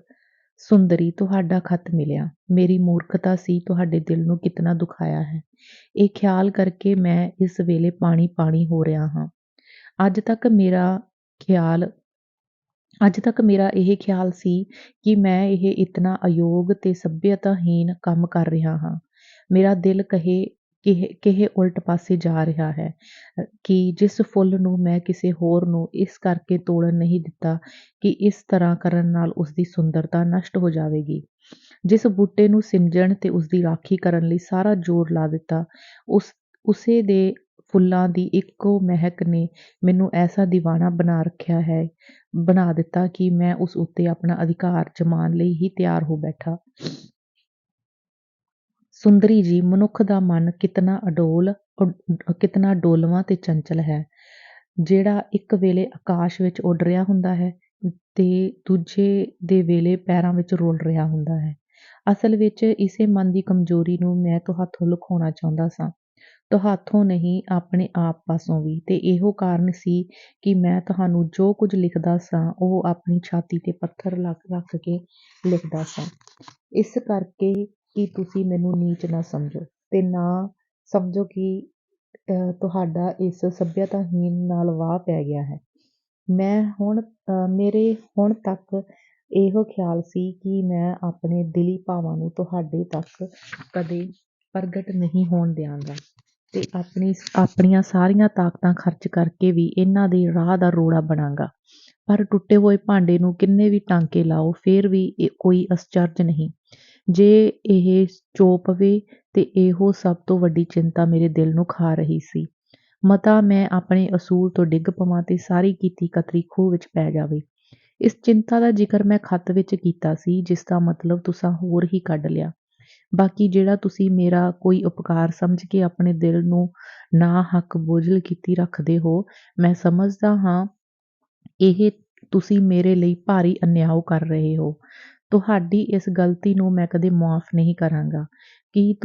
ਕੀ ਮੈਂ ਤੁਹਾਡੇ ਲਈ ਜੋ ਕੁਝ ਕੀਤਾ ਹੈ ਉਹ ਮਨੁੱਖੀ ਫਰਜ਼ ਨਾਲੋਂ ਕੁਝ ਵਧੀਕ ਸੀ? ਪਰ ਸੁੰਦਰੀ ਜੀ, ਹੁਣ ਜਦ ਮੈਂ ਵੇਖਦਾ ਹਾਂ ਕਿ ਜਿਸ ਚੀਜ਼ ਨੂੰ ਪ੍ਰਾਪਤ ਕਰਨ ਲਈ ਮੈਂ ਬਹਿਬਲ ਹੋ ਰਿਹਾ ਹਾਂ, ਉਹ ਚੀਜ਼ ਆਪਣੇ ਆਪ ਹੀ ਮੇਰੇ ਵੱਲ ਖਿੱਚਦੀ ਆ ਰਹੀ ਹੈ। ਇਹੋ ਹੀ ਨਹੀਂ ਬਲਕਿ ਮੇਰੇ ਪਛਾਂਹ ਹਟਣ ਦੇ ਸੱਚੇ ਜਾਂ ਝੂਠੇ ਖਿਆਲ ਨਾਲ ਹੀ ਉਸਦੇ ਸੁੱਖਾਂ ਦੇ ਨਸ਼ਟ ਹੋ ਜਾਣ ਦਾ ਖਤਰਾ ਹੈ, ਤਾਂ ਮੈਂ ਕਿਉਂ ਨਾ ਤੁਹਾਡੇ ਅੱਗੇ ਆਪਣੇ ਆਪ ਨੂੰ ਅਸਲੀ ਰੂਪ ਵਿੱਚ ਪ੍ਰਗਟ ਕਰਾਂ। ਸੁੰਦਰੀ ਜੀ, ਤੁਹਾਡੇ ਸੰਸਾਰਕ ਗੁਣਾਂ ਨੇ ਤਾਂ ਮੇਰੇ ਦਿਲ ਵਿੱਚ ਉਸੇ ਦਿਨ ਤੋਂ ਘਰ ਕਰ ਲਿਆ ਸੀ ਜਿਸ ਦਿਨ ਗੁਰਦੁਆਰੇ ਤੋਂ ਬਾਹਰ ਮੈਂ ਤੁਹਾਨੂੰ ਜ਼ਮੀਨ ਤੇ ਅੱਖਰ ਲਿਖਦਿਆਂ ਵੇਖਿਆ ਸੀ। ਪਰ ਹੁਣ ਤਾਂ ਤੁਹਾਡੀ ਆਤਮਿਕ ਉੱਚਤਾ ਦੇ ਵੀ ਸਾਰੇ ਗੁਣ ਇੱਕ-ਇੱਕ ਕਰਕੇ ਮੇਰੇ ਦਿਲ ਨੂੰ ਆਪਣਾ ਘਰ ਬਣਾ ਚੁੱਕੇ ਹਨ। ਸੋ ਹੁਣ ਮੈਂ ਕੋਸ਼ਿਸ਼ ਕਰਨ ਤੇ ਵੀ ਤੁਹਾਤੋਂ ਦੂਰ ਨਹੀਂ ਰਹਿ ਸਕਦਾ। ਪਰ ਇਹ ਕੁਝ ਹੁੰਦਿਆਂ ਵੀ ਇੱਕ ਅਜੀਬ ਰੁਕਾਵਟ ਸਾਡੇ ਦੋਹਾਂ ਦੇ ਰਸਤੇ ਵਿੱਚ ਹੈ, ਜਿਸ ਦਾ ਖਿਆਲ ਕਰਕੇ ਮੈਂ ਸੋਚਦਾ ਹਾਂ ਕਿ ਕੁਦਰਤ ਨੇ ਸਾਡਾ ਸੰਜੋਗ ਨਹੀਂ ਬਣਾਇਆ। ਸਾਨੂੰ ਹਮੇਸ਼ਾ ਇੱਕ ਦੂਜੇ ਤੋਂ ਵੱਖ ਹੀ ਰਹਿਣਾ ਪਵੇਗਾ। ਕੀ ਚੰਗਾ ਨਾ ਹੋਵੇ ਜੇ ਅਸੀਂ ਇਸ ਰਸਤੇ ਵਿੱਚ ਅਗਾਂਹ ਵਧਣ ਦੀ ਥਾਂ ਹੁਣ ਤੋਂ ਹੀ ਪਿਛਾਂਹ ਹਟਣ ਦਾ ਯਤਨ ਕਰੀਏ। ਤੁਹਾਡਾ ਬਚਨ ਸਿੰਘ। 5ਵੀਂ ਚਿੱਠੀ। ਕੰਨਿਆ ਆਸ਼ਰਮ, ਲਾਹੌਰ। ਮੇਰੇ ਪ੍ਰਾਣ ਧਨ, ਤੁਹਾਡੇ ਸਾਥ ਨੇ ਇਸ ਜੀਵਨ ਨੂੰ ਇੱਕ ਨਵੇਂ ਸੱਚੇ ਵਿੱਚ ਢਾਲ ਦਿੱਤਾ। ਜੋ ਕੁਝ ਐਤਕੀ ਤੁਸੀਂ ਲਿਖਿਆ ਹੈ, ਠੀਕ ਇਸੇ ਤਰ੍ਹਾਂ ਦਾ ਹੀ ਮਜ਼ਮੂਨ ਆਪਣੇ ਖੱਤ ਵਿੱਚ ਕੱਲ੍ਹ ਸ਼ਾਮ ਨੂੰ ਤੁਹਾਨੂੰ ਲਿਖਿਆ ਸੀ। ਮੇਰਾ ਖਿਆਲ ਹੈ ਜਿਸ ਵੇਲੇ ਤੁਸੀਂ ਇਹ ਖੱਤ ਲਿਖ ਰਹੇ ਹੋਵੋਗੇ, ਐਨ ਉਸ ਵੇਲੇ ਮੈਂ ਵੀ ਇਹੋ ਕੁਝ ਲਿਖ ਰਹੀ ਸਾਂ। ਜਿਸ ਵੇਲੇ ਤੁਹਾਡੇ ਦਿਲ ਦਾ ਸ਼ੀਸ਼ਾ ਆਪਣੇ ਅਸਲੀ ਰੰਗ ਵਿੱਚ ਪ੍ਰਗਟ ਹੋ ਕੇ ਕਾਗਜ਼ ਉੱਤੇ ਆਪਣੀਆਂ ਛੁਆਵਾਂ ਪਾ ਰਿਹਾ ਹੋਵੇਗਾ, ਉਸੇ ਵੇਲੇ ਮੇਰੇ ਦਿਲ ਦੀ ਨਦੀ ਦਾ ਬੰਨ੍ਹ ਟੁੱਟ ਰਿਹਾ ਸੀ। ਸਭ ਸ਼ੰਕਾਵਾਂ, ਸਾਰੀਆਂ ਚੰਚਲਤਾਵਾਂ ਤੇ ਹਰ ਇੱਕ ਉਕਤੀ ਜੁਕਤੀ ਉਸ ਵਿੱਚ ਰੁੜ ਰਹੀ ਸੀ। ਬਾਕੀ ਰਹਿ ਗਿਆ ਸੀ ਮਨ ਦਾ ਨਿਰੋਲ ਤੇ ਅਸਲੀ ਭਾਵ। ਮੈਂ ਤੁਹਾਨੂੰ ਕੀ ਲਿਖ ਰਹੀ ਸਾਂ ਸੁਣਨਾ ਚਾਹੁੰਦੇ ਹੋ ਤਾਂ ਲਓ ਮੈਂ ਦੱਸਦੀ ਹਾਂ। ਮੈਂ ਲਿਖ ਰਹੀ ਸਾਂ ਤੇ ਖੱਤ ਦਾ ਉੱਤਰ ਉਡੀਕਣ ਤੋਂ ਪਹਿਲਾਂ ਲਿਖ ਰਹੀ ਸਾਂ, ਮੇਰੇ ਸਰਬੰਸ, ਮੈਂ ਨਹੀਂ ਜਰ ਸਕਦੀ ਕਿ ਤੁਹਾਡੇ ਨਾਲ ਠੱਗੀ ਕਰਾਂ। ਦਿਲ ਵਿੱਚ ਕੁਝ ਹੋਵੇ ਤੇ ਉੱਤੋਂ ਕੁਝ ਬਣ ਕੇ ਦੱਸਾਂ, ਇਹ ਮੈਂ ਪਾਪ ਕਰ ਰਹੀ ਸਾਂ, ਪਰ ਹੁਣ ਨਹੀਂ ਕਰਾਂਗੀ। ਸੰਸਾਰ ਵਿੱਚ ਇੱਕ ਤੁਸੀਂ ਹੋ ਜਿਸ ਨੂੰ ਮੇਰੇ ਦਿਲ ਨੇ ਪਿਆਰ ਕੀਤਾ ਹੈ। ਕਦੋਂ ਇਸ ਦਾ ਮੁੱਢ ਬੱਝਾ ਇਸ ਦਾ ਮੈਨੂੰ ਪਤਾ ਨਹੀਂ, ਪਰ ਇਤਨਾ ਜਾਣਦੀ ਹਾਂ ਕਿ ਇਸ ਦਿਲ ਵਿੱਚ ਹੁਣ ਕਿਸੇ ਹੋਰ ਲਈ ਥਾਂ ਨਹੀਂ, ਨਾ ਹੀ ਕਦੀ ਇਸ ਜਨਮ ਵਿੱਚ ਹੋਵੇਗੀ। ਪਰ ਮੈਂ ਪਹਾੜ ਦੀ ਜਿਸ ਚੋਟੀ ਤੇ ਚੜ੍ਹਨ ਵਾਸਤੇ ਲਿਲਕੜੀਆਂ ਲੈ ਰਹੀ ਹਾਂ, ਉੱਥੇ ਤੱਕ ਮੇਰੀ ਪਹੁੰਚ ਵੀ ਹੈ। ਇਸ ਗੱਲ ਨੂੰ ਵੀ ਮੈਂ ਚੰਗੀ ਤਰ੍ਹਾਂ ਜਾਣਦੀ ਹਾਂ ਤੇ ਇਹ ਵੀ ਜਾਣਦੀ ਹਾਂ ਕਿ ਉੱਥੇ ਪਹੁੰਚਣਾ ਤਾਂ ਕਿਤੇ ਰਿਹਾ, ਪਹੁੰਚਣ ਦਾ ਖਿਆਲ ਕਰਨਾ ਵੀ ਮੇਰੇ ਲਈ ਅਣਹੋਣੀ ਗੱਲ ਹੈ। ਪਰ ਇਹ ਕੁਝ ਜਾਣਦਿਆਂ ਵੀ ਮੈਂ ਨਿਰਾਸ਼ ਨਹੀਂ। ਮੈਨੂੰ ਹੌਸਲਾ ਹੈ ਕਿ ਜਿੱਥੇ ਮੇਰਾ ਦਿਲ ਪਹੁੰਚ ਚੁੱਕਾ ਹੈ, ਜਿੱਥੇ ਮੇਰੇ ਹਰ ਇੱਕ ਸੁਫਰਨੇ ਦਾ, ਮੇਰੀ ਹਰ ਇੱਕ ਭਾਵਨਾ ਦਾ, ਮੇਰੇ ਹਰ ਇੱਕ ਸਵਾਸ ਦਾ ਕੇਂਦਰ ਹੈ, ਉੱਥੇ ਜੇ ਮੇਰਾ ਸਰੀਰ ਨਾ ਪਹੁੰਚੇ ਤਾਂ ਬੇਸ਼ੱਕ ਨਾ ਪਹੁੰਚੇ। ਮੈਂ ਸਰੀਰਕ ਦੂਰੀ ਤੇ ਬੈਠੀ ਵੀ ਕੇਵਲ ਉਸ ਚੰਦਨਵਾੜੀ ਦੀ ਵਾਸ਼ਨਾ ਨਾਲ ਹੀ ਆਪਣੇ ਆਪ ਨੂੰ ਚੰਦਨ ਬਣਾ ਸਕਦੀ ਹਾਂ। ਇਹ ਹੈ ਮੇਰੀ ਉਸ ਚਿੱਠੀ ਦਾ ਸਾਰ। ਕੀ ਕਿਹਾ ਜੇ ਸਾਡੇ ਵਿਚਕਾਰ ਰੁਕਾਵਟ? ਨਹੀਂ ਪ੍ਰੀਤਮ, ਮੈਂ ਇਸ ਗੱਲ ਨੂੰ ਨਹੀਂ ਮੰਨਦੀ। ਰੁਕਾਵਟ ਇਹੋ ਨਾ ਕਿ ਵਿਆਹ।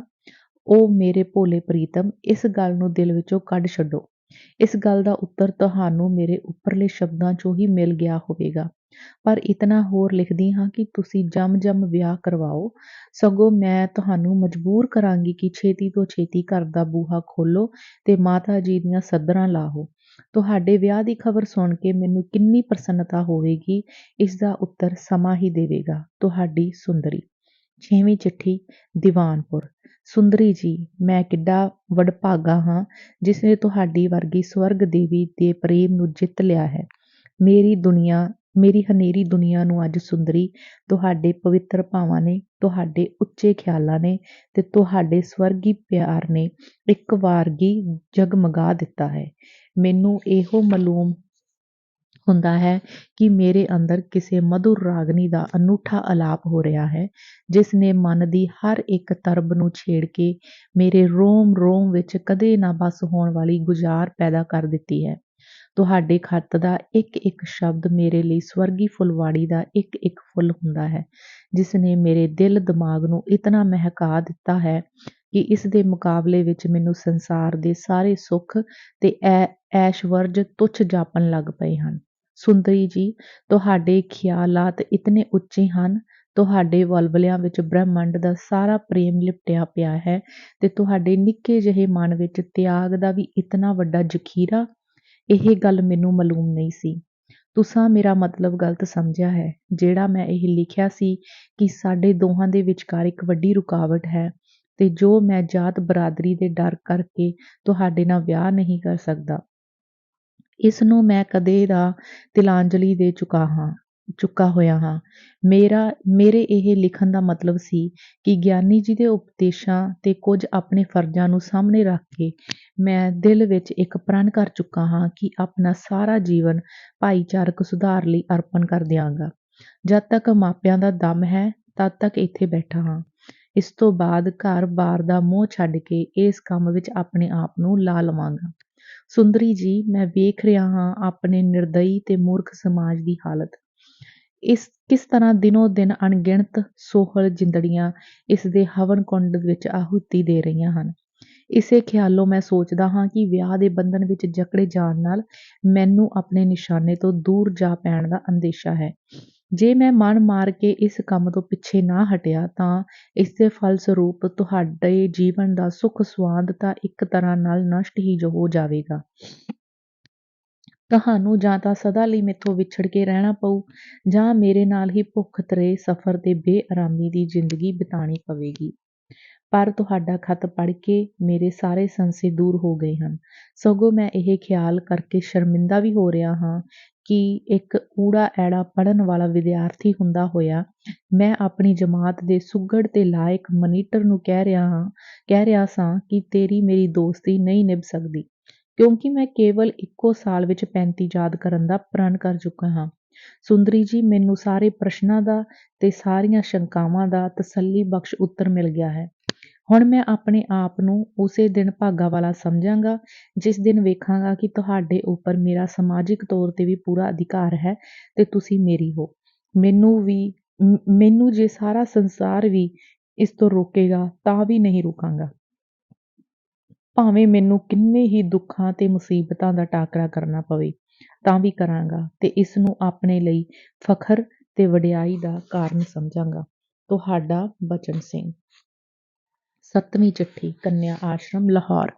ਜੀਵਨ ਆਧਾਰ। ਮੇਰੇ ਜੀਵਨ ਸਰੋਤ ਦਾ ਪ੍ਰਵਾਹ ਜਿਉਂ-ਜਿਉਂ ਤੁਹਾਡੇ ਵੱਲ ਵੱਧਦਾ ਜਾਂਦਾ ਹੈ, ਤਿਉਂ-ਤਿਉਂ ਇਹ ਮਾਲੂਮ ਹੁੰਦਾ ਹੈ ਕਿ ਮੈਂ ਕਿਸੇ ਸਵਰਗੀ ਰਾਜ ਦੇ ਨੇੜੇ ਪਹੁੰਚਦੀ ਜਾਂਦੀ ਹਾਂ। ਹਿਰਦੇ ਵਿੱਚ ਪ੍ਰੇਮ ਦੇ ਨਵੇਂ ਝਰਨੇ ਉੱਭਰਦੇ ਆ ਰਹੇ ਹਨ। ਅਸੀਂ ਜਿੰਨਾ ਇਹਨਾਂ ਵਿਸ਼ਿਆਂ ਵੱਲ ਸ਼ੰਕਾ ਭਰੀ ਨਜ਼ਰ ਨਾਲ ਤੱਕਦੇ ਹੋਏ ਇੱਕ ਦੂਜੇ ਪਾਸੋਂ ਇਸ ਦਾ ਉੱਤਰ ਮੰਗਦੇ ਹਾਂ, ਅੰਤ ਵਿੱਚ ਉਹਨਾਂ ਹੀ ਵਿਸ਼ਿਆਂ ਸੰਬੰਧੀ ਅਸੀਂ ਇਸ ਸਿੱਟੇ ਤੇ ਪੁੱਜ ਜਾਂਦੇ ਹਾਂ ਕਿ ਸ਼ੰਕਾ ਤੋਂ ਉੱਤੋਂ ਸ਼ੰਕਾ ਦਿਸਦਾ ਹੈ। ਅਸਲ ਵਿੱਚ ਦੋਹਾਂ ਦਿਲਾਂ ਦੀ ਉਹ ਸਦਰ ਹੈ, ਉਹ ਉਮੰਗ ਹੈ ਜਿਸ ਦਾ ਇਸ ਸੰਸਾਰ ਵਿੱਚ ਕੋਈ ਟਾਕਰਾ ਹੀ ਨਹੀਂ। ਮੇਰੇ ਜੀਵਨ ਸਰਬੰਸ ਤੁਹਾਡੀ ਉਦਾਰਤਾ ਨੇ ਮੇਰੀਆਂ ਆਸਾਂ ਉਮੀਦਾਂ ਨਾਲੋਂ ਹਜ਼ਾਰਾਂ ਗੁਣਾ ਵਧੇਕ ਮੈਨੂੰ ਸੁਖੀ ਤੇ ਵਡਭਾਗਨ ਬਣਾ ਦਿੱਤਾ ਹੈ। ਤੇ ਖੁਸ਼ੀ, ਇਸ ਦਾ ਮੈਂ ਤੁਹਾਡੇ ਅੱਗੇ ਕੀ ਵਰਣਨ ਕਰਾਂ। ਕਹਿੰਦੇ ਹਨ ਹੱਦ ਤੋਂ ਅਗਾਂਹ ਜਾ ਕੇ ਹਰ ਇੱਕ ਚੀਜ਼ ਆਪਣੀ ਜੋਬਨ ਤੋਂ, ਆਪਣੀ ਉਚਾਈ ਤੋਂ ਪਿਛਾਂਹ ਮੁੜਨੀ ਸ਼ੁਰੂ ਹੋ ਜਾਂਦੀ ਹੈ। ਕਹਿੰਦੇ ਨੇ ਕੋਈ ਆਦਮੀ ਜੇ ਅੰਨ੍ਹੇਵਾਹ ਹੱਸਦਾ ਜਾਏ ਤਾਂ ਅਖੀਰ ਉਸ ਦਾ ਹਾਸਾ ਰੋਣ 'ਚ ਬਦਲ ਜਾਂਦਾ ਹੈ। ਉਸ ਦੀਆਂ ਅੱਖੀਆਂ 'ਚ ਅੱਥਰੂ ਉਤਰ ਆਉਂਦੇ ਹਨ। ਜੇ ਇਸ ਵਿੱਚ ਕੁਝ ਸੱਚਾਈ ਹੈ ਤਾਂ ਇਸ ਦਾ ਖਿਆਲ ਕਰਕੇ ਦਿਲ ਦਹਿਲ ਜਾਂਦਾ ਹੈ। ਡਰ ਨਾਲ ਸਹਿਮ ਕੇ ਮੈਂ ਬੜਬੜਾ ਉੱਠਦੀ ਹਾਂ ਤੇ ਮੇਰੇ ਅੰਦਰ ਬਾਹਰ ਕਾਂਬਾ ਛਿੜ ਜਾਂਦਾ ਹੈ। ਮੈਂ ਵੇਖ ਰਹੀ ਹਾਂ ਜੋ ਮੇਰੀਆਂ ਖੁਸ਼ੀਆਂ ਤੇ ਮੇਰੇ ਮਨਾਂ ਦੀਆਂ ਰੀਝਾਂ ਦੀ ਪੂਰਤੀ ਹੁਣ ਉੜਕ ਦੇ ਬੰਨੇ ਤੇ ਜਾ ਪੁੱਜੀ ਹੈ। ਇਤਨੀ ਵਧੀਕ ਕਿ ਜਿਸ ਦੇ ਸੰਭਾਲਣ ਲਈ ਮੇਰੇ ਦਿਲ ਵਿੱਚ ਥਾਂ ਨਹੀਂ ਲੱਭਦਾ ਤੇ ਉਹ ਇਸ ਤਰ੍ਹਾਂ ਫੁੱਟ-ਫੁੱਟ ਕੇ ਬਾਹਰ ਨਿਕਲ ਰਹੀ ਹੈ ਚੀਕਣ ਭਰੇ ਹੋਏ ਘੜੇ ਵਿੱਚੋਂ ਹੋਰ ਪਾਣੀ ਪਾਣ ਨਾਲ ਉੱਤੋਂ ਦੀ ਡੁੱਲਣ ਲੱਗ ਪੈਂਦਾ ਹੈ। ਪ੍ਰੀਤਮ, ਇੱਥੇ ਪਹੁੰਚ ਕੇ ਪਤਾ ਨਹੀਂ ਕਿੱਥੋਂ ਨਿਕਲ ਕੇ ਕੋਈ ਬਾਰੀਕ ਜਿਹੀ ਚਿੰਤਾ ਮੇਰੇ ਦੁਆਲੇ ਪੋਚਾ ਫੇਰ ਦਿੰਦੀ ਹੈ ਤੇ ਮੈਂ ਬੇਚੈਨ ਹੋ ਜਾਂਦੀ ਹਾਂ। ਚਿੰਤਾ ਵੱਧਦੀ ਕਿਸੇ ਵੇਲੇ ਇਤਨੀ ਡਰਾਉਣੀ ਸ਼ਕਲ ਬਣਾ ਕੇ ਮੇਰੇ ਸਾਹਮਣੇ ਖੜੋ ਜਾਂਦੀ ਹੈ ਕਿ ਮੇਰੇ ਹਿਰਦੇ ਵਿਚਲਾ ਸੁੱਖ ਤੇ ਖੁਸ਼ੀਆਂ ਦਾ ਭੰਡਾਰ ਇਸਦੀ ਤਹਿ ਥੱਲੇ ਉੱਕਾ ਹੀ ਦੱਬਿਆ ਜਾਂਦਾ ਹੈ। ਮੇਰਾ ਚੰਚਲ ਮਨ ਤਰ੍ਹਾਂ ਤਰ੍ਹਾਂ ਦੀਆਂ ਦਲੀਲਾਂ ਘੜਨ ਵਿੱਚ ਰੁੱਝ ਜਾਂਦਾ ਹੈ। ਉਹ ਕਹਿੰਦਾ ਹੈ, ਅੰਮ੍ਰਿਤ ਵੇਲੇ ਦੀ ਠੰਡੀ ਹਵਾ ਜਦ ਬਾਗ ਦੀਆਂ ਕਲੀਆਂ ਨੂੰ ਨੀਵੀਂ ਪਾਈ ਆਪਣੇ ਵੱਲ ਮੁਸਕਰਾਉਂਦਿਆਂ ਤੇ ਲਪਟਾਂ ਛੱਡਦਿਆਂ ਤੱਕਦੀ ਹੈ ਤਾਂ ਪ੍ਰੇਮ ਦੀ ਮਸਤੀ ਵਿੱਚ ਆ ਕੇ ਹਵਾ ਆਪਣੇ ਆਪ ਨੂੰ ਭੁੱਲ ਜਾਂਦੀ ਹੈ ਤੇ ਕਲੀਆਂ ਨਾਲ ਛੇੜਛਾੜ ਕਰਨ ਵਿੱਚ ਹੀ ਰੁੱਝ ਜਾਂਦੀ ਹੈ। ਇਸ ਪ੍ਰੇਮ ਕਲੋਲ ਦੇ ਅਨੂਠੇ ਰਸ ਨੂੰ ਕਲੀਆਂ ਦਾ ਨਾਜ਼ੁਕ ਦਿਲ ਪਚਾ ਨਹੀਂ ਸਕਦਾ ਤੇ ਉਹ ਖੁਸ਼ੀ ਤੇ ਉਨਮਾਦ ਵਿੱਚ ਆ ਕੇ ਆਪਣੇ ਆਪ ਤੋਂ ਬਾਹਰ ਹੋ ਜਾਂਦੀ ਹੈ। ਉਸਦੇ ਖੁੱਲ੍ਹਣ ਦੀ ਦੇਰ ਹੁੰਦੀ ਹੈ ਕਿ ਮਦਮਤੀ ਹਵਾ ਦਾ ਪ੍ਰੇਮ ਉਸਦੀਆਂ ਕੋਮਲ ਪੰਖੜੀਆਂ ਨੂੰ ਖੇਰੂ-ਖੇਰੂ ਕਰ ਦਿੰਦਾ ਹੈ ਤੇ ਉਸਦੇ ਜੀਵਨ ਦਾ ਅੰਤ ਹੋ ਜਾਂਦਾ ਹੈ। ਮੇਰੇ ਪ੍ਰਾਣ ਆਧਾਰ, ਮੈਨੂੰ ਬਚਾ ਲਓ ਇਸ ਖਿਆਲੀ ਚਿੰਤਾ ਦੇ ਪੰਜੇ ਚੋਂ। ਮੈਨੂੰ ਆਪਣੇ ਆਪ ਵਿੱਚ ਲੁਕਾ ਲਓ ਤੇ ਅਜਿਹੀ ਥਾਂ ਤੇ ਲੁਕਾ ਰੱਖੋ ਜਿੱਥੇ ਇਹੋ ਜਿਹੇ ਚੰਦਰੇ ਖਿਆਲ ਮੇਰੇ ਲਾਗੇ ਨਾ ਫਟਕ ਸਕਣ। ਪਤਾ ਨਹੀਂ ਰਿਹਾ ਜੋ ਖੱਤ ਵਿੱਚ ਕੀ ਲਿਖਣ ਲੱਗੀ ਸਾਂ ਤੇ ਕੀ ਲਿਖ ਗਈ ਹਾਂ। ਇਹੋ ਮਾਲੂਮ ਹੁੰਦਾ ਹੈ ਕਿ ਲਿਖਣ ਲਈ ਹੁਣ ਕੋਈ ਗੱਲ ਬਾਕੀ ਨਹੀਂ ਰਹੀ ਜਾਂ ਇਤਨਾ ਕੁਝ ਬਾਕੀ ਹੈ ਕਿ ਜਿਸ ਨੂੰ ਸਾਰੀ ਉਮਰ ਲਿਖਦੀ ਰਹਾਂ ਤਾਂ ਸ਼ਾਇਦ ਨਾ ਮੁੱਕੇ। ਜੋ ਲਿਖਣ ਲੱਗਦੀ ਹਾਂ ਉਸ ਨੂੰ ਲਿਖਣ ਤੋਂ ਪਹਿਲਾਂ ਹੀ ਤੁਹਾਡੇ ਅੰਦਰ ਚਮਕਦਾ ਵੇਖਦੀ ਹਾਂ। ਫਿਰ ਦੱਸੀ ਹੋਈ ਗੱਲ ਨੂੰ ਕੀ ਦੱਸਾਂ। ਪ੍ਰੀਤਮ, ਵਿਆਹ ਦਾ ਜ਼ਿਕਰ ਘੜੀ ਮੁੜੀ ਕਿਉਂ ਕਰਦੇ ਹੋ? ਲੋਕੀ ਕਹਿੰਦੇ ਨੇ ਵਿਆਹ ਹੀ ਇੱਕ ਐਸੀ ਚੀਜ਼ ਹੈ ਜਿਹੜੀ ਮਨੁੱਖੀ ਜੀਵਨ ਨੂੰ ਸੁਖੀ ਤੇ ਸਵਰਗੀ ਬਣਾ ਸਕਦੀ ਹੈ।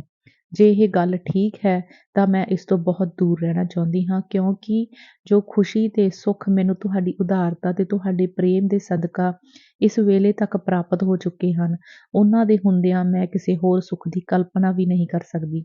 ਪ੍ਰਾਪਤ ਕਰਨ ਦੀ ਖਾਹਿਸ਼ ਤਾਂ ਕਿਤੇ ਰਹੀ, ਜਿਹਾ ਕਿ ਉੱਪਰ ਦੱਸ ਆਈ ਹਾਂ, ਇੱਥੇ ਹੋਰ ਥਾਂ ਹੀ ਨਹੀਂ। ਤੁਸੀਂ ਆਪਣੇ ਜੀਵਨ ਨੂੰ ਜਿਸ ਸੱਚੇ ਵਿੱਚ ਢਾਲਣ ਦਾ ਖਿਆਲ ਪ੍ਰਗਟ ਕੀਤਾ ਹੈ, ਮੇਰੇ ਹੁੰਦਿਆਂ ਪ੍ਰੀਤਮ, ਇਕੱਲੇ ਹੀ ਇਸ ਪੈਂਡੇ ਤੇ ਨਹੀਂ ਪੈ ਸਕਦੇ, ਇੱਕ ਕਦਮ ਵੀ ਨਹੀਂ ਪੁੱਟ ਸਕਦੇ। ਓਹ, ਕਿਤਨੀ ਉਦਾਰਤਾ, ਕਿਤਨੀ ਦ੍ਰਿੜਤਾ ਹੈ। ਜਿਸ ਸਮਾਜ ਨੇ ਤੁਹਾਨੂੰ ਇਸ ਹਾਲਤ ਤੱਕ ਪਹੁੰਚਾਇਆ ਹੈ, ਉਸ ਲਈ ਅਜੇ ਤੱਕ ਤੁਹਾਡੇ ਦਿਲ ਵਿੱਚ ਦਇਆ ਭਾਵ ਹੈ। ਤੁਸੀਂ ਪਿਛਲੇ ਜਨਮ ਦੇ ਕੋਈ ਤਪੱਸਵੀ ਮਾਲੂਮ ਹੁੰਦੇ ਹੋ। ਜਾਣਦੇ ਹੋ ਇਸ ਸੰਬੰਧੀ ਮੇਰਾ ਕੀ ਖਿਆਲ ਰਿਹਾ ਹੈ, ਜਿਸ ਨੂੰ ਤੁਹਾਡੀਆਂ ਦੋਹਾਂ ਸਤਰਾਂ ਨੇ ਹੀ ਪਲਟ ਕੇ ਰੱਖ ਦਿੱਤਾ। ਸੁਣੋ, ਮੈਂ ਆਪਣੇ ਦਿਲ ਵਿੱਚ ਇੱਕ ਗੁਪਤ ਜ਼ਹਿਰ ਦਬਾਈ ਬੈਠੀ ਸਾਂ ਕਿ ਇਸ ਭਾਈਚਾਰੇ ਤੋਂ ਜਿਸ ਨੇ ਮੇਰੇ ਦਿਲ ਦੇ ਮਾਲਕ ਨਾਲ ਉਸ ਦੇ ਬੇਦੋਸ਼ ਹੁੰਦਿਆਂ ਹੋਇਆਂ ਇਹ ਅਤਿਆਚਾਰ ਕੀਤੇ ਸਨ, ਉਹ ਬਦਲਾ ਲਵਾਂਗੀ। ਉਹ ਇਸ ਦੇ ਦੁਬਾਜਰੇ ਤੇ ਪਖੰਡੀ ਆਗੂਆਂ ਨੂੰ ਉਹ ਨੱਕ ਨਾਲ ਚਣੇ ਚਬਾਵਾਂਗੀ ਕਿ ਇੱਕ ਦੁਨੀਆ ਯਾਦ ਰੱਖੇ ਤੇ ਅਜਿਹਾ ਕਰਨ ਲਈ ਤੁਹਾਨੂੰ ਵੀ ਕਹਾਂਗੀ। ਪਰ ਹੁਣ ਮੇਰੇ ਪ੍ਰੀਤਮ, ਮੇਰਾ ਜੀਵਨ ਤੁਹਾਡੇ ਵਿੱਚ ਅਭੇਦ ਹੋ ਚੁੱਕਾ ਹੈ। ਇਸ ਨੂੰ ਜਿਸ ਪਾਸੇ ਤੁਸੀਂ ਲਾਓਗੇ ਉਸ ਪਾਸੇ ਲੱਗਾਂਗੀ। ਹਾਂ, ਇੱਕ ਵਾਰੀ ਫੇਰ ਬੇਨਤੀ ਕਰਦੀ ਹਾਂ ਕਿ ਜਿਸ ਬਿਖੜੇ ਬੰਧ ਵਿੱਚ ਤੁਸੀਂ ਪੈਣ ਵਾਲੇ ਹੋ ਉਸ ਵਿੱਚ ਇਕੱਲੇ ਨਾ ਪੈਣਾ। ਮੈਨੂੰ ਵੀ ਭਾਈਵਾਲ ਬਣਾ ਲੈਣਾ। ਤੁਸੀਂ ਵੇਖੋਗੇ ਮੈਂ ਤੁਹਾਡੀ ਰਾਹ ਦਾ ਰੋੜਾ ਨਹੀਂ ਬਣਾਂਗੀ, ਇਸ ਗੱਲ ਦੀ ਸ਼ੰਕਾ ਨਾ ਕਰਨਾ। ਹਾਂ, ਵਿਆਹ ਬਾਬਤ ਫੇਰ ਲਿਖਦਿਆਂ ਕਿ ਇਸ ਦਾ ਖਿਆਲ ਅਜੇ ਦਿਲ ਵਿੱਚੋਂ ਕੱਢ ਛੱਡਣਾ। ਅਸਾਂ ਇਸ ਦਾ ਮੁੱਲ ਚੁਕਾਣਾ ਹੈ। ਕੁਝ ਚਿਰ ਤਪੱਸਿਆ ਕਰਨੀ ਹੈ ਤੇ ਫੇਰ ਅਸੀਂ ਸਦਾ ਲਈ ਇੱਕ ਹੋਵਾਂਗੇ। ਪ੍ਰਲੋ ਕਾਲ ਤੱਕ ਤੇ ਉਸ ਤੋਂ ਮਗਰੋਂ ਵੀ ਇੱਕ ਹੀ ਰਹਾਂਗੇ। ਇਸ ਤੋਂ ਛੁੱਟ ਇਹ ਵੀ ਦੱਸ ਦਿਆਂ ਕਿ ਮੇਰੀ ਉੱਪਰਲੀ ਸ਼ੰਕਾ ਨੂੰ ਵੀ ਉੱਕਾ ਨਿਰਮੂਲ ਨਾ ਸਮਝਣਾ। ਇਤਨੀਆਂ ਖੁਸ਼ੀਆਂ ਨੂੰ ਇੱਕ ਵਾਰਗੀ ਹੀ ਨਾ ਅਸੀਂ ਤੇ ਨਾ ਹੀ ਕੋਈ ਹੋਰ ਪਚਾ ਸਕਦਾ ਹੈ। ਤੁਹਾਡੀ ਸੁੰਦਰੀ। 8ਵੀਂ ਚਿੱਠੀ। ਦੀਵਾਨਪੁਰ। ਸੁੰਦਰੀ ਜੀ, ਅੱਜ ਮੈਂ ਤੁਹਾਨੂੰ ਜਿਸ ਦੁਖਦਾਈ ਘਟਨਾ ਦਾ ਹਾਲ ਲਿਖਣ ਲੱਗਾ ਹਾਂ, ਇਸ ਨੂੰ ਪੜ੍ਹ ਕੇ ਦਿਲ ਦੀ ਸੱਟ ਨੂੰ ਤੁਸੀਂ ਕਿਸ ਤਰ੍ਹਾਂ ਸਹਾਰੋਗੇ, ਇਹ ਸੋਚ ਕੇ ਮੇਰਾ ਦਿਲ ਗੋਤਿਆਂ ਵਿੱਚ ਪੈ ਜਾਂਦਾ ਹੈ। ਲਿਖਦਿਆਂ ਹੱਥ ਕੰਬ ਰਿਹਾ ਹੈ। ਚੰਗਾ ਹੁੰਦਾ ਜੋ ਇਹ ਭੈੜੀ ਖਬਰ ਤੁਹਾਨੂੰ ਕੋਈ ਹੋਰ ਹੀ ਸੁਣਾਉਂਦਾ। ਪਰ ਖੋਟੇ ਭਾਗਾਂ ਨੂੰ ਇਹ ਕੰਮ ਮੇਰੇ ਹੀ ਸਪੁਰਦ ਹੈ।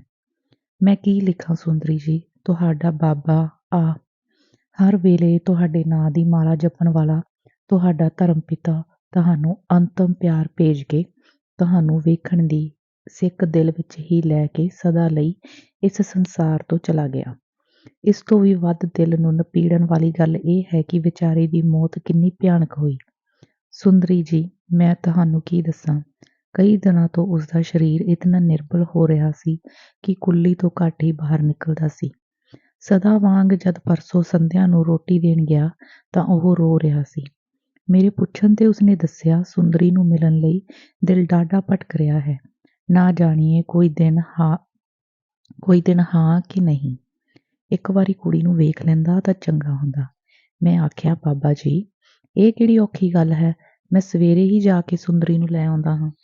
ਪਰ ਉਸਨੇ ਅਜਿਹਾ ਕਰਨੋਂ ਮੈਨੂੰ ਰੋਕਦਿਆਂ ਹੋਇਆਂ ਕਿਹਾ, ਉਸਦੀ ਪੜ੍ਹਾਈ ਦਾ ਹਰਜ ਹੋਵੇਗਾ, ਨਾਲੇ ਉਸਨੂੰ ਇੱਥੇ ਲਿਆਉਣਾ ਖਤਰੇ ਤੋਂ ਖਾਲੀ ਨਹੀਂ। ਪਿੰਡ ਦਾ ਬਦਮਾਸ਼ ਪਾਲਾ ਸਿੰਘ ਹੱਥ ਧੋ ਕੇ ਮੇਰੇ ਮਗਰ ਪਿਆ ਹੋਇਆ ਹੈ ਕਿ ਮੈਂ ਸੁੰਦਰੀ ਨਾਲ ਉਸ ਦਾ ਵਿਆਹ ਕਰਵਾ ਦਿਆਂ। ਪਹਿਲਾਂ ਤਾਂ ਉਸ ਮੈਨੂੰ ਲਾਲਚ ਦਿੱਤੇ, ਪਰ ਜਦ ਮੈਂ ਨਾ ਮੰਨਿਆ ਤਾਂ ਫਿਰ ਤਰ੍ਹਾਂ ਦੀਆਂ ਧਮਕੀਆਂ ਦੇਣ ਲੱਗਾ। ਇੱਥੋਂ ਤੱਕ ਕਹਿ ਗਿਆ ਕਿ ਜੇ ਤੂੰ ਸਿੱਧੀ ਤਰ੍ਹਾਂ ਮੇਰੀ ਗੱਲ ਨਹੀਂ ਮੰਨੇਗਾ ਤਾਂ ਮੈਂ ਆਪਣੇ ਆਦਮੀਆਂ ਪਾਸੋਂ ਤੈਨੂੰ ਮਰਵਾ ਸੁੱਟਾਂਗਾ ਤੇ ਸੁੰਦਰੀ ਜਦ ਤੇਰੇ ਮਰਨ ਦੀ ਖਬਰ ਸੁਣ ਕੇ ਆਵੇਗੀ ਤਾਂ ਮੈਂ ਉਸਨੂੰ ਬਦੋ-ਬਦੀ ਚੁੱਕ ਕੇ ਲੈ ਜਾਵਾਂ। ਸੁੰਦਰੀ ਜੀ, ਜਿਸ ਵੇਲੇ ਬਾਬਾ ਇਹ ਗੱਲਾਂ ਕਰ ਰਿਹਾ ਸੀ ਉਸ ਵੇਲੇ ਉਸਦੀ ਹਾਲਤ ਵੇਖੀ ਨਹੀਂ ਸੀ ਜਾਂਦੀ। ਮੇਰਾ ਵੀ ਸਰੀਰ ਗੁੱਸੇ ਨਾਲ ਕੰਬ ਰਿਹਾ ਸੀ।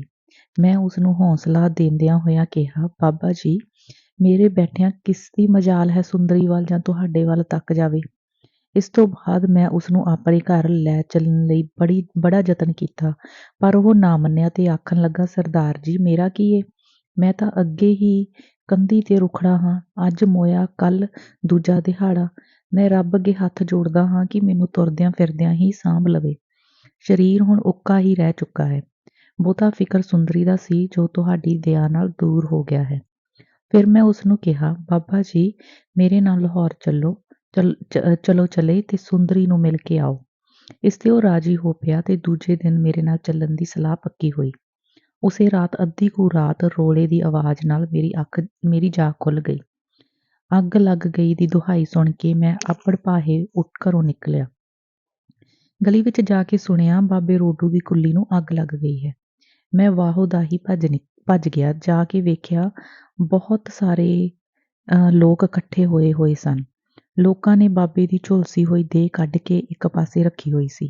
ਕੁੱਲੀ ਸੁਆਹ ਦਾ ਢੇਰ ਹੋ ਚੁੱਕੀ ਸੀ। ਉੱਤੇ ਪਾਣੀ ਪੈਣ ਕਰਕੇ ਉਸ ਦੀਆਂ ਅੱਧ ਸੜੀਆਂ ਲੱਕੜਾਂ ਧੁਖ ਰਹੀਆਂ ਸਨ। ਮੈਂ ਭੀੜ ਚੀਰਦਾ ਹੋਇਆ ਪਾਸ ਪਹੁੰਚਿਆ। ਸੁੰਦਰੀ ਜੀ, ਉਸ ਵੇਲੇ ਤਾਂ ਹੋਲੀਆ ਦੱਸ ਕੇ ਮੈਂ ਤੁਹਾਡੇ ਦੁੱਖਾਂ ਦੀ ਬਲਦੀ ਅੱਗ ਉੱਤੇ ਤੇਲ ਨਹੀਂ ਪਾਉਣਾ ਚਾਹੁੰਦਾ। ਮੇਰੇ ਵਿੱਚ ਵੇਖਣ ਦੀ ਤਾਕਤ ਨਹੀਂ ਸੀ। ਮੈਂ ਦਿਲ ਕਰੜਾ ਕਰਕੇ ਉਸੇ ਸਰੀਰ ਨੂੰ ਟੋਇਆ। ਥਾਣੇਦਾਰ ਤੇ 2-3 ਸਿਪਾਹੀ ਮੌਜੂਦ ਸਨ। ਪਹਿਲਾਂ ਕਿੰਨਾ ਚਿਰ ਤਾਂ ਸਭ ਨੇ ਇਹੋ ਸਮਝਿਆ ਕਿ ਉਹ ਮਰ ਚੁੱਕਾ ਹੈ, ਪਰ ਕੁਝ ਚਿਰ ਬਾਅਦ ਉਸਦੇ ਸਰੀਰ ਵਿੱਚ ਹਿਲਜੁਲ ਹੋਈ। ਮੈਂ ਉਸਨੂੰ ਕਈ ਆਵਾਜ਼ਾਂ ਦਿੱਤੀਆਂ। ਉਸਨੇ ਨਜ਼ਰ ਭਰ ਕੇ ਮੇਰੇ ਵੱਲ ਤੱਕਿਆ ਤੇ ਹੌਲੀ ਜਿਹੀ ਕਿਹਾ, ਸਰਦਾਰ ਜੀ। ਮੈਂ ਹਾਂ ਜੀ ਕਹਿ ਕੇ ਉਸਨੂੰ ਹੋਰ ਪੁੱਛਣ ਲੱਗਾ ਸਾਂ ਕਿ ਥਾਣੇਦਾਰ ਇਸ ਮੌਕੇ ਨੂੰ ਗਨੀਮਤ ਸਮਝ ਕੇ ਬਿਆਨ ਲੈਣ ਲਈ ਉਸ ਉੱਤੇ ਸਵਾਲ ਕਰਨ ਲੱਗਾ। ਬਾਬਾ ਰਤੀ ਮਾਸਾ ਹੋਸ਼ ਵਿੱਚ ਮਾਲੂਮ ਹੁੰਦਾ ਸੀ। ਥਾਣੇਦਾਰ ਨੇ ਪੁੱਛਿਆ, ਬਾਬਾ? ਉਸਨੇ ਸਿਰ ਹਿਲਾਇਆ। ਥਾਣੇਦਾਰ ਨੇ ਪੁੱਛਿਆ, ਅੱਗ ਕਿਹਨੇ ਲਾਈ ਸੀ?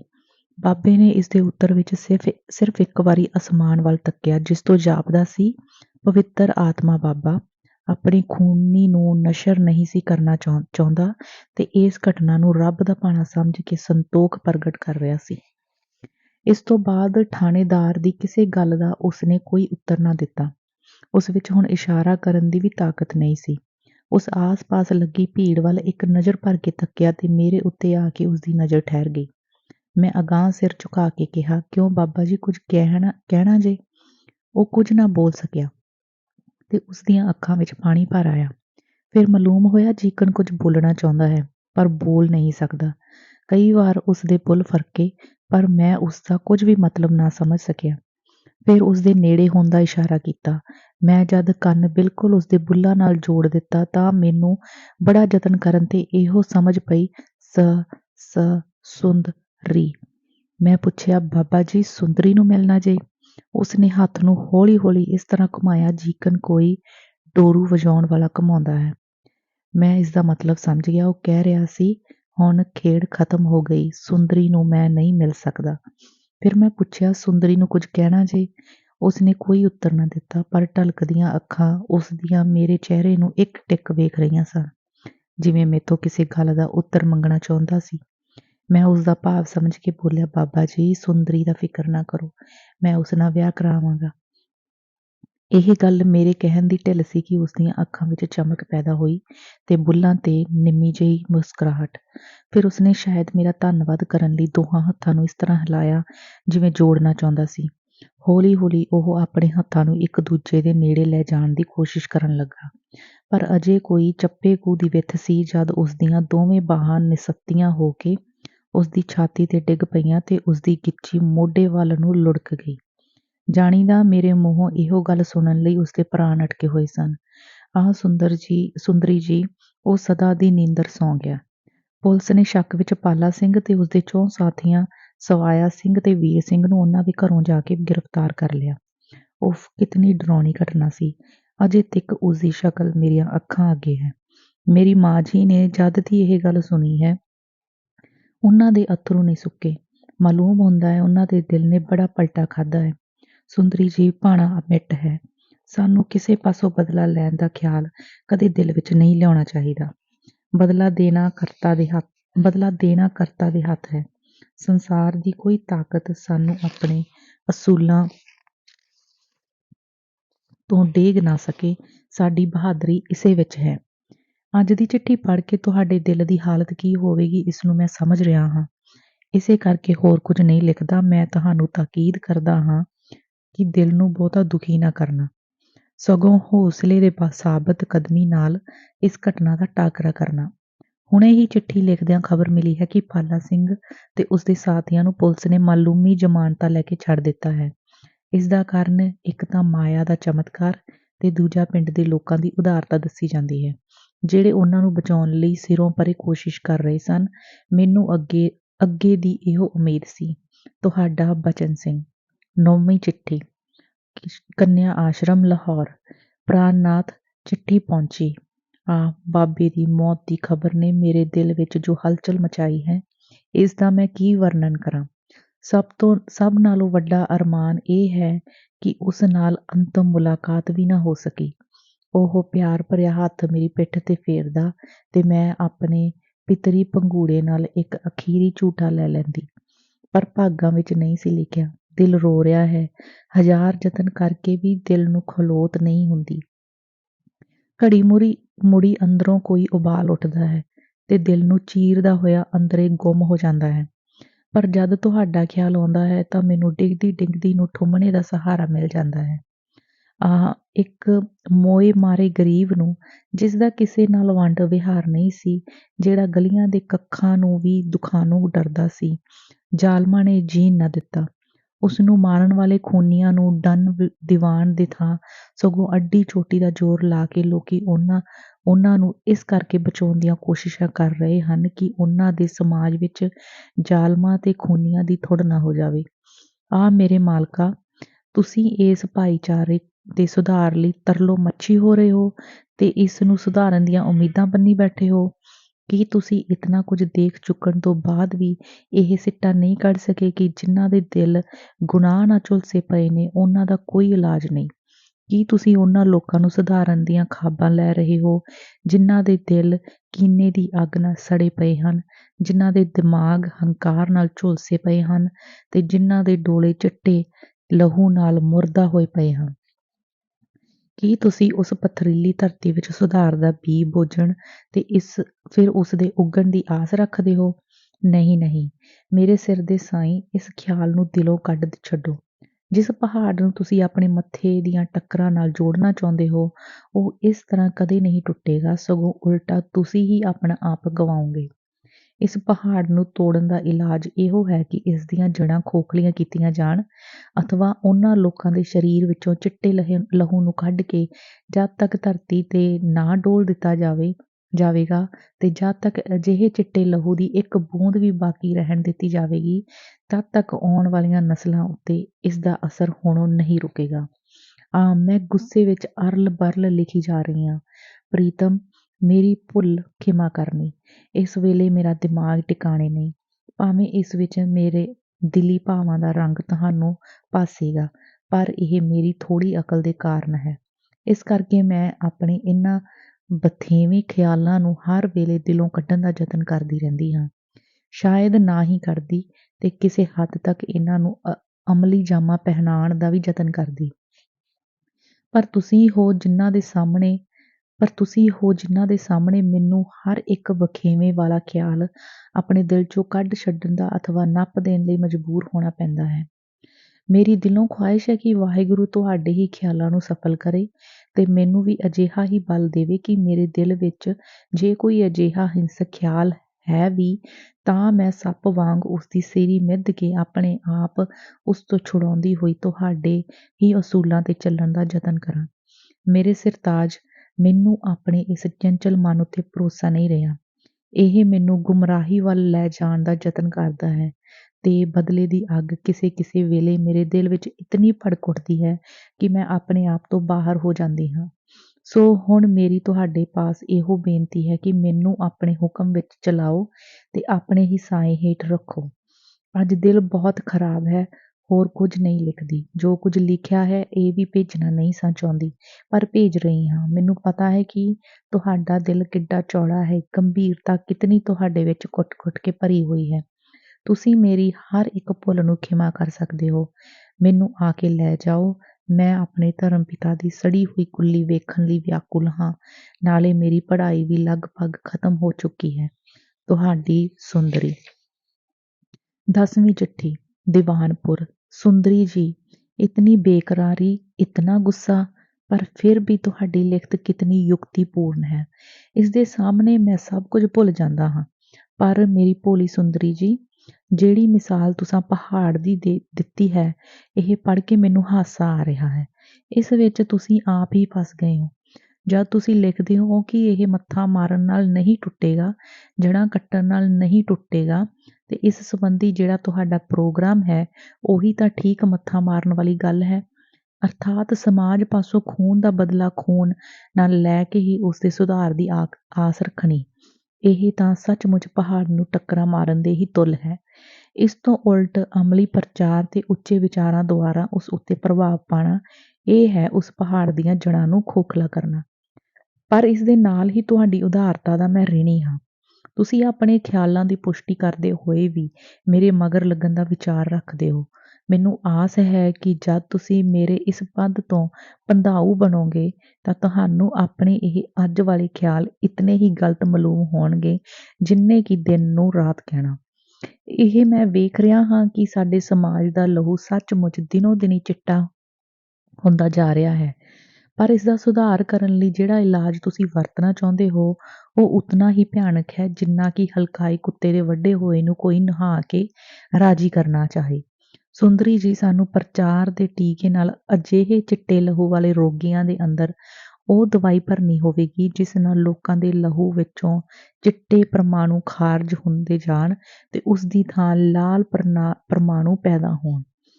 ਇਸ ਕੰਮ ਲਈ ਮੈਂ ਹਰ ਤਰ੍ਹਾਂ ਨਾਲ ਕਮਰ ਕੱਸੇ ਕਰ ਲਏ ਹਨ ਤੇ ਅਸੀਂ ਹੁਣ ਇਸ ਕੰਮ ਵਿੱਚ ਇੱਕ ਤੇ 2 ਯਾਰਾਂ ਹੋਵਾਂਗੇ। ਮੈਂ 4-5 ਦਿਨਾਂ ਤੱਕ ਤੁਹਾਨੂੰ ਲੈਣ ਆਵਾਂਗਾ। ਮਾਂ ਜੀ ਨੂੰ ਮੈਂ ਰਾਜੀ ਕਰ ਲਿਆ ਹੈ। ਉਹ ਮੇਰੇ ਕੰਮ ਵਿੱਚ ਕੋਈ ਰੋਕ ਨਹੀਂ ਪਾਉਣਗੇ, ਨਾ ਹੀ ਤੁਹਾਡੇ ਨਾਲ ਕੰਮ ਕਰਨ ਤੇ ਉਹਨਾਂ ਨੂੰ ਕੋਈ ਇਤਰਾਜ਼ ਹੋਵੇਗਾ।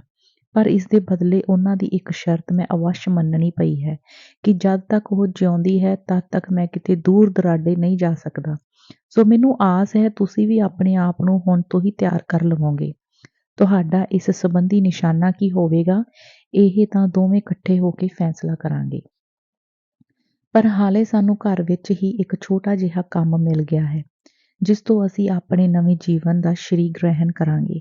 ਥੋੜ੍ਹੇ ਦਿਨਾਂ ਨੂੰ ਸਾਡੇ ਪਿੰਡ ਦੇ ਸ਼ਾਹੂਕਾਰ ਲਾਲਾ ਰਲਾ ਰਾਮ ਦੀ ਲੜਕੀ ਦਾ ਵਿਆਹ ਹੈ।